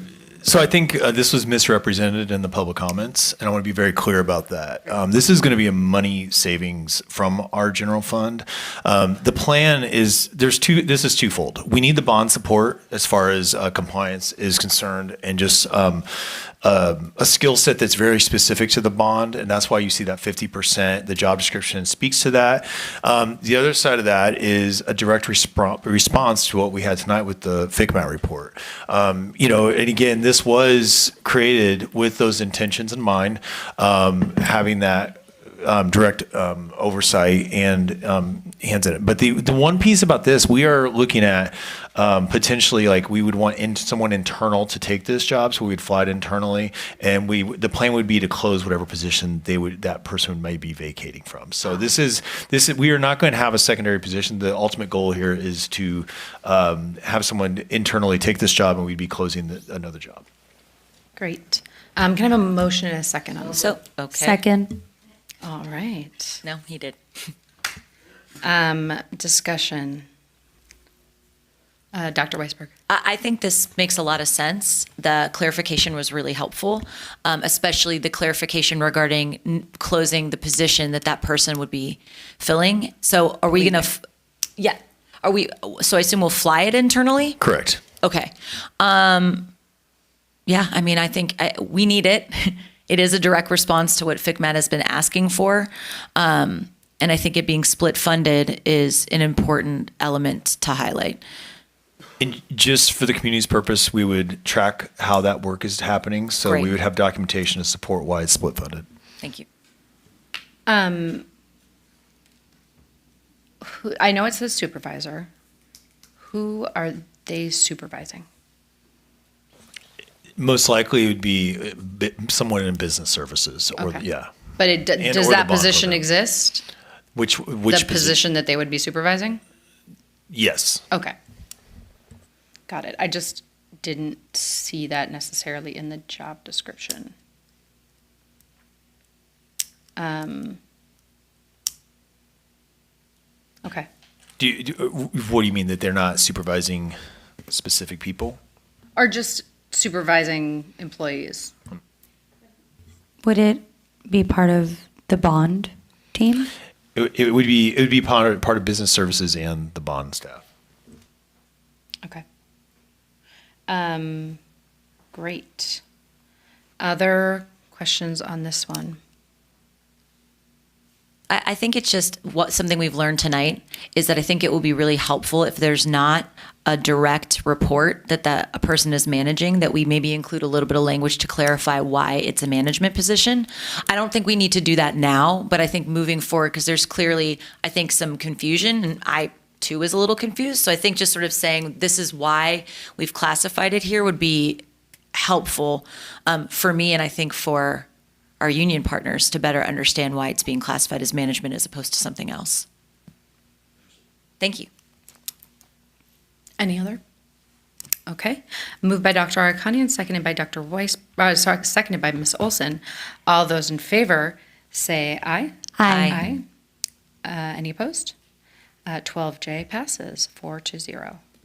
Okay.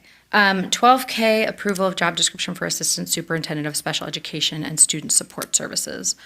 So this one I am going to recommend that we take up in June, if that works for folks. Yep, okay. First meeting of June.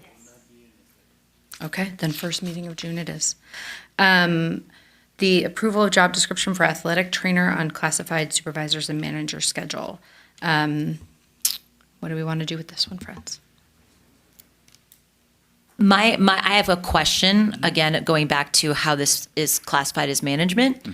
The necessity of this is very clear to me. It's something that it's dangerous for us not to have athletic trainers at our campuses, but I am curious to know if somebody could talk a little bit about the funding and also why they're managers.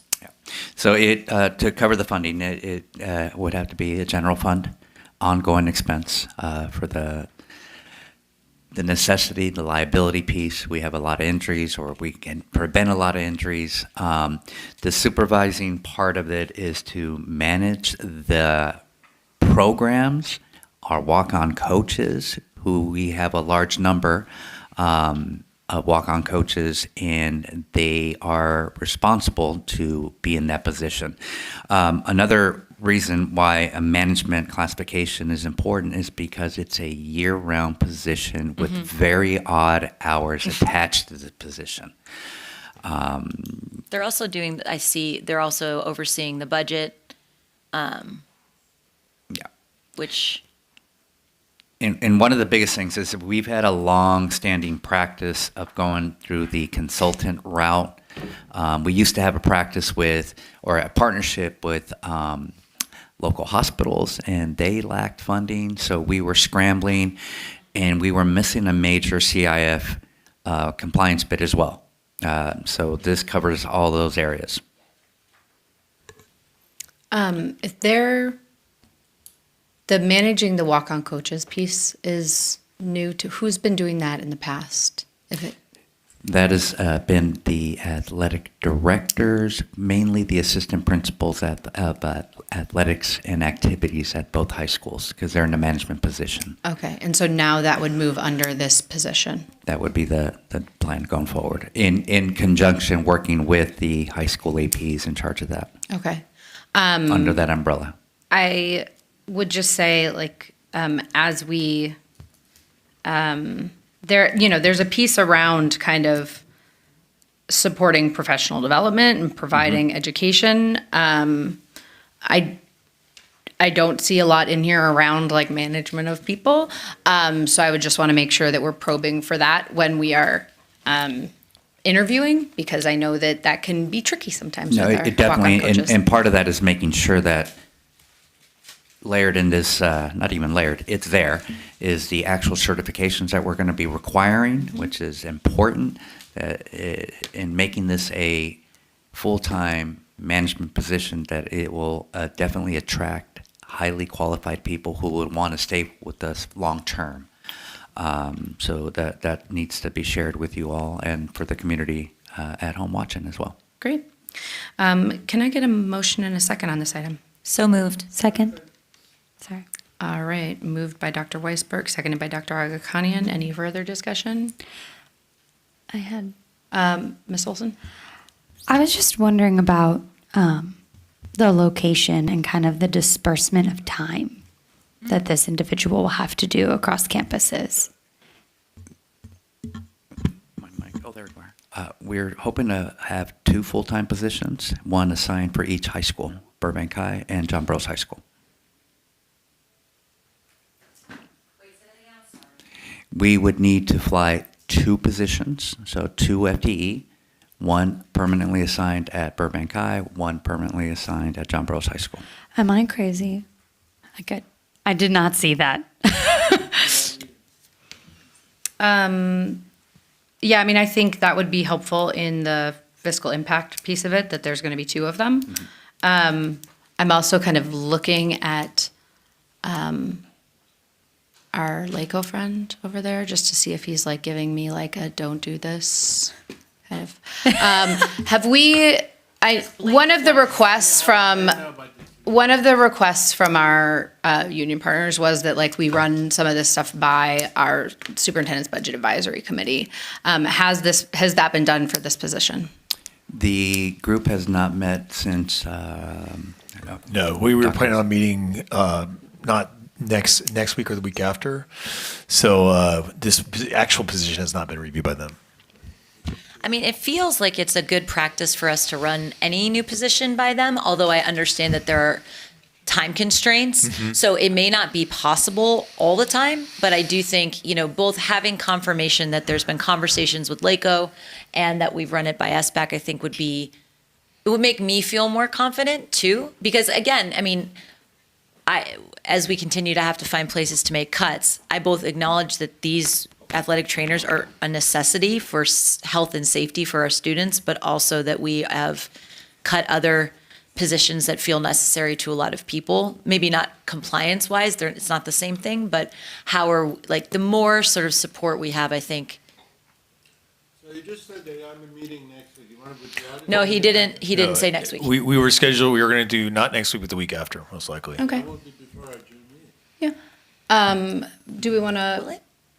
I don't know, because it will be kind of just barely before our June meeting, but the thing is prepared, so it could just go on the next agenda, and you can give us whatever feedback they had. And now we've had this full conversation, and that can just be the addition to this discussion. Yeah, I think either way, I would prefer this to be reflective of 2 roles. Okay. So to table it for that. Yep. Anyway, and to just also add to this process as we're having this discussion, I think it would be really interesting to know, or formalize a process for what are the layers before it comes here. And if I may, thank you for the feedback. I just want to remind all of us in this room that Budget Advisory Committee was created this year. It was non-existent for the last several years. Yeah. So we're reestablishing it, which I'm proud of. I think it's something that is supported by LACO and everyone else in the community. So thank you. That's important feedback for us, and agreed. We need to have a regular cadence, a structure, absolutely. Yeah. No, I mean, I think it is something that I hadn't really, why have them if we're not using them? But it was something that I hadn't really thought a lot about on individual positions. But I think this makes a ton of sense, especially because it's a school-based position. Yeah, and it's exciting that we are not farming it out, right? And that we now have so many things in place that we can ask for these new processes, because you've done the legwork and Dr. Hasty's done the legwork. And so now we can say to you, hey, we can bring these things to these groups, which we couldn't say a chunk of change ago. So Dr. Weisberg, do you mind withdrawing your motion? Withdrawn. Thank you so much. So we're going to pull 12L. Can I get a motion from a colleague to extend our meeting until a bajillion o'clock? Okay. I think I can do it faster, guys, but I'm just going to say 11:30. So moved. Okay. Second. All those in favor say aye. Aye. I'm going to really try for 11:15 though. That's my goal. Okay, 12M, approval of consultant agreement with the School Employers Association of California for Human Resources Support. Dr. Macias? Yes, the short version, we've been gapped in leadership in the HR department for an extended period of time. First, a deep shout out to those in that department for really 100%. doing a lot of work behind the scenes and taking up a lot more than necessary. Special shout out to Cindy Quiterio for her role right now. But we needed support. We were attempting other retirees. We didn't get a lot of positive traction on this. And another special shout out to Dr. McCoy, who brought this organization into play, and we have gotten help. So this should be a ratification. You should have the amended version of the board agenda item, because Dr. Harding, Linda Harding, has been working with us for the past couple of weeks. So again, I don't know how much more I can emphasize. It's a deep need. We are grateful for her time already spent and looking forward to her spending more time with us up until June 30th. So moved as amended? Thank you. Can I get a second? Thank you. Any discussion on this item? Thank you for adding the up to amount. Yes, much appreciated. We had then what? We had 2 months without, we had all of April, no, just all of April, I guess, without a senior person in human resources at all, which was enough. That was plenty. And a lot of time with just Ms. Caseo in for a couple of hours a day. So Just to add a little bit more to that, Yep. It's been longer than that in terms of having a person on the cabinet level management team. So we've actually, and again, a bigger, deeper shout out to those in HR and helping out, that it's been since October. Yep. Yes, many, many thanks to the team in HR for really just powering through. Help is on the way. All right. Moved by Dr. Arcani and seconded by Ms. Olson. All those in favor say aye. Aye. Any opposed? Motion passes unanimously. 12N, amended agreement for professional services. Alpha interpreters. Oh, my favorite. Dr. Hasty, Dr. Knapik. Any doctor? Do we need Jen? Any doctor over there? I'm not a doctor anymore. Yeah. I'll take this up. This is an agreement to extend services to our employees in the district who need this service. Can I get a motion a second first? Second. Dr. Weisberg. I'm kerfluffled. So I know that we've had previous conversations about how we were too conservative when we initially created the budget for this. So I get it. I just want to go back to the desperate plea for us to please look at creative ways to stop farming this stuff out to agencies and to make it in-house. It's so much money. It's creating so many issues. I know that there are roadblocks. I know it's difficult. I know we're already paying under what we should. All of the challenges, I absolutely believe exist. But at some point, we're going to have to figure out a way to stop the bleeding and to also bring in more members of the BUSD community to be doing these things. So I know we're already addressing this sort of conservative budgeting of this on the front end, and also there's been some other high ticket items we've had to deal with first, but maybe I don't know if this summer or at how soon we can really give this meaningful time and attention. When all our leadership positions are filled, and honestly, that's a good answer. It truly is, and I want the team to hear this because we did our best. But not having key positions, I need to say it because I'm proud of the team and what they did, and it's not a criticism on any comment that's being made. But filling these leadership roles will lead to a lot more conversations, a lot more brainstorming, a lot more representative cabinet conversations, and to that extent, an executive cabinet that actually is a well-rounded team. Yeah. Yeah. Well, so we'll be able to honestly take that on. And I just want to clarify that this isn't a critique on existing staff or the work that's being done at all. It's just an acknowledgement of a problem that we've all identified over the past couple of years. Okay. May I? Ms. Olson. Can I just ask that it maybe just be brought up to the Budget Advisory Committee? Maybe they have some ideas when they meet next. All right. And maybe in the context of this Assistant Superintendent of Special Education, right? I think I would encourage you to coordinate with Dr. McCoy on that because I think his vision for that is around saving money on things like contracted services and settlements, right? And that would be part of this. Moved by Dr. Arkanian, seconded by Ms. Olson. All those in favor say aye. Aye. Any opposed? Motion passes 4-0. Ooh, 12-0. Amended agreement for professional services, Atkinson, Andelson, Loyal, Rudd, and Romo. Dr. Hasty. We've had an increase in our costs for ALR, and this is, again, not for settlements, this is our daily use. Keep in mind for these attorneys, we're using them for special ed. I'm using them for facilities, working with them regularly, where we're using them for a litany of things for student services. The biggest increase as of late has been, we've been reaching out to really look at the public records requests.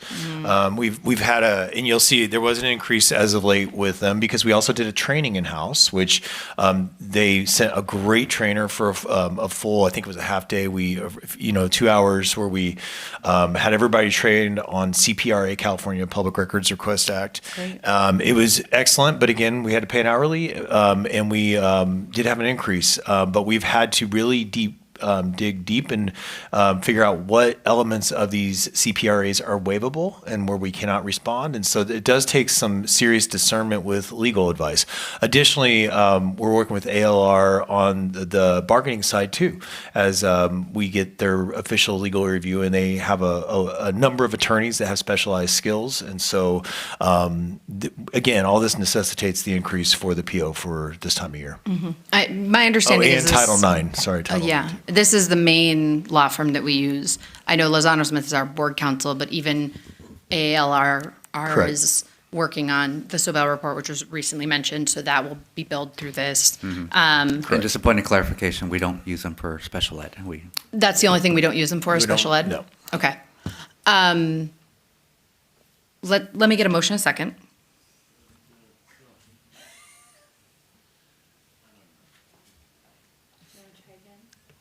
So moved. Second. Thank you. Can I have discussion? Dr. Arkanian, is your mic on?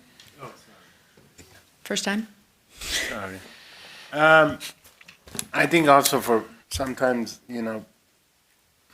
I use our neighboring city in terms of last year or 2 years ago, when there were all these inquiries brought up for the record, they went skyrocketed. It costed Glendale, I think, millions extra because of, and it was during the times with the, we know what I'm talking about.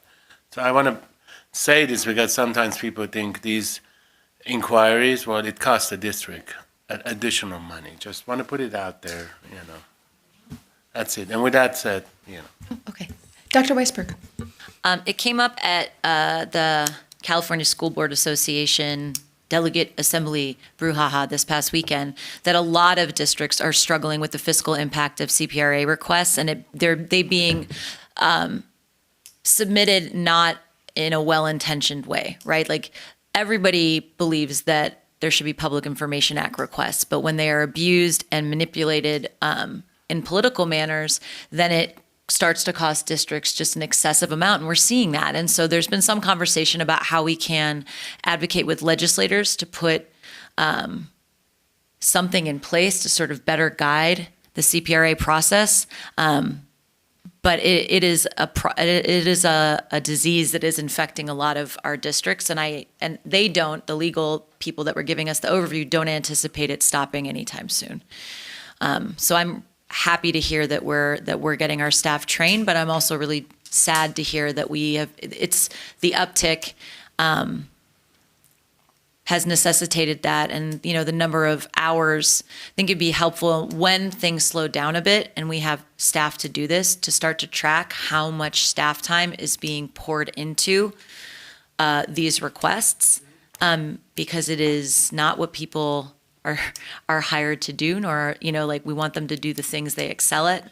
Yeah, and so in lieu of there being some legislative guidance, which I don't see coming anytime soon, I think when we have the bandwidth, being able to track the time would be useful for us to be able to share with the community. Ms. Olson. Can I just clarify if and how the Sobel investigation has been or is still being paid for? Yeah.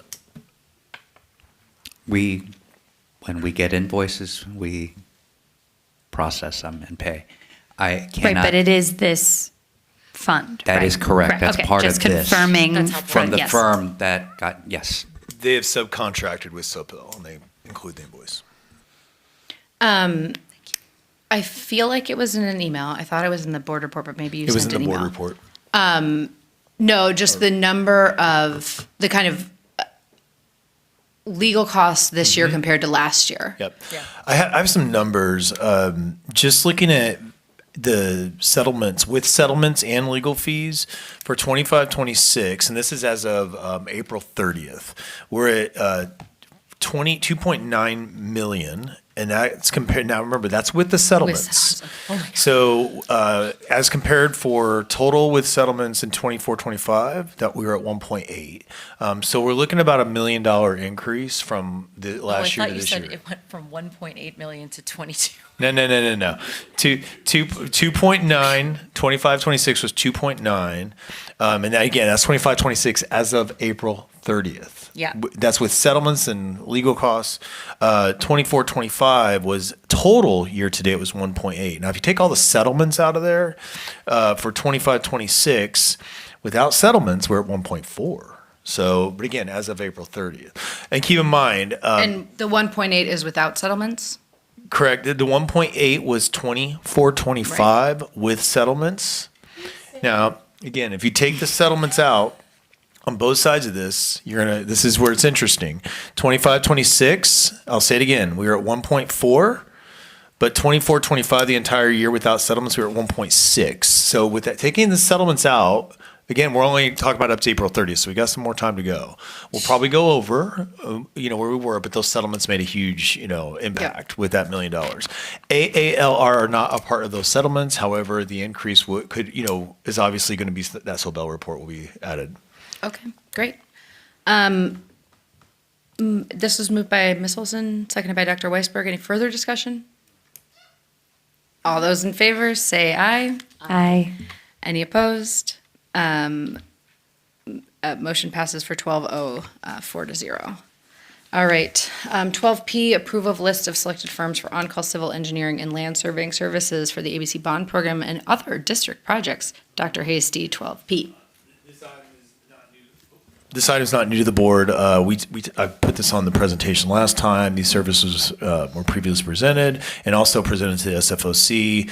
Essentially, we're establishing an approved pool of firms, and it creates flexibility and allows the district to match the right consultant with the right project. It's a best practice for the bond program, and yeah, individual agreements will still return to the board for your approval. Great. Can I have a motion, a second? So moved. Second. Any other discussion on this? No. Okay, great. All those in favor say aye. Aye. Aye. Any opposed? Motion passes unanimously. 12Q, approval of professional services agreement, Flowing and Moody Water Main Replacement, John Muir Middle School. Dr. Hasty. Yes, again, brought this to the board before in the SFOC. This is John Muir has experienced ongoing leaks and deterioration within the aging infrastructure. This item is for design and planning services only, not construction. Remember that. The proposed work allows the district to prepare construction documents, support bidding, and move the project into implementation in a structured manner. Funding from this work was previously identified in the facility master plan. It's part of that. And then the proposed design cost is $4,000 for Measure ABC. So moved. Can I have a second? Second. Discussion. And this was our list of architecture firms that were reviewed last summer, yes? Correct. Okay, great. Any feedback from SFOC? Yeah, this is fine. I mean, it's water main fix. We gotta fix Great. the They water. feel good about the Yeah, water main everybody's fix. fine with $4,000 to Figure it out without water. Yeah. Yeah, sounds good. All right. All those in favor say aye. Aye. Any opposed? 12Q passes unanimously. Approval of professional services agreement, Flowing and Moody, design of shade structure of playground area, Walt Disney Elementary School. Dr. Hasty. Yes, address current gap at Walt Disney. I think we heard the public comment earlier. There's no existing shade structure in the playground area. The project aligns with the facility master plan. Also, about a week ago, I did send out, per the board's direction, a survey to the principals. We did get feedback, and this was also aligned with that feedback as well. The proposed $30,000 design investment through Measure ABC supports the large anticipated project that will improve the functionality and long-term. Remember, this is $30,000 for design. Once we get that completed, we know the true cost of the shade structure. Do we have an estimate of what the cost could be? Roughly? As a CBO, I will not say the number, but it's definitely going to be. I mean, I've seen them go anywhere from. I think they could go anywhere from 500 and up. But Holy smokes. The shade structures can get expensive, but yeah. Okay. But we will know once we get that $30,000 design done and completed, we'll have a true cost. Okay. Can I get a motion, a second? So moved. Second. Any other discussion? Can I just add, I feel like Stevenson is a similar situation where it's just blacktop. Like, are there others that should be kind of on this same list or caliber as Disney? Gosh, am I echoing? I'm sorry. Yeah, no, our mics are super loud. I'm just wondering, as we look at this cost, if, we could sort of use it as an estimate to decide and see how will this cost to be equitable across all of the campuses. Just a thought. Yeah, the challenge is DSA, because once we start putting any type of footers or anything that goes to DSA, we can also then have to upgrade other ADA compliant areas. Yeah. So yes, we can probably find out a base cost from this, but it might be a whole different story at a different site. Yeah. But is this a problem at other sites? Yes, we're aware of it, and we'll be bringing it to the board as we move forward. Yeah. Was there a specific reason other than just the obvious issue from parents and community that Disney was kind of first, or was there an inciting incident? I don't remember an inciting incident that was specific to this, but Okay. this was their main. Yeah. Yeah, our team has done walkthroughs at all the sites. They met with the principals. We did the survey, so Right. this is one of their top priorities there. Super helpful. I think this just brings up for me, again, being able to get that feedback from site admin about priorities and where our schools are falling as far as like being able to look at something and saying, oh yeah, Stevenson's here in sort of the prioritization of shade structures, et cetera, would be great. Yep. Thank you. Yeah, You sent something, right? Yes, I did. I thought so. Okay. Great. It's okay. I think, okay. It's been moved by Dr. Agakanian, seconded by Ms. Olson. All those in favor say aye. Aye. I'm going to abstain, just because it feels weird. Noted. Motion passes 3-0 with me abstaining. Thank you. Big shade structure, you know, don't want my kids to stay in the shade. 12S, approval of professional services agreement, DSK Architects, Architectural Services, security reconfiguration, ADA upgrades, George Washington Elementary School. So moved. Second. Okay. Okay, this project addresses a campus security and safety need. Currently, visitors entering George Washington are directed into an open hallway rather than through the main office, which limits the ability to properly monitor and control campus access. The proposed reconfiguration creates a more secure front entry sequence aligned with current school security practices. And again, we did do this principal survey, and this was a highlighted area for many sites was the security and the entry and access. This item was previously presented to the SFOC, and again, good feedback. Everybody's all for the safety and security and ADA upgrades. But I always say this is design, so we will find out true costs as we move forward. Neat. Okay. It was moved by Dr. Agakanian, seconded by Ms. Olson. Any further discussion on this item? Do we have other schools that we have not yet approved design on the open entry piece yet for? Yes, I don't know them off the top of my head though, but Okay. we're not there yet. I want to say there's at least 5 or more. Yeah. Okay. Okay, yeah, it would be great to have a follow-up on Yeah. that of just like what's coming, Mhm. who hasn't gotten kind of in the queue on this one yet. Correct. Anything else? All those in favor say aye. Aye. Aye. Any opposed? Motion passes 4-0. 12T, approval of additive change order number 2 to agreement with AMS.net LLC for 2025 E-rate network and wireless infrastructure project Spur miniband. James Avery. I might just let Mr. Avery speak to this. Mr. Avery, welcome to Before he speaks, I want to make sure this went to SFOC. We've talked about it. We've talked about it to the board. I presented it and said that this was definitely a changeover we'd be bringing back. Mr. Avery? Well, I was going to start with Dr. Hastings. Brought this. We had a. Yeah, just say it again. So this is our network, wireless and wired infrastructure that we're working on. Originally came to the board for approval for $9 million. We had some deductive change orders, brought it down to a little over 5. And right now we're looking at, in reviewing of what we were working on, we see that there's some changes that are needed that were not originally in the scope of work of what the contractor was going to do. The new electronics that we have is larger in size, larger in capacity, and so the cabinets that we have that are in classroom areas, they're just not big enough to hold these pieces of equipment without closing the door. We need to be able to make sure that we close those doors so that we don't create sound in the room for those students. So that basically is, the majority of this, and then there's also some additional power supplies that are in these devices to take care of all the new PoE devices, all the cameras and access points and things like that. So we have the power capacity in most of these locations to take care of it. We just need to be able to plug them in. There's not enough plugs in the wall to plug it in without putting basically a power strip type item. It's called a PDU, but this is what those pieces are needed to get that to happen. So, Great. Can I get a motion in a second? yeah. Second. Any questions for Mr. Avery or discussion on this?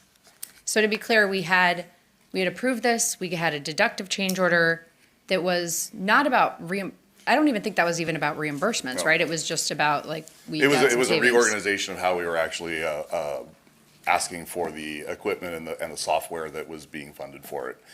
We were putting it out there for, it was a multi-year agreement, but it was more than what we could really apply for in one round of our E-rate funding anyway, so we brought it back to where it was in alignment with that. Okay, and now it's going up because we are like, oh, actually, our cabinets aren't big enough. We Yeah, need to yeah, so fit there's- everything in. Got yeah, it. we have this- makes, so it's still under where Yeah, it it's would have still been way under where originally. it would have been with what the original. And do we budget have a was. sense of how much of this might be reimbursed by E-rate? And does that money just go back into bond funds when that happens? Stumped him. I have to check on that one. It's not. And I want to say E-rate, we get reimbursed, we pay it out of the bond funds, it doesn't go back to bond funds. I will have to check that one. Okay. It's not, my approval is not contingent on that, but I would love a follow-up. Thank you. Anything else? All right. It moved by Dr. Iaconi and seconded by Board Member Olson. All those in favor say aye. Aye. Any opposed? 12T passes 4-0. Thank you so much. Good night. 12U, approval of award of contract Hellas Tenkate Memorial Field Synthetic Turf Renovation, Dr. Hasty. Okay, I want to just start off too that I did have a conversation. I've had multiple conversations with the city, and this, and then the next item too.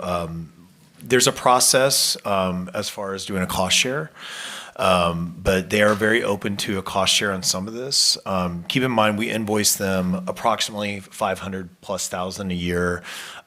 So that is something that if we are going to utilize that funding for any of these purposes, we take it to the joint use agreement meeting and we would have a discussion around it, and then we would approve an amount, and then the district would therefore subsequently invoice them for that amount. So the good news is, I mean, we have a conversation, it's positive, and they're open to it. And another thing I found out in that conversation today was there is plans potentially to make one of our sites one of the Olympic sites for some practice, and that was some discussion. So there's just I'm just throwing that out there because if we're talking about the turf, it would be huge. And again, a practice or something like that, we're not there yet. There's just discussion around it. But let's getting that to that. I know I didn't tell these guys about it, but that was a discussion with the city today. They're in discussion. So Memorial Field, again, the existing turf was originally installed in 2012 and has now exceeded its 10 to 12 year lifespan. Due to the high level of use of the current field conditions, the turf is considered beyond repair.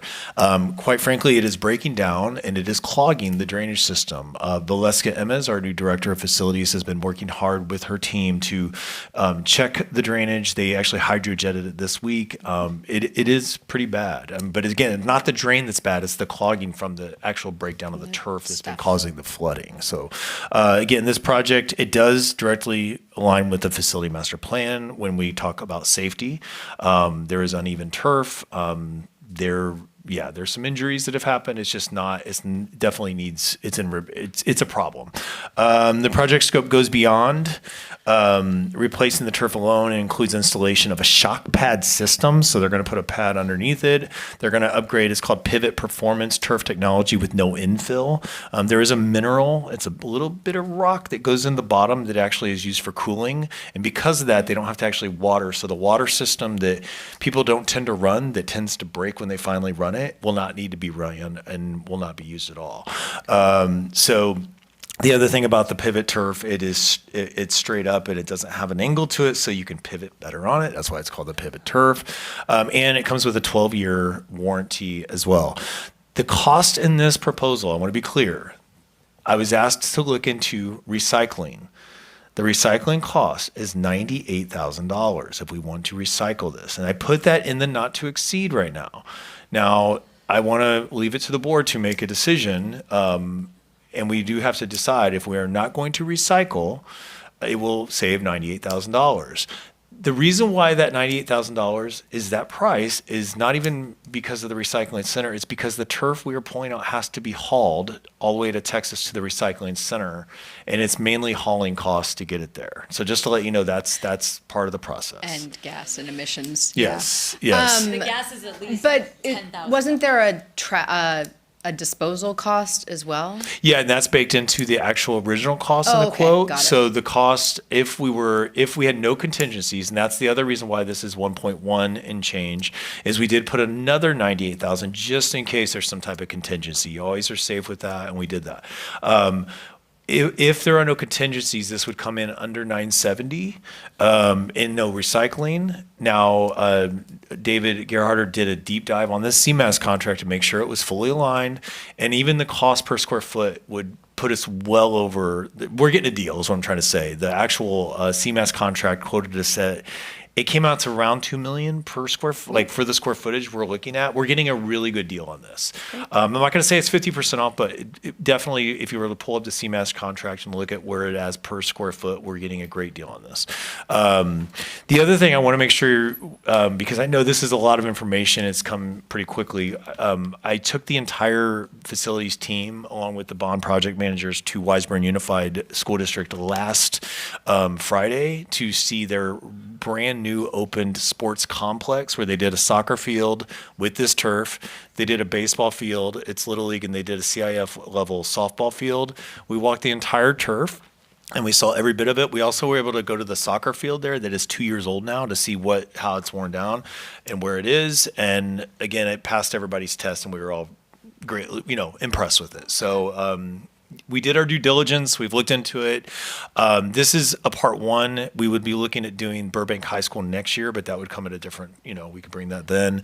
And I'll stop there. Great. So, because the Burbank High is the track resurfacing. Exactly. Got Yeah. it. So that's Okay. different. And we're using developer fees for that. We'll get there. I was like, wait, no, I saw Burbank. Okay, got it. Can I get a motion and a second on this? So moved. Second. Okay, any other discussion on this? I still like your idea of bulky item pickup for all the turf. Put it out there. Just call them up. City of Burbank, bulky item pickup. Our trash day on Parish is Thursday. Just So put it all I'm out just there. saying. Just trying to be creative. But yeah, it does sound like the recycle option is not a particularly eco-friendly one as it is. Yeah. If we're hauling it to Texas. Staff is not recommending the recycling option. I Okay. just want to make sure. Yeah. So what do you need us to do in terms Carbon of out. the The carbon footprint. of the motion? Do we just approve as is? Or You can approve as is, but it's Okay. going to come in well under the cost. We won't do the recycling, and that'll be noted. So we'll let Hellas know that there's no recycling in this. Okay, perfect. in Tincatu. unless some sort of unless the Burbank Recycling Center starts to take turf. I dropped off a lot of weird stuff there this week, so you never know. Not like weird. Just Just a bag full of dead batteries. That was fun. I mean, is that code? It's their problem now. We're gonna get CPRA for what you dropped off. So, moved by Board Member Olson, seconded by Dr. Weisberg. All those in favor say aye. Aye. 12U passes unanimously 3-0. All right, 12V, approval of award of contract Baignon Sports CMAS synthetic track resurfacing Burbank High School. Yeah, so again, same situation. The existing Burbank High School track was installed in 2010 and has exceeded its anticipated useful life of approximately 8 to 15 years. This is due to it's used greatly. I mean, anybody who lives here in Burbank knows they probably walked on this track before. Again, this is being funded through developer fees, and I want to just make sure and be very clear, it is appropriate and legally allowed because state law permits these funds to be used not only for new facilities, but also for the modernization and reconstruction projects that maintain the district's existing level of service for students generated by residential development. So I know I've heard past board discussions around this, but I'm giving you an accurate rendition of what we can do this for. And I spoke this earlier where we can start using developer fees for certain parts of these projects, but this is definitely one of them. So we are going to be preserving the existing student serving facility and will ensure the district continues providing safe, functional, and adequate facilities for both current and future students. So that is how we are allowed to use developer fees for this. Again, the project, it costs $463. The one thing I will say, we are not sure we're going to be able to get it in the summer. We're trying, but we don't think it'll happen this summer. So yes, we're approving now, but if we can't get it in the summer, it'll have to happen next summer. I am at, oh, okay. Because I make up that the whole field has to be closed while this happens. Exactly. Yes. Okay. And yeah. And by the way, both projects, I mean, this one's probably going to get delayed just because we have not been able to get into the schedule. For the turf, tomorrow we would make the order, and it's going to be 4 to 6 weeks for delivery. It could be 3 to 6 weeks for installation. But we've already started working with the principals, and as far as facility use and where we're moving people, those conversations have started. But this one is a little bit different. We just aren't in the schedule yet, so it might be a little bit delayed. Okay. Can I get a motion in a second? So moved. Second. All those in favor, say aye. Aye. Motion passes unanimously 3-0. 12W. Gift report. Can I get a motion in a second? So moved. Second. Do we want to do the enthusiastic something or other that we used to do? No. Okay, thanks. I appreciate that. I will still enthusiastically accept the gifts if that's helpful. All those in favor of accepting the gift report? Aye. Aye. Motion passes 3-0. All right. Let's do it. It's a long one. This is a long one. Thank you to all of our donors. We appreciate you. Burbank Arts and Education, I'm going to kind of group these together, wishes to donate to the district money to be used for books for English learners at Bret Harte Elementary, money to be used for a light table at Bret Harte Elementary, money to be used for Marcy Cook math materials at Bret Harte Elementary, money to be used for stands, racks, microphones, and a keyboard at Burbank High School, money to be used for Hippolytus project at Burbank High School, money to be used for winter guard supplies at Burbank High School. So thank you, Burbank Arts and Education Foundation, for those amazing ones. Oh, they're even coming back later. I'll come back to them.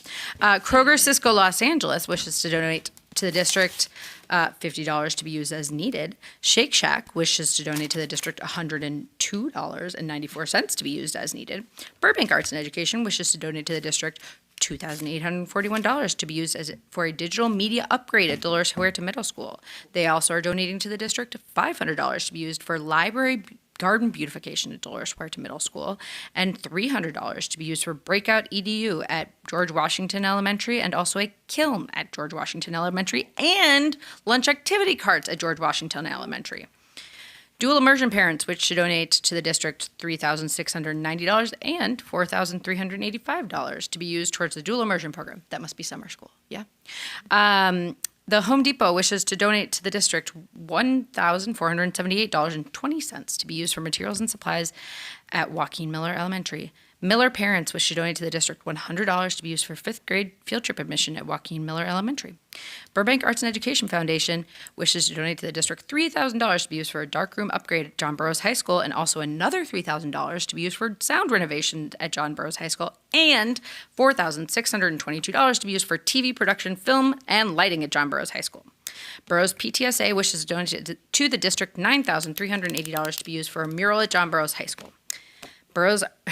Burbank Arts and Education Foundation wishes to donate to the district $3,000 to be used for string instrument repair at John Muir Middle School, and $2,771 to be used for ASB classroom desktop computers at Luther Middle School, and $3,000 to be used for ovens at Luther Middle School, and $216 to be used for strategies for success at Luther Middle School, and $5,000 to be used for audio upgrades at Luther Middle School, and $2,000 to be used for classroom libraries at Providencia Elementary, and $4,943 to be used toward the school library upgrades at Providencia Elementary, and $500 to be used toward the school library upgrade nonfiction at Providencia Elementary.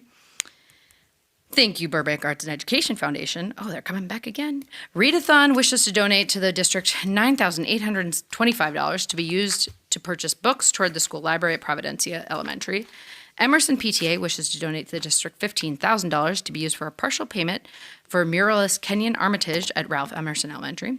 Burbank Arts and Education Foundation wishes to donate to the district $3,000 to be used for flexible outdoor seating at Theodore Roosevelt Elementary.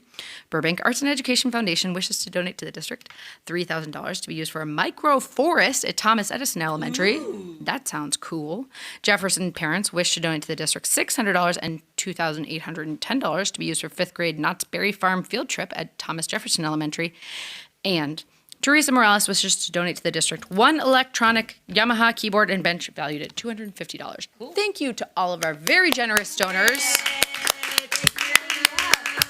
Yes, you guys are great. You are. All right, we move on to the consent agenda. I have a few things that I would like to pull for discussion, but I will allow my colleagues to go first if they have items. You're going to pull one of the only thing I wanted. Okay, I think that, so.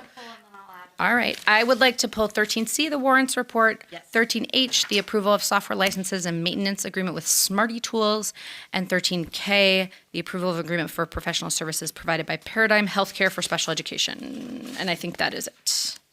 Does anyone have anything additional? I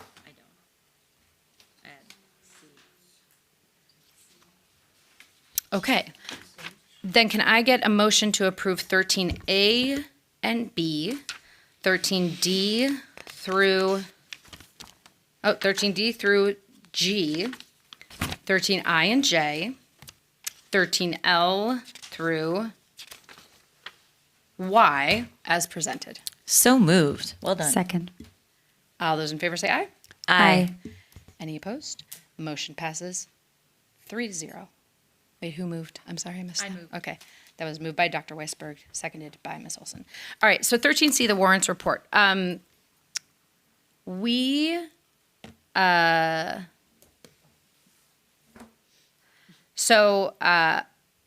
I was reviewing this, I did notice that we had our former superintendent, Dr. Paramo, receiving a warrant amount that I think is consistent with the payout for retirement benefits.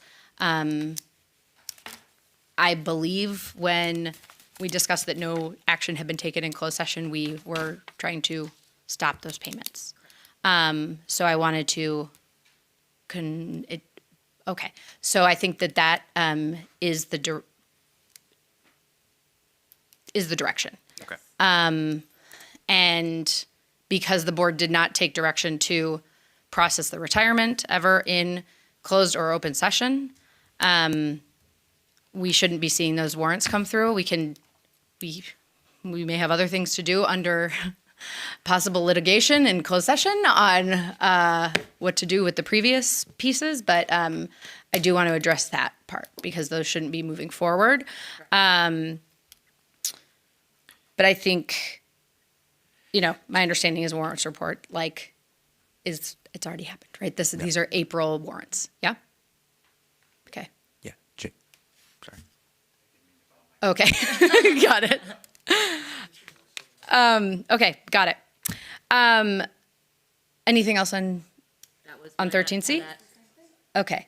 13H on Smarty Tools. My understanding is that we're moving away from Smarty Tools potentially. So is there an ability to go to a month-to-month on Smarty? Well, we are going to need Smarty for all of next year. Okay. I want to be clear because, the dream would be to move into Best fully because right now we're currently an interface district. However, with the implementation of HCM, which is our new human capital management system for payroll, I've already reached out to LACO on this, and I begged and pleaded to let us move into Best right away, and they said, no, we got to do HCM first. Okay. And HCM will not be fully implemented until April of 2027. And an expedited timeline to implement Best fully is 6 months to a year. Okay. So just to give you an idea, so Smarty will need to be in place begrudgingly up until at least June 30th or more. Okay, great. That's And helpful. then at that point, we might do the month-to-month until we're fully, June 30th of 2027 and on, we could see going to month-to-month or something like that. Okay. I'm sorry, guys. I messed up a little bit because I should go back to 13C then. Can I get a motion in a second to approve 13C, our warrant report? So moved. No modifications? technically? I don't think we can modify it because it's just a a check that's gone statement. out. Yes. Right. But we can pursue ways to, well, moving forward and also to get back that money if possible. Recoup. Let's go. Yep. Let's go. Can I get a second? So moved. All Second. right. Begrudgingly second. Thank you. Begrudgingly, I begrudgingly It's more numbing, like, what? It's okay. Second. It's okay. We're Won't it close. be fun We're to have close. what we just did totally misrepresented next board meeting? Mm-hmm. I know. Okay. My mere presence. invites it. All those in favor say aye. Aye. Motion passes unanimously and begrudgingly, Super begrudging. but only for the one line, not for the rest of it. Everyone else, you're good. 13H, approval of software license and maintenance agreement with Smarty Tools. I feel good on this one now. Can I get a motion in a second? So moved. Oh, second. All right, all those, moved by Board Member Olson, seconded by Dr. Weisberg. All May I those, in, just- oh, yes, go ahead. Sorry, on the Smarty contract, I appreciate, because I was asking the same thing. The only additional element I wanted to add was if we've let them know that. And will we, like, are they aware that we are moving away, Bestie? Are you talking about, I'm sorry, Smarty? Smarty Tools, I was calling it Bestie Tools. My Smarty's not goodness, I'm aware so at this sorry. point, but we would just look at the termination clause, and it's either going to be 30 or 60 days. We have to Okay. give notice. Yeah. We can just send them this point in the meeting if that's helpful. Yes. Any other discussion? Moved by Dr. Olson, Miss Olson. Congratulations. Seconded by Dr. Weisberg. All those in favor say aye. Aye. Motion passes unanimously for 13H30. All right, 13K, approval of agreement for professional services provided by Paradigm Healthcare for special education. Okay. Oh, this was the one I asked about right before the meeting. So I just wanted to be clear on this. So we are already processing Medi-Cal reimbursement internally, and it sounds like this will allow us to process more Medi-Cal reimbursement. Is that the case? And like, will this save us money anywhere, or how does? Tell me a little bit more about this one. So Paradigm is the company that we use their software and their Medi-Cal claiming services already. And so our providers who are able to bill Medi-Cal will use that system, log their services, log their notes and such, and then it's Paradigm that will take those logs and student information and then determine what is reimbursable to the district. So they're a company, they're an organization that we're already utilizing. And this is kind of an ongoing contract then? Yes. Oh, okay. The answer is yes, though. Paradigm is the mechanism not only to track the services, but also it helps you put together the financial reports that then go get approved through LACO, and then we get the invoice every, I think it's quarterly we get invoices from them? Yes. Yes. And- And sorry, we get revenues from them. And how long have we been doing this for? It's not been very long that we've been trying It's been for a long time. So we've used Paradigm since at least 2018. Really? It was a different service provider prior to that, but it's been roughly 2018 to now that we've used Paradigm. Great. And this is the third district I've seen using Paradigm. It's the standard. Okay. I feel like I remember there was a piece around how much Medi-Cal we could get reimbursed, and maybe it's just about making sure that we're having our providers in there or something. So, great, thank you, appreciate you. Any other questions on this one? Then can I get a motion in a second? So moved. Second. Moved by Board Member Olson, seconded by Dr. Weisberg. All those in favor say aye. Aye. Any opposed? Motion passes 3-0. The only other one that I did want to just say hooray for was, oh shoot, now I lost it. But hooray. Oh, it was the pharmacy. Yeah. That is working with adult school. And I know they were looking for folks to help their pharmacy techs get on-the-job experience, and this pharmacy is providing it, and now I cannot find, it's 948 Pharmacy, I think. But thank you to them for making that opportunity available to our students. That is super exciting. All right, does anyone have a board report? Okay. I just want to share that the adult school graduation was just magical. It was great. It was really special, and I'm really excited about the ceremonies ahead next week. It's a 986 Pharmacy. It's a marathon, not a sprint. That's what I will tell you, and you will learn about the condition of the field and how much stuff gets stuck to your shoes when you sit on the field. Yeah, don't wear open shoes. Yeah, I would. Adult school graduation was truly lovely, and thank you to Wanda Guerra for inviting us all and making us always feel so welcome at the adult school. Hashtag thank you. Hashtag adult hashtag school. thank you. Hashtag adult education. Hashtag. And thank you to staff for being so flexible with our agenda today. And we're so close to the end of the year. We made it. So thank you so much. And we will adjourn we got close. Oh, no, I have retirements to read. Thank you for the reminder. She's like waving at me. Oh, sorry guys, that was the worst. Psych.